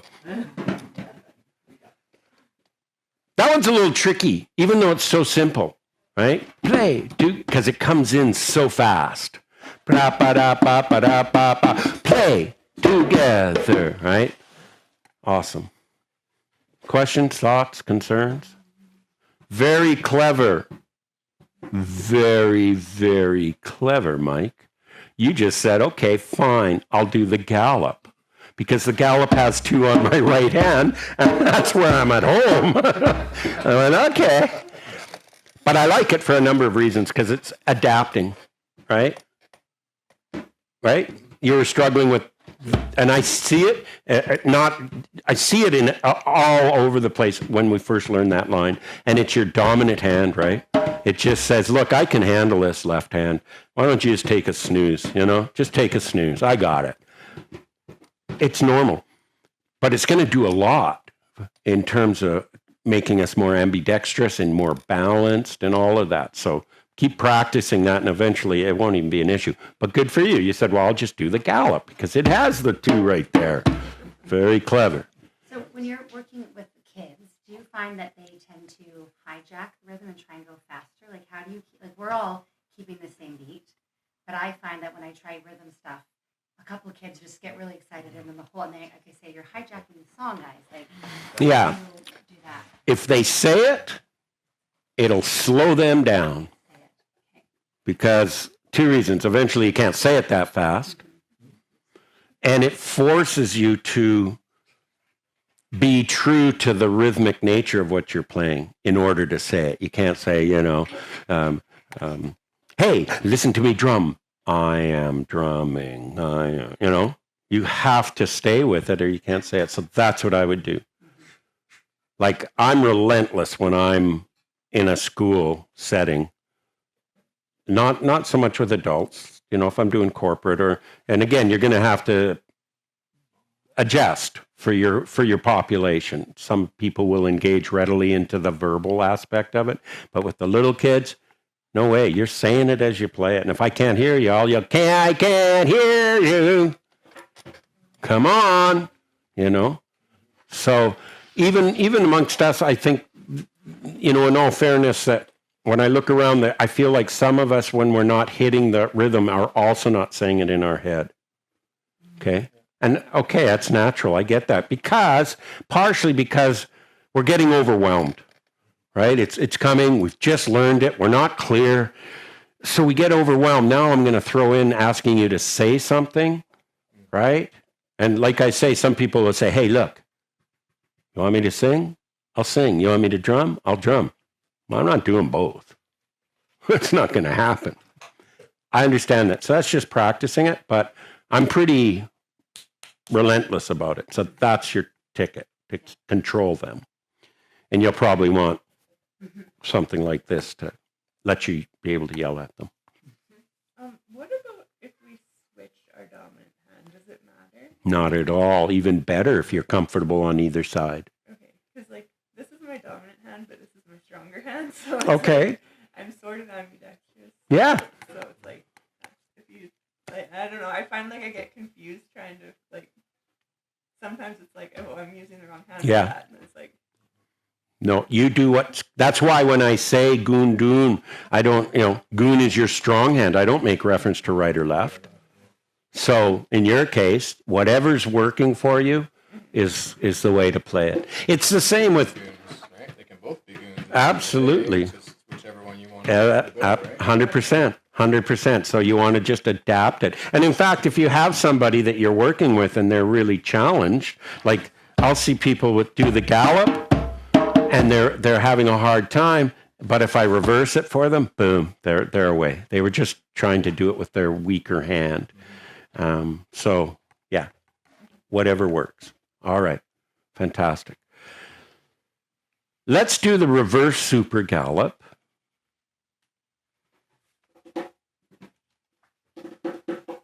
And the super gallop. Let's do that, because that'll be hard. Doesn't sound like we're going to be going anywhere. No way. Galloping and then we're reversing the gallop. Exactly. It's kind of a trick question, a life question. How do you go forward and move back at the same time and still feel good about yourself? All right. All right. You guys over there, super gallop. Over on this side, reverse super gallop. Okay, so. What's that? If you can just review it. Absolutely, absolutely, absolutely. So remember, the super gallops all live off of this simple slow gallop.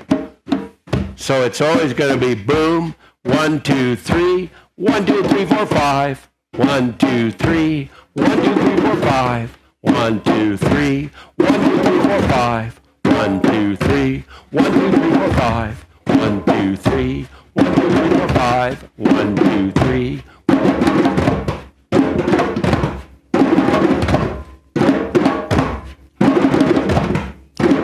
Nice.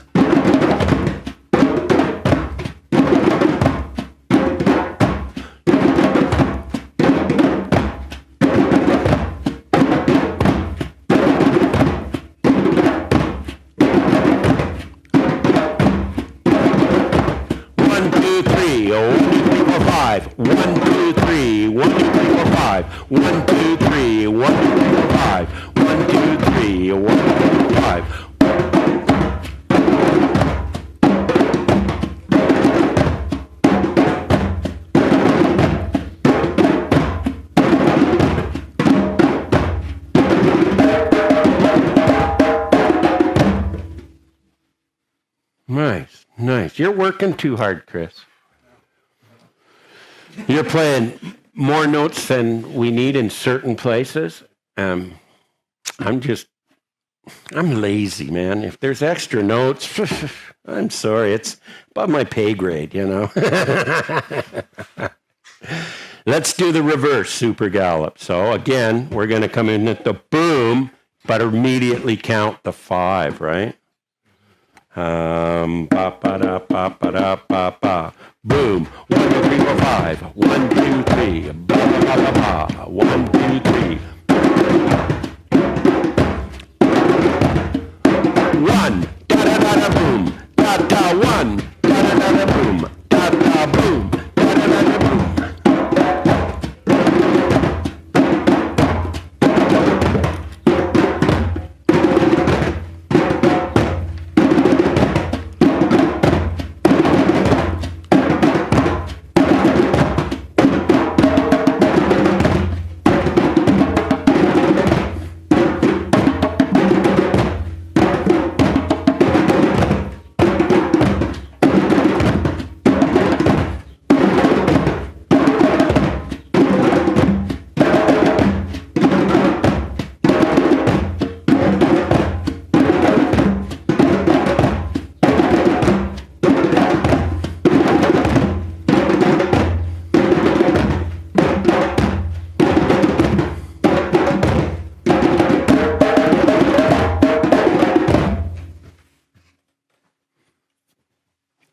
It's always a little bit of a challenge, eh? If you get off and then figure out, am I you or am I, which one? So that's a little bit tricky, but that'll just come as you get to know the rhythm, that you know which one is being played and where it starts. That's why I was calling out the one, so that we could feel that. But it's tricky biz. It's tricky biz. These longer lines over the longer cycle, yeah, they're just a little bit more challenging. Okay, it sounded beautiful. I can feel the tears in my eyes. We've got drum, we want to drum. We've got keep the beat, boom, boom. We've got play together. I love this one. Oh, this is maybe my favorite. It could be. Goes like this. Like, honest to God, after we do this one, you guys are going to feel 28% cooler. Now, I'm not talking temperature here. I'm talking, okay? It's going to go like this. I like to keep the beat so sweet, baby. I like to keep the beat so sweet, baby. I like to keep the beat so sweet, baby. I like to keep the beat so sweet, baby. I like to keep the beat so sweet, baby. I like to keep the beat so sweet, baby. I like to keep the beat so sweet, baby. I like to keep the beat so sweet, baby. I like sweet, baby. I like to keep the beat so sweet, baby. I like sweet, baby. I like to keep the beat so sweet, baby. Don't be sorry. Don't be sorry. I was rogue. I just ended. It's not even fair. I like to keep the beat so sweet, baby. I like to keep the beat so sweet, baby. Okay? It's going to be great. This is an awesome one. I play chocolate milk and potato chip. You guys answer one time, I like to keep this beat so sweet, baby. I like to keep the beat so sweet, baby. Just uno. Again. I like to keep the beat so sweet, baby. Nice. Now I'm going to add one thing. It's going to be, I like to keep the beat so sweet, baby, one. And it's going to look like this. I like to keep the beat so sweet, baby, one. One is our bridge back to what we were playing. All the other breaks that we've learned, they all pause before we start again. Drum, we want to drum. Boom, ba, da, da, right? So there's always a space at the end of them, which makes them much easier. This is the only one that goes right to the end of the phrase. So I like to put that other boom in there so it lines us up for getting back, right? It's the bridge back. So I do the, I like to keep the beat so sweet, baby, 1, 2, 3, 4, 1, or whatever line you're playing. So for now, just put in that last, I like to keep the sweet so sweet, baby, 1. Okay, here we go. I like to keep the beat so sweet, baby, 1. I like to keep the beat so sweet, baby, 1. Nice. I like to keep the beat so sweet, baby, 1. Okay. I'm not sure, like after Bicycle, I think we hit Rosebud, don't we? Well, Drum Heller for sure. Oh yeah, it's going to be a good tour. You guys just phone your loved ones now. Say you won't be back. You joined a band. What's that? Oh yeah. Setting it down in Stettler. Where's Nickelback from? No. No, they're right close. Hannah. So we should go, play Hannah and shame those guys. All right. Let's pick a line. We're doing super gallop and we're doing reverse super gallop, right? Whichever you want. A reverse, of course, is just starting with the 5 versus starting with the 3. Does that make sense? Boom, 1, 2, 3 versus boom, 1, 2, 3, 4, 5. Anytime I play the break, we're answering with I like to keep the beat so sweet. I like to keep the beat so sweet, baby. 1.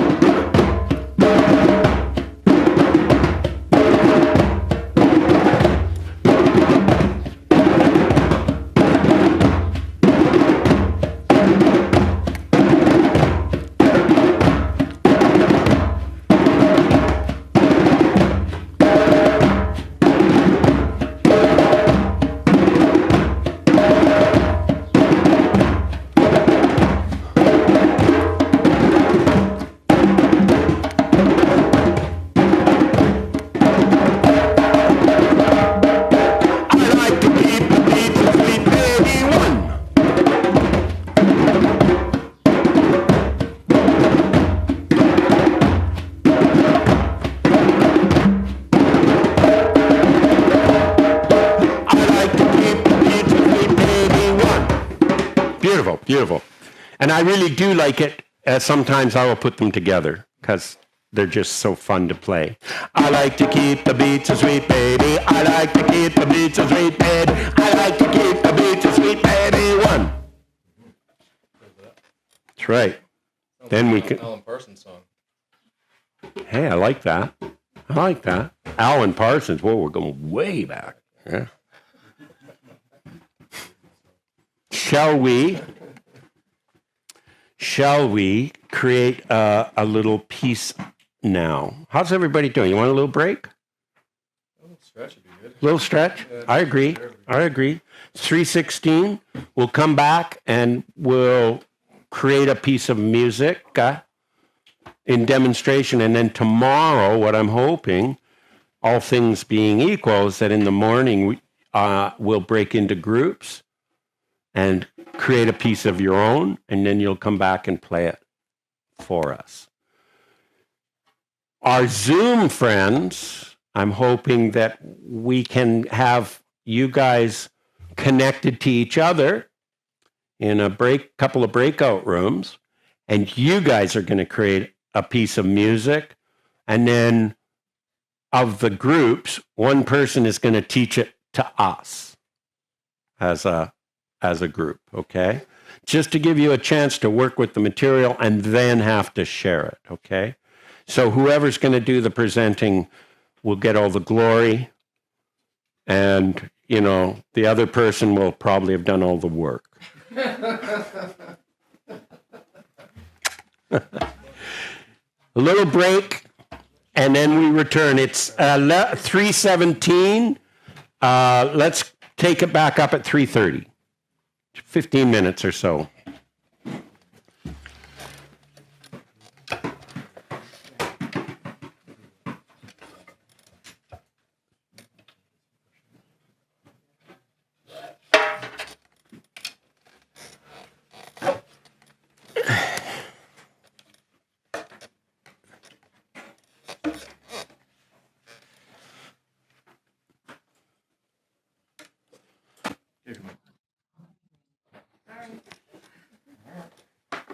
You must be from Canada.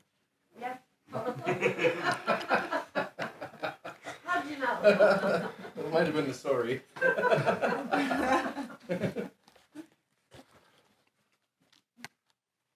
All right. I just have a feeling that what we could do with the last remaining of our time is really just focus in and go over these lines. Don't you? Yeah. Like there's more stuff we could do, but I just really feel like I smash them at you pretty fast. We play them for a minute and a half, 2 minutes, and then we're on to the next thing. So let's go through all the lines one more time. You said there's a page that's got them all on one? Yeah. Well, page 90, Bikram. Page 90. It was so nicely put together. It's just all Oh, okay.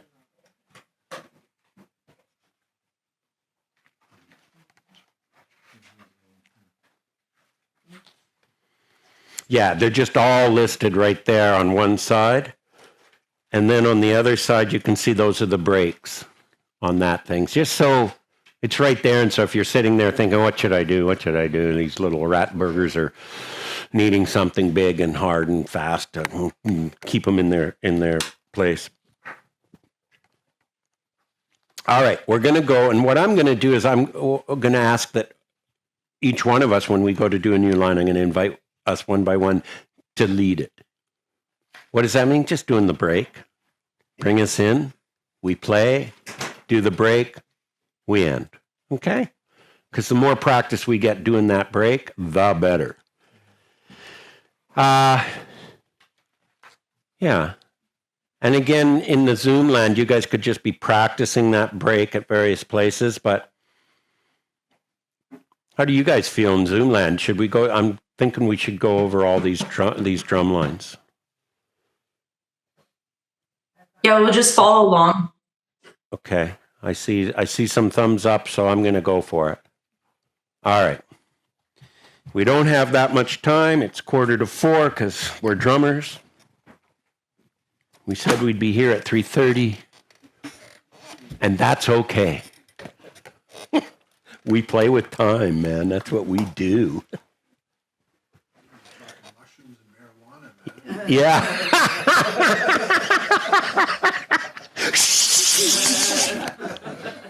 I forgot we're in Alberta. Yeah, that's right. BC, man. You get tossed in the clink. First drum line was the walk. So I'm going to ask Janice if you want to just bring us in, and we'll play the walk for one day, and then you can take us out. What does that mean? You're just going to be playing that break, okay? The walk is gundo, gundo, gundo, gundo. Okay. And the other one was The chocolate milk and potato chips. That's all that's the burden that I'm putting on you guys, right? You guys are going to go one by one. We'll pick a different line, and each one of us will have a chance to bring it in, take it out. Okay? I just think we're almost done, and if I could just raise your anxiety levels a little bit before you go.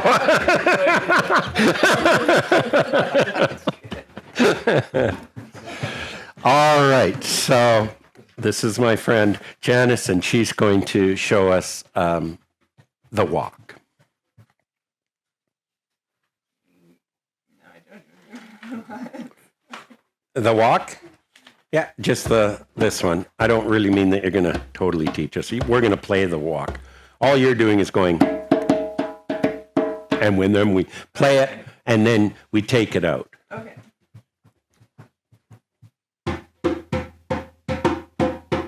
Gundo, gundo. 1, 2, 1, 2. I can't hear you. Still can't hear you. Hello, hello. Anybody out there? Hello, hello. Yeah, anybody out there?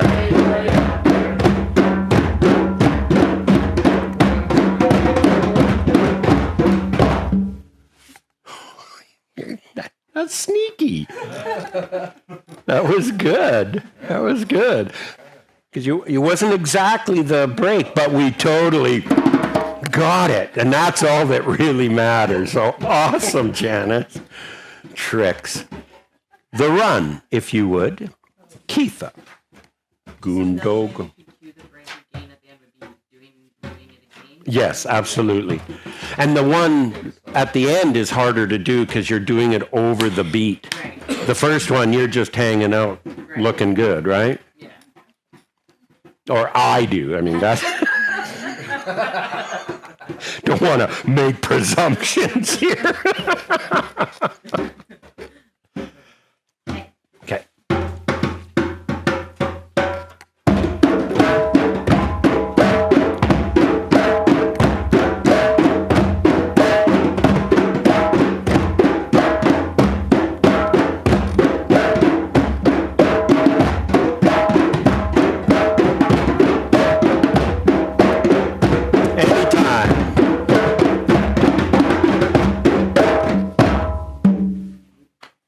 That was good.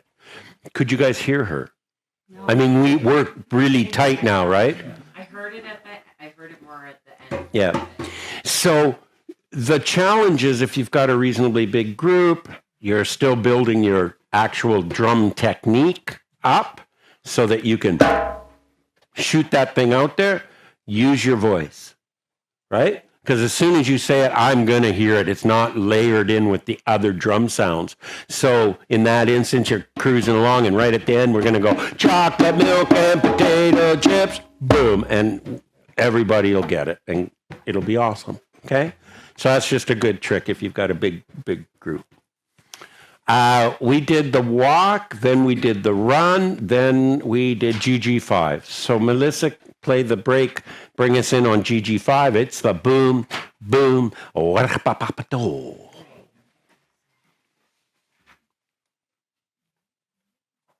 And you're going to start with chocolate milk. Chocolate milk and potato chips. Yeah.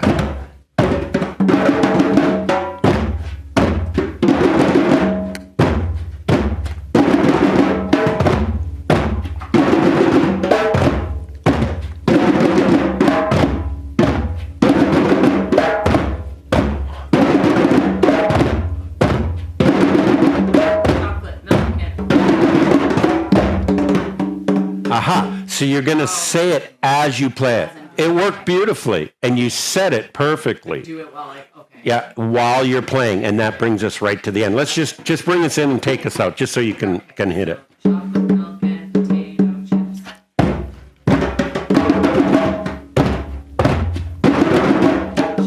milk and potato chips. And you're nailing that chocolate milk.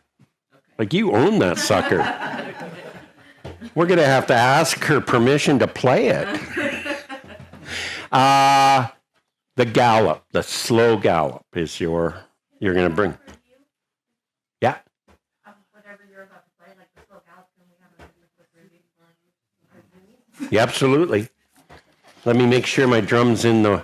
That's okay. That's the way you're... So the slow gallop is going to be boom, 1, 2, 3, 1, 2, 3, 1, 2, 3, or boom, chicka boom, chicka boom, chicka boom. Or if your roots are in Italy, bada can be bada boom, bada bing, bada boom, bada.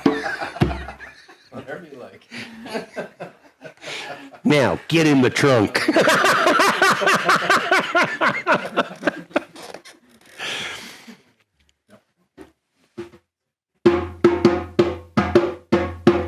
Boom. 1, 2, 3. Nice. 1, 2, 3.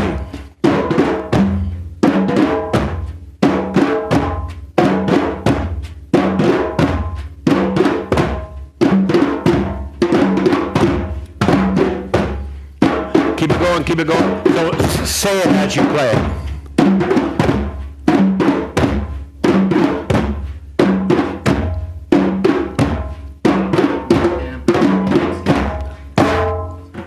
Not bad, not bad. I didn't start it on the 1. It worked for us totally. That's all right. You know, you're looking to start it on our boom. Bop, ba, da, bop, ba, da, ba. That's all. So you were just one beat behind. It's all good. Because we all stopped, didn't we? That sounds so much better. Chocolate milk and potato skins. Straight to my thighs.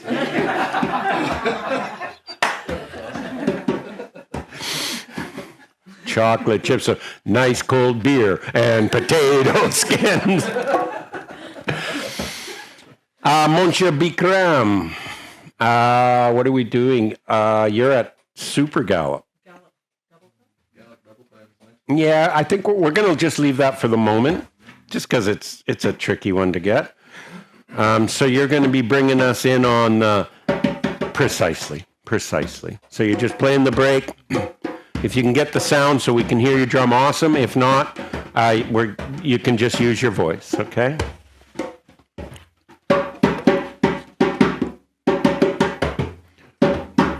One more time, sorry, I just wasn't getting that break.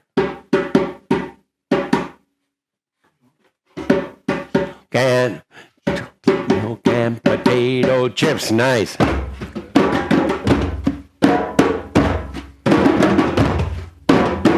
So, this is the reverse Super Gallop. It's okay, but nobody will even know. Just you and me.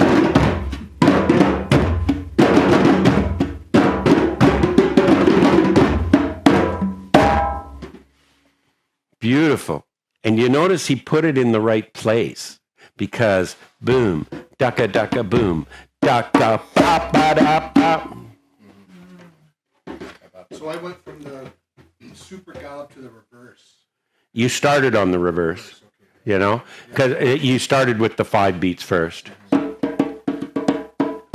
Boom, ducka ducka boom. That's all. And if I hadn't said anything, nobody would have noticed. I just, had to out you. Elizabeth, you're now going to bring us in on the Super Gallop. My friend Bikram brought us in on the reverse Super Gallop. You're going to bring us in on the Super Gallop. So that's 3, then the 5, right?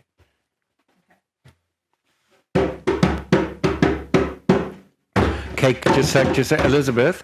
So when you're playing that, you'll notice how you're doing.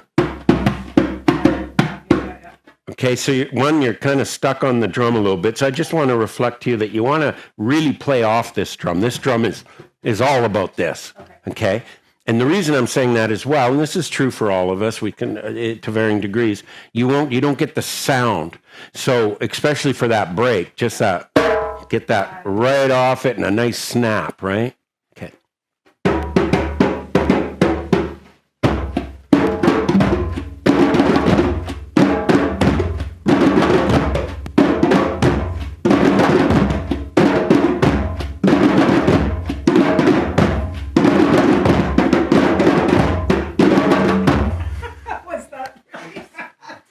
That was pretty sad. Yeah, it was.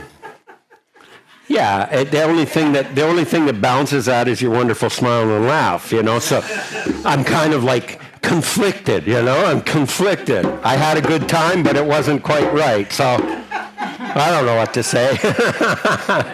One more time for us, because that ending one is the hard one, and that's the one you really got to get. So again, one of the things I will do if I'm approaching that situation where I'm going to play something I'm not really strong about it, I say it in my head first while I'm going,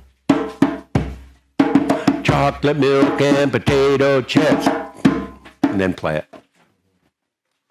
Bring us in again. We'll play it and then take us out. It's going to be awesome. No, it'll be gorgeous. Okay, so sorry, I'm picking on you, but just because I want to teach these guys, you're just my subject. So you're hitting from the wrist, and I need you up here. So now back off the drum. Remember, because you're just going to put your hand across here, get those thumbs up, and get. Yeah, but you're still come in at an angle. coming. Nice. Yeah. So that's fine. I just want to share that with you. No, it's good. It's good. I just noticed you're not the only one. Yeah. Right? So by picking on you, I'm just, letting these people over here see it and go, oh, I was doing the same thing. Is getting that wrist out of there and just making sure you're, okay, and you're getting this.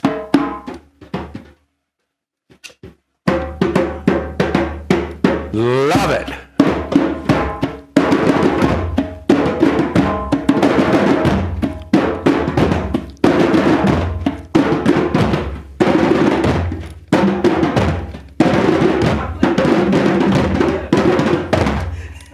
That was horrible again.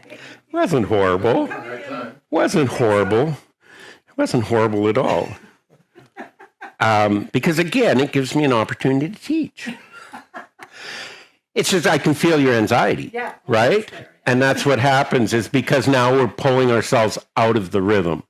And and this is great, especially if you're working with people who have mental health issues around anxiety and stuff. You're going to see this. It cuts us off from our natural divine right to move in rhythm, experience rhythm. You know how many people say, I don't have rhythm, I can't play. I go, yeah, how did you get here? How did you walk here? This is rhythm. You didn't come... Right?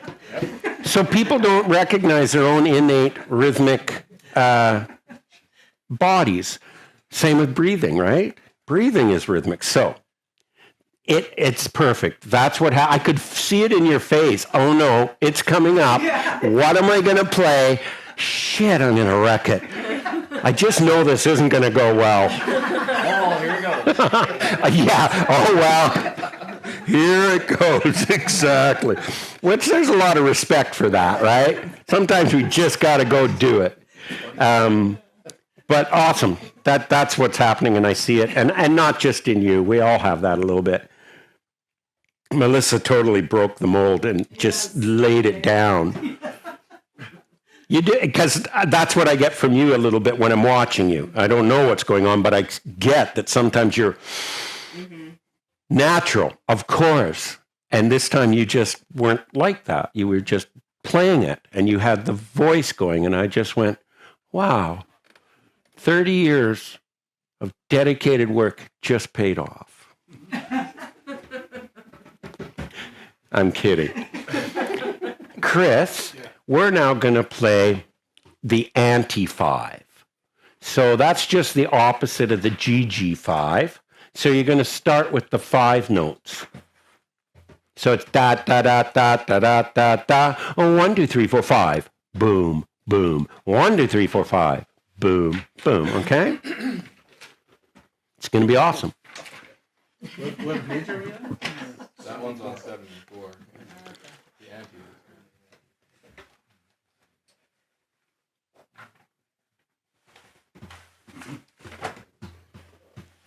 That's it. 1, 2, 3, 4, 5. Boom, boom. 1, 2, 3, 4, 5. Boom, boom. Okay?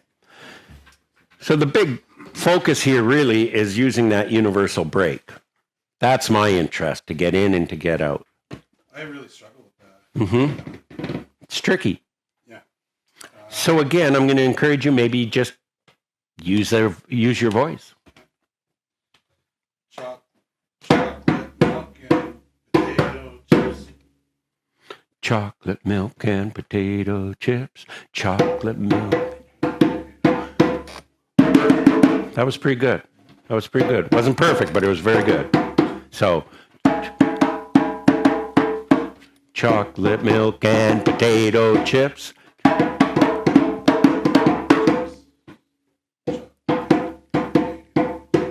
Okay? It's okay. You give it to us the best you can, then we're going to start. Because we got you. We got your back here.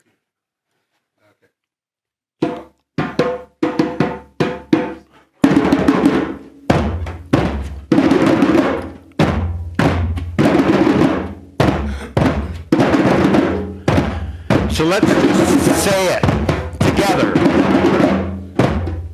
Chocolate milk and potato chips. Chocolate milk and potato chips. Chocolate milk and potato chips. Chocolate milk and potato chips. Chocolate milk and potato chips. Chocolate milk and potato chips. Now we're gonna play it. Chocolate milk and potato chips. Boom.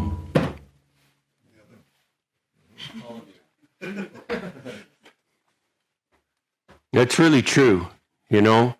When you're learning together, you just get this mind meld, and pretty soon it doesn't matter what you play. We're so tuned into each other and into what we're doing. We just end. And where you see that is if you take a drum circle facilitation, and after a while, you know, in that case, you're using a lot of mime techniques to indicate to the, you know, a lot of people that you can't reach with your voice or your drum, and you're going to use your body to say, you know, 1, 2, 3, 4, stop. Those kinds of things, right?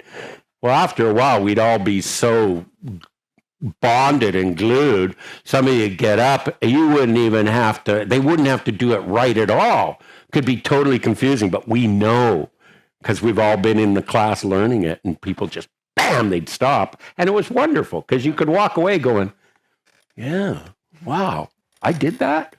Well, not totally. That's okay, but we were supporting you. It's great. Same in this situation. We're starting to know where we want to be. So even though you weren't perfect, you were still able to communicate to us, this is what I'm trying to get to you, and we responded. It was awesome. Wouldn't it be nice if life was like that? Woo! All right, my good man.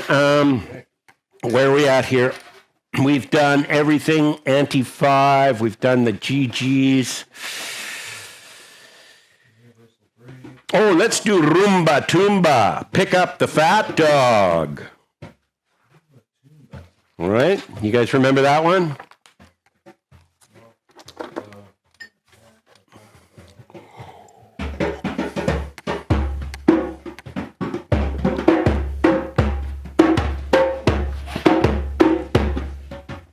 That's it. If you miss the pickup, the fat dog, don't worry about it. That's a variation.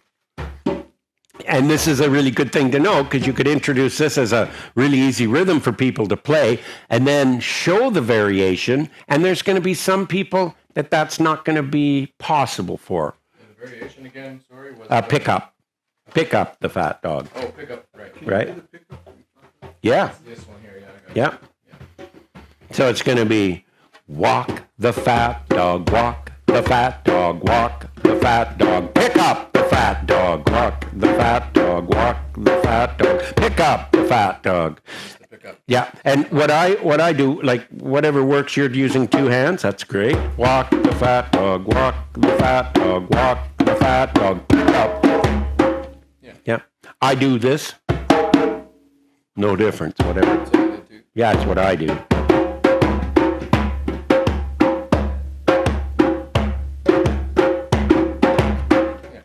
Okay? Bring us in. We're going to play.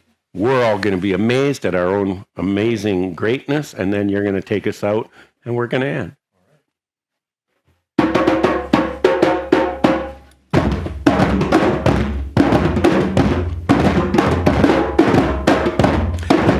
Walk the fat dog, walk the fat dog, pick up the fat dog, walk the fat dog, walk the fat dog, walk the fat dog, pick up. So only one hand on the outside.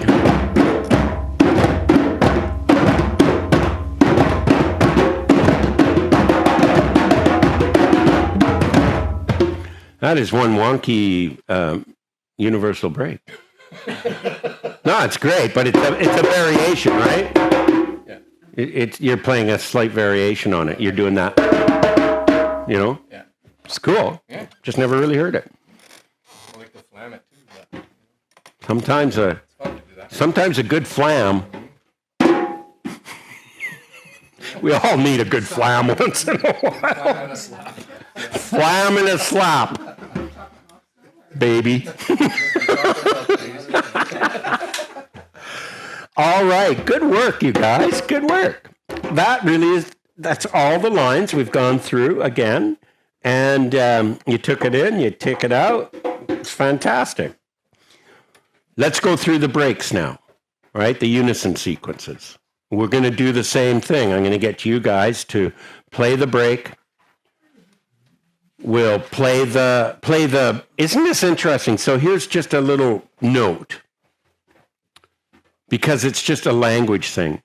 Technically speaking, chocolate milk and potato chips is a call to the break, right? The break is drum, drum. We want to drum, drum, drum. Okay, that's the break.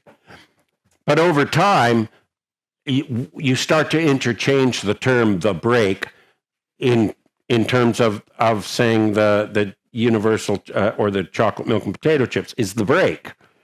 It's the call to the break. Okay, so now I just said, well, now we're going to do the breaks.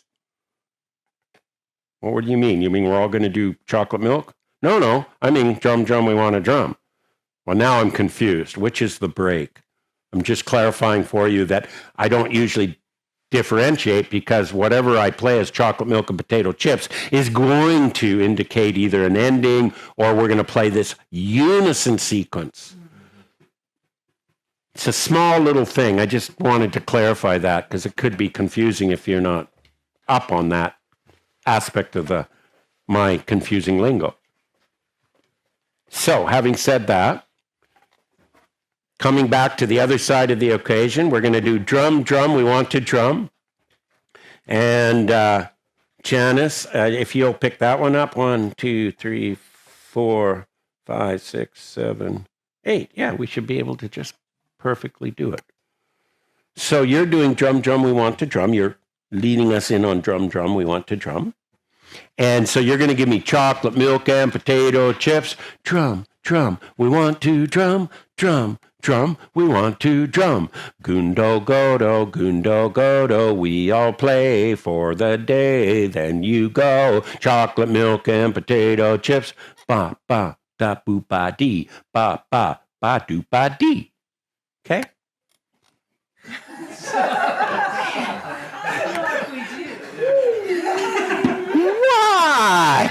What?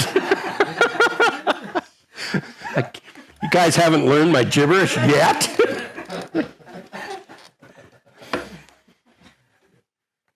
So I start with the chocolate milk and Yeah, potato chips. absolutely. And then We'll do the run. We're going to all do the run. We're going to run together.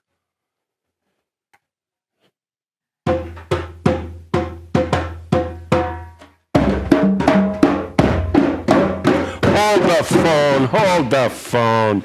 I'm getting a little bit foggy here. We're going to play the run, but we're going to do drum, drum, we want to drum first. Whew. You guys really are getting the picture, aren't you here?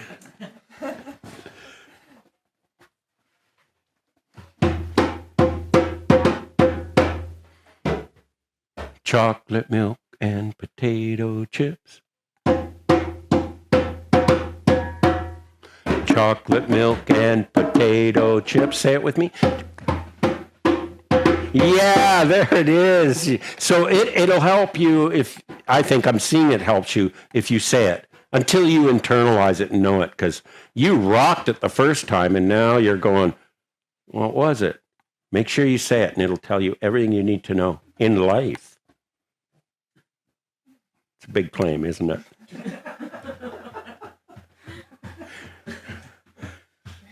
It's a lot of pressure.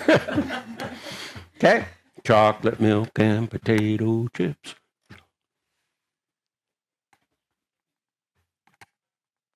chocolate milk and potato. Yeah, drum, drum, we want to drum, drum, drum. Here we go. 1, 2, 3, 4. 1, 2, 3, 4. 1, 2, 3, 4.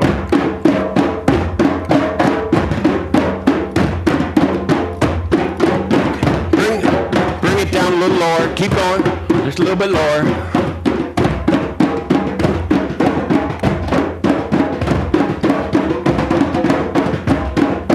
Drum, drum, we want to drum, drum, drum, we want to drum.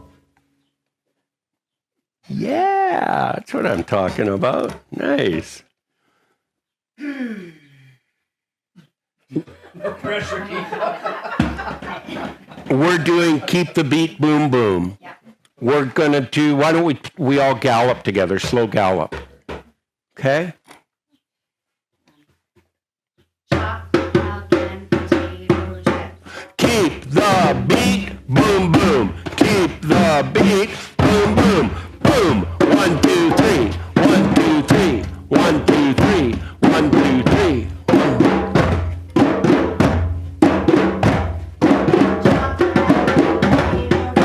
Keep the beat. Keep the beat.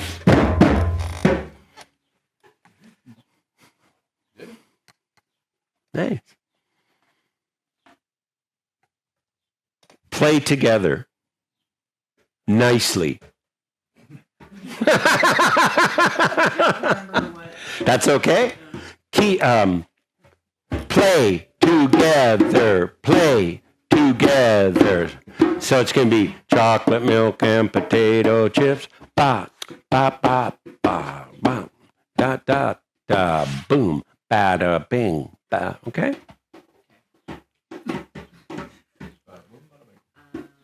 Chocolate milk and potato chips. Play together. Play together. Boom.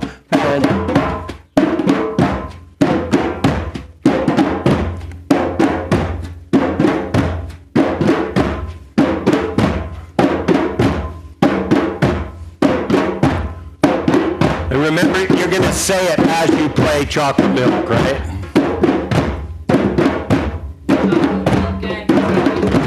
Keep together, play together. Nice. And there's no shame at all in stopping playing. As if you're the facilitator, you're leading it. If you're at a place where you're just not totally solid, no shame in you stop playing and then gather your wits and then chocolate milk and say it in your head a little bit so that by the time you execute it, you're already there. That's difficult if you're trying to play the drum line and now say chocolate milk and potato chips. I'm saying this to you, but I'm saying it for everybody. Nothing wrong with that because the group's going to keep on going. You're going to stop for a few seconds to go chocolate milk and potato chips. Got it. Chocolate milk and then hit it. Okay? What we got for you then? I like to keep the beat so sweet, baby. What shall we play for our rhythm on this one? I just think we should do the super gallop. Yeah. So your chocolate milk and potato chips. I like to keep the beat so sweet, baby. I like to keep... Let's just do it once. I like to keep the beat so sweet, baby. Boom. And then we're doing the super gallop. So I like to keep the beat so sweet, baby. Boom. 1, 2, 3. Ba ba ba ba dee. 1, 2. Okay? It's gonna be great.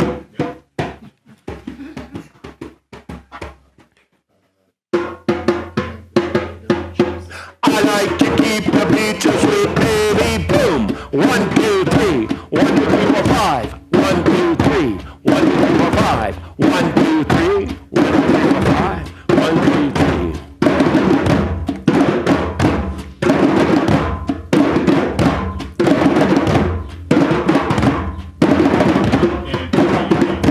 I like to keep the beat so sweet, baby. 1.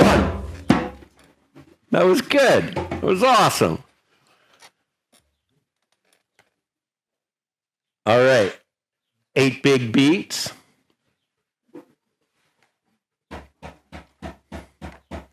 And then I got 4 for free, eh?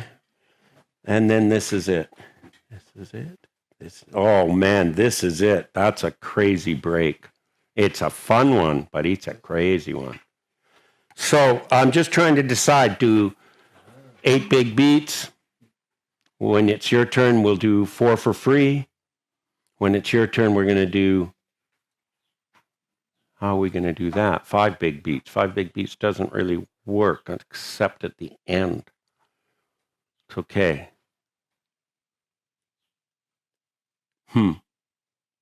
Should we play them all together? I think so. Okay. So here's how it's going to go. It's going to be awesome. You're going to play the break, and we're going to come in with 8 big beats. We're going to play. We're going to look good. We're going to sound even better. And then you, Elizabeth, are going to go da da da da da da da da. 1, 2, 3, 4. Bum bum bum bum bum bum boom ba dee ka boom ba da ba dee ba boom ba dee ba boom ba da ba dee ba. Right? It's feeling good. And then my friend Chris is gonna go chocolate milk and potato chips. Boom boom boom boom boom. Okay. So now everybody gets a chance to do one part of it, and it's gonna be amazing. Are you guys ready? Put your parachutes on. Because we're jumping. We're going to do chocolate milk and then we're going to do 8 big beats. Correcto mundo. Get into the gallop, right? Let's do it. I like your idea. Okay. Chocolate milk and potato chips. 1, 2, 3, 4, 5, 6, 7, 8, boom. 1, 2, 3.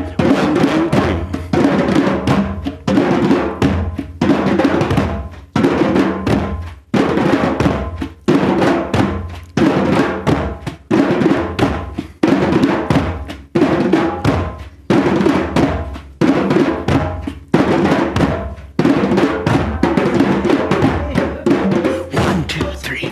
Bum, bum, bum, bum, bum, bum. Okay, we're going to do that one again.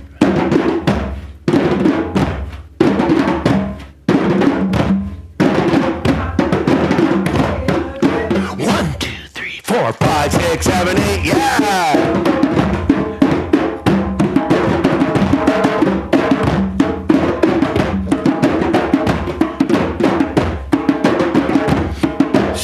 You can just say it, and it,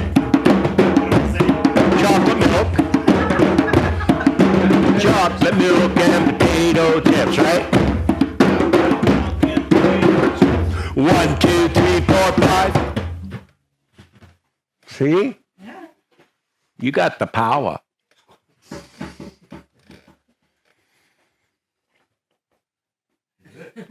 This is it. That's awesome. This is it. I'll play it for you. And then maybe tomorrow, if we want. This is.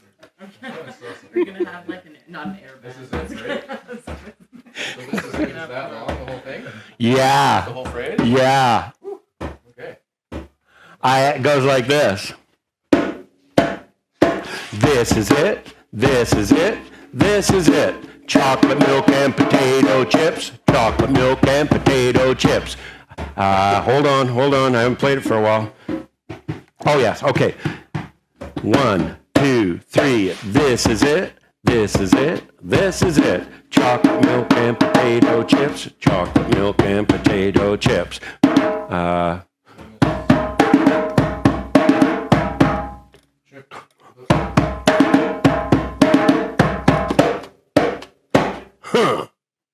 If we're doing the, the version. So it's a little weird. Yeah, I haven't played it for a long time. And then it goes into 1, 2, 3. This is it. This is it. This is it. Chocolate milk and potato chips. Chocolate milk and potato chips. Okay, we'll play just that much of it. And what I would do if you're in a situation where probably more would be for you, if you have a lot of different little arrangements that you're trying to come up with, so that the kids can go up and you can have all the classes, but each vignette sounds a little different. It's hard, right? Especially because your skill levels are low, so to really make big differences. So what I would do is just add little things, but you could break this into 2. So you could play the first part as one break, and then boom, boom, da-da-da, boom, boom, da-da-da, boom, boom. Boom, boom, da-da-da, boom, boom, da-da-da, boom, boom. Okay? So let's just play that part now. I go boom, boom, da-da-da, boom, boom, da-da-da. da-da-da, boom, boom. You guys. Boom, boom, da-da-da, boom, boom, da-da-da, boom, boom. Aha, and that's the trick. It happens all the time. To play, yeah, because we're going to stop before we feel it. That's such a beautiful thing, right? The natural resolution to this is, that's the natural feeling of it's well resolved. But we as human beings tend to come in and change natural order. And that's what actually makes music quite interesting, because things happen that you don't expect, and that perks our interest, right? So boom, boom, da-da-da, boom, boom, da-da-da, boom, boom. Ends too early. If you're teaching people, you can be guaranteed they're going to do what Elizabeth did and what some of us all did. You're going to play that last bit, okay? Just be aware of that. Yeah, that's no more, no less. So let's just play that. And at the end of it, boom, boom, da-da-da, boom, boom, da-da-da, boom, boom, 1, 2, boom, boom, da-da-da, boom, boom, da-da-da, boom, boom, 1, 2, 3. Can we do that together? I'm going to slow it down. Ready, and boom, boom, da-da-da, boom, boom, da-da-da, boom, boom. Boom, boom, da-da-da, boom, boom, da-da-da, boom, boom. 1, 2, 3. If we're doing the James Brown version, I don't know, you know. Get that diaphragm going, man.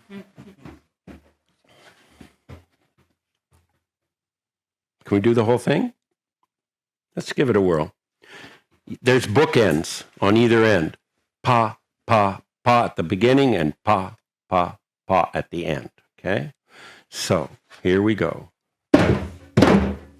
This is it. This is it. This is it. Chocolate milk and potato chips. Chocolate milk and potato chips.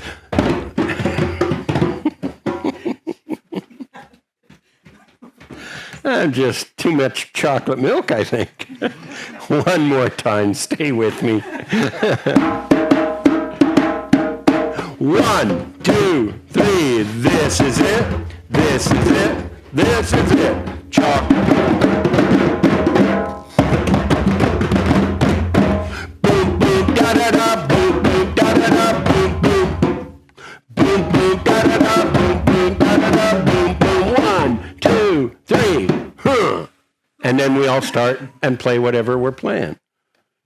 It's a great break, eh? Yeah. So can you lead us through? We'll pick a groove. Okay. Bring us in. We'll play that break. We'll take us out, and then we can end. Okay. And just gonna pick a groove. Yeah, pick a groove. Oh. Yeah. I don't know. Why don't you go with this reverse super Gallop? Gallop. Okay, I got to go get my tights. And my cape, and my cape. Okay. All right. We're gonna do this. 1, 2, 3. This is it. This is it. This is it. Chocolate milk and potato chips. Chocolate milk and potato chips. Boom, boom, triplet. Boom, boom, triplet. Boom, boom. Boom, boom, triplet. Boom, boom, triplet. Boom, boom. 1, 2, 3. Boom. Ba ba da ba boom. Ba ba boom. Da da da da boom. Ba ba boom. Da da da da boom. Da da boom. One more break and we'll end at the end of the break. Okay.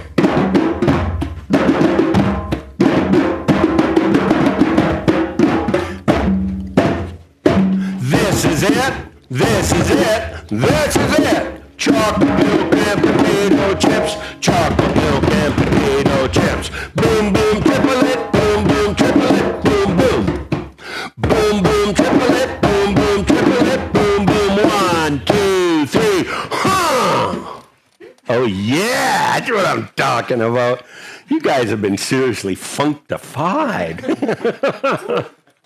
Awesome. Awesome, all of you. Good work. Like, we covered a lot of ground. So, yeah, if you're going, oh my God, I can't remember which line was which or what is this all about, it was always my plan. All right, my Zoomer friends. I just want to hear from each of my Zoom buddies if you can just give me a sense for anything, if there is, that you'd like to either cover again or didn't cover, or any questions just before we sign off. One by one, you could just give me a little bit of feedback. That would be awesome. Everything's great. We're just following along. It's been good. Been practicing as everyone's doing something. Been trying to. The audio sometimes is a little bit glitchy on my end, but that's just me. I'm also in a rural area, so the internet's not that great. So I'm trying my very best. Yeah. Good. I'm so glad to hear. Thank you, Cynthia. Yeah. I would say the same. I would also, I appreciate that at one point, Carrie was able to switch the perspectives of the camera, which allowed us to see everyone's drumming. So that did help when everyone was leading the breaks. So Perfect. that was awesome. Okay.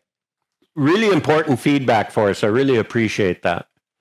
I got to say kudos to Carrie for that too, because it made a world of difference, because we can't hear so much of what's going on, and to see it, it just huge difference. That was a great. And to speak to that, I'm thinking we might just adjust things a little bit with where the mic is. See, we have another mic and it's picking up my drum. Can you hear my drum really well? Yes. We can hear your drum really, really well. We kind of are in this place where we only have two mic inputs. We could put one mic here in the middle so that you could hear all of us, but it would diminish potentially how much you hear my drum. I'm not sure that that's that important, because you're probably hearing my drum anyway, because I'm such a loudmouth. I think the mic is actually perfect because like just my perspective, I think if I was hearing too much of everybody else, it would drown out you as the leader who's instructing. So I think it's actually really perfectly laid out. Okay. Thank you, I'm pretty Cynthia, visual, for that so the feedback. visual helps me. I'm sorry? Yeah, actually, but The visual, it helps me. I'm not sure the microphone. I agree with Cynthia that it may be too much from hearing it out here, but for me, the visual was super important because I could watch enough of the people on the beats to keep up. Perfect. Okay, well, we're not going to change a thing. Thank you very much for that feedback. It's been great. Awesome. Thank you. I will add that at one point, the close-up camera of you as you were teaching was also an awesome added for us, that we could see your hands close up on your drum. Fantastic. And Carrie was giving me signals to lean my drum into the camera. And so thank you, Carrie. Thank you, Carrie, for all of this, because she spent a long time figuring this stuff out. And I'm a drummer. So thank God. Thank God I got a woman who's really smart, which actually makes me really smart, because I married a woman that's smarter than me.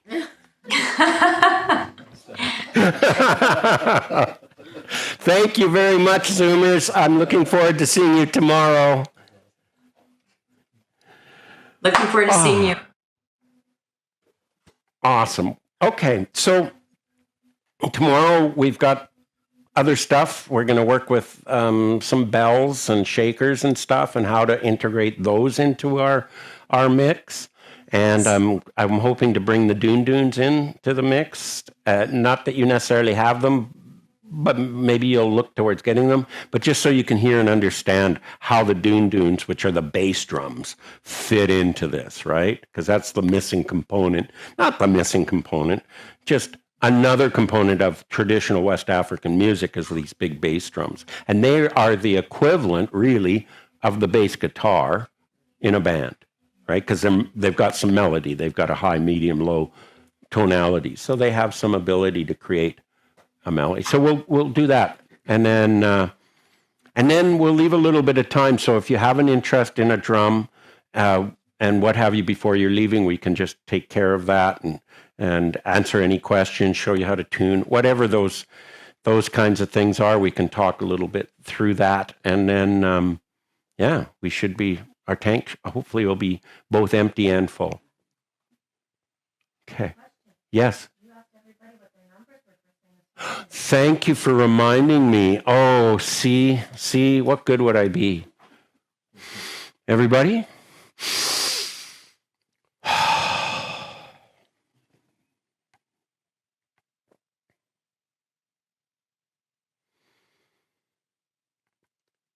Take some inventory.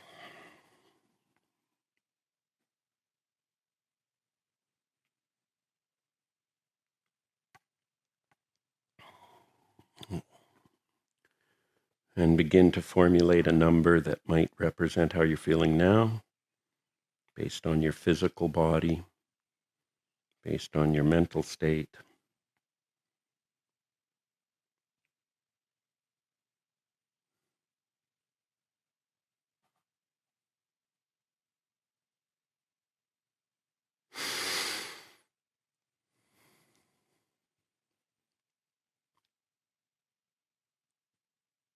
And what was your number in the morning, Janice? Oh, you weren't here for this. No.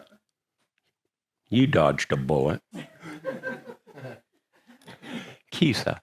I would say 4, and now I feel 2. Oh, okay. Awesome.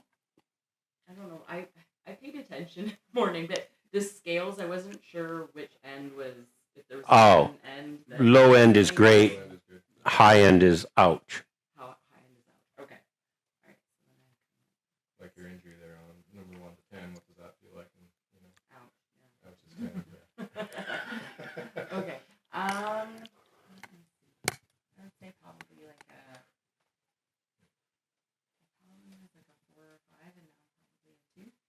Yeah, okay. I mean, there's pain and mental state. Well, I just mean it's so subjective, right? If you go to a clinic and they say, so how's your pain level today? Yeah, exactly. Not a bad thing. So this morning it was like a 3, but like other than like really happy and everything, how everything turned out today, like a 2. But pain wise, because my fingers are killing me. Uh-huh. Good. At least someone So said it. 5. Yeah, yeah. So we'll go on a 5. Okay. Actually, everything's in there, so still a 5. Yeah. Everything's all in. Yeah. Still 2.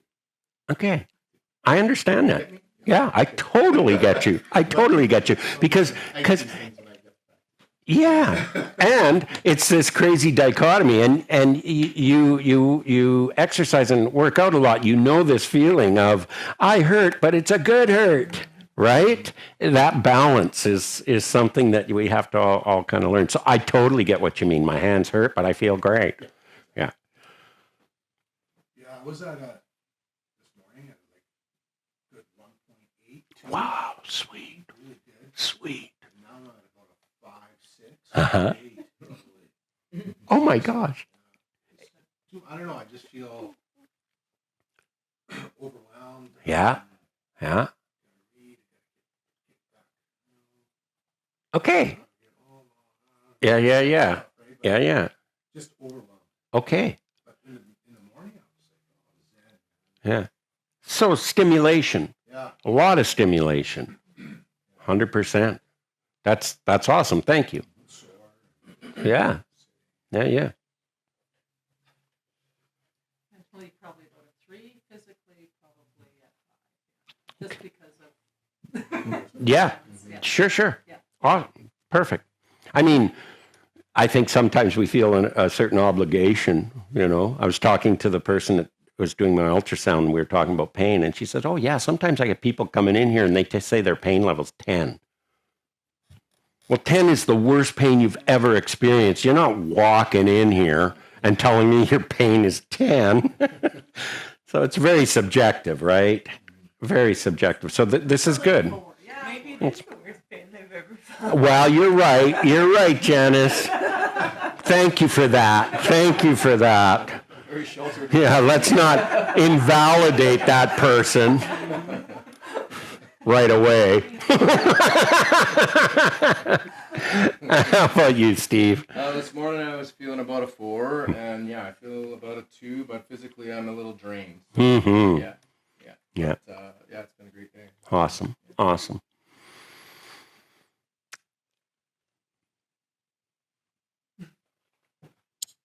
I having a hard time picking a number. That's where I am.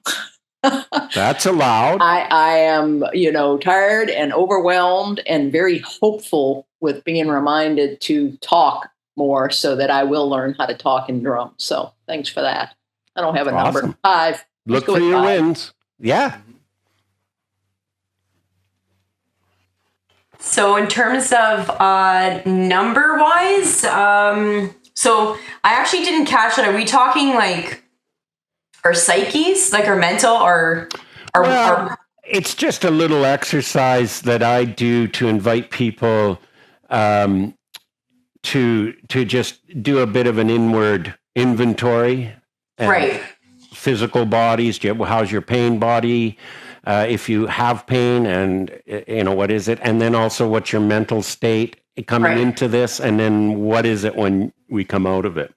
I think the mental state, I'd probably say this morning was actually rough, just because I've been having a really rough week though. Too much juggling. So I think this morning I was probably sitting at like an 8. I feel really good though. And as this is a steep learning curve for me, but I'm always kind to myself when it comes to learning. So I've always been kind to myself in that sense. So I feel good. I feel really good right now. Physically, I'm aching. My back is hurting and my knees hurt. I don't know if anyone else's knees are hurting, but maybe it's the way I'm positioning the drum. But I also have a pre-existing knee injury. So Yeah. Well, and these are the things that you may over time. Well, one, this is a long day. This is not going to be your typical application of drumming and rhythm, right? And you're not going to sit with your clients for 8 hours. But having said that, when you're having those long sessions, I recommend Cynthia and anybody else to get a strap and put it around your back and tie it under the strings, because then you're not holding it up. Your knee can move around and you can tip it forward, but you're not having to maintain that lower torso and your quads to hold this up. So there's some things you could do. You could also get a stand at some point. Oh, okay. That's a great suggestion. Okay. Thank you. And then after you get a stand, you can take a stand. Just one last bad one. Just now you're going, I got to get out of here. Awesome. And Michelle. We're done. Okay. Everybody wants to go make dinner. Yeah, no, it makes total sense. We're all done. Thank you, everybody, for toughing it out, putting up with my bad jokes. You're heroes, really, in your own right. Thank you. Yeah. Hi, everyone. You're very welcome. Senegal, hey? That's a nice drum. It is a gorgeous drum. It's pretty heavy.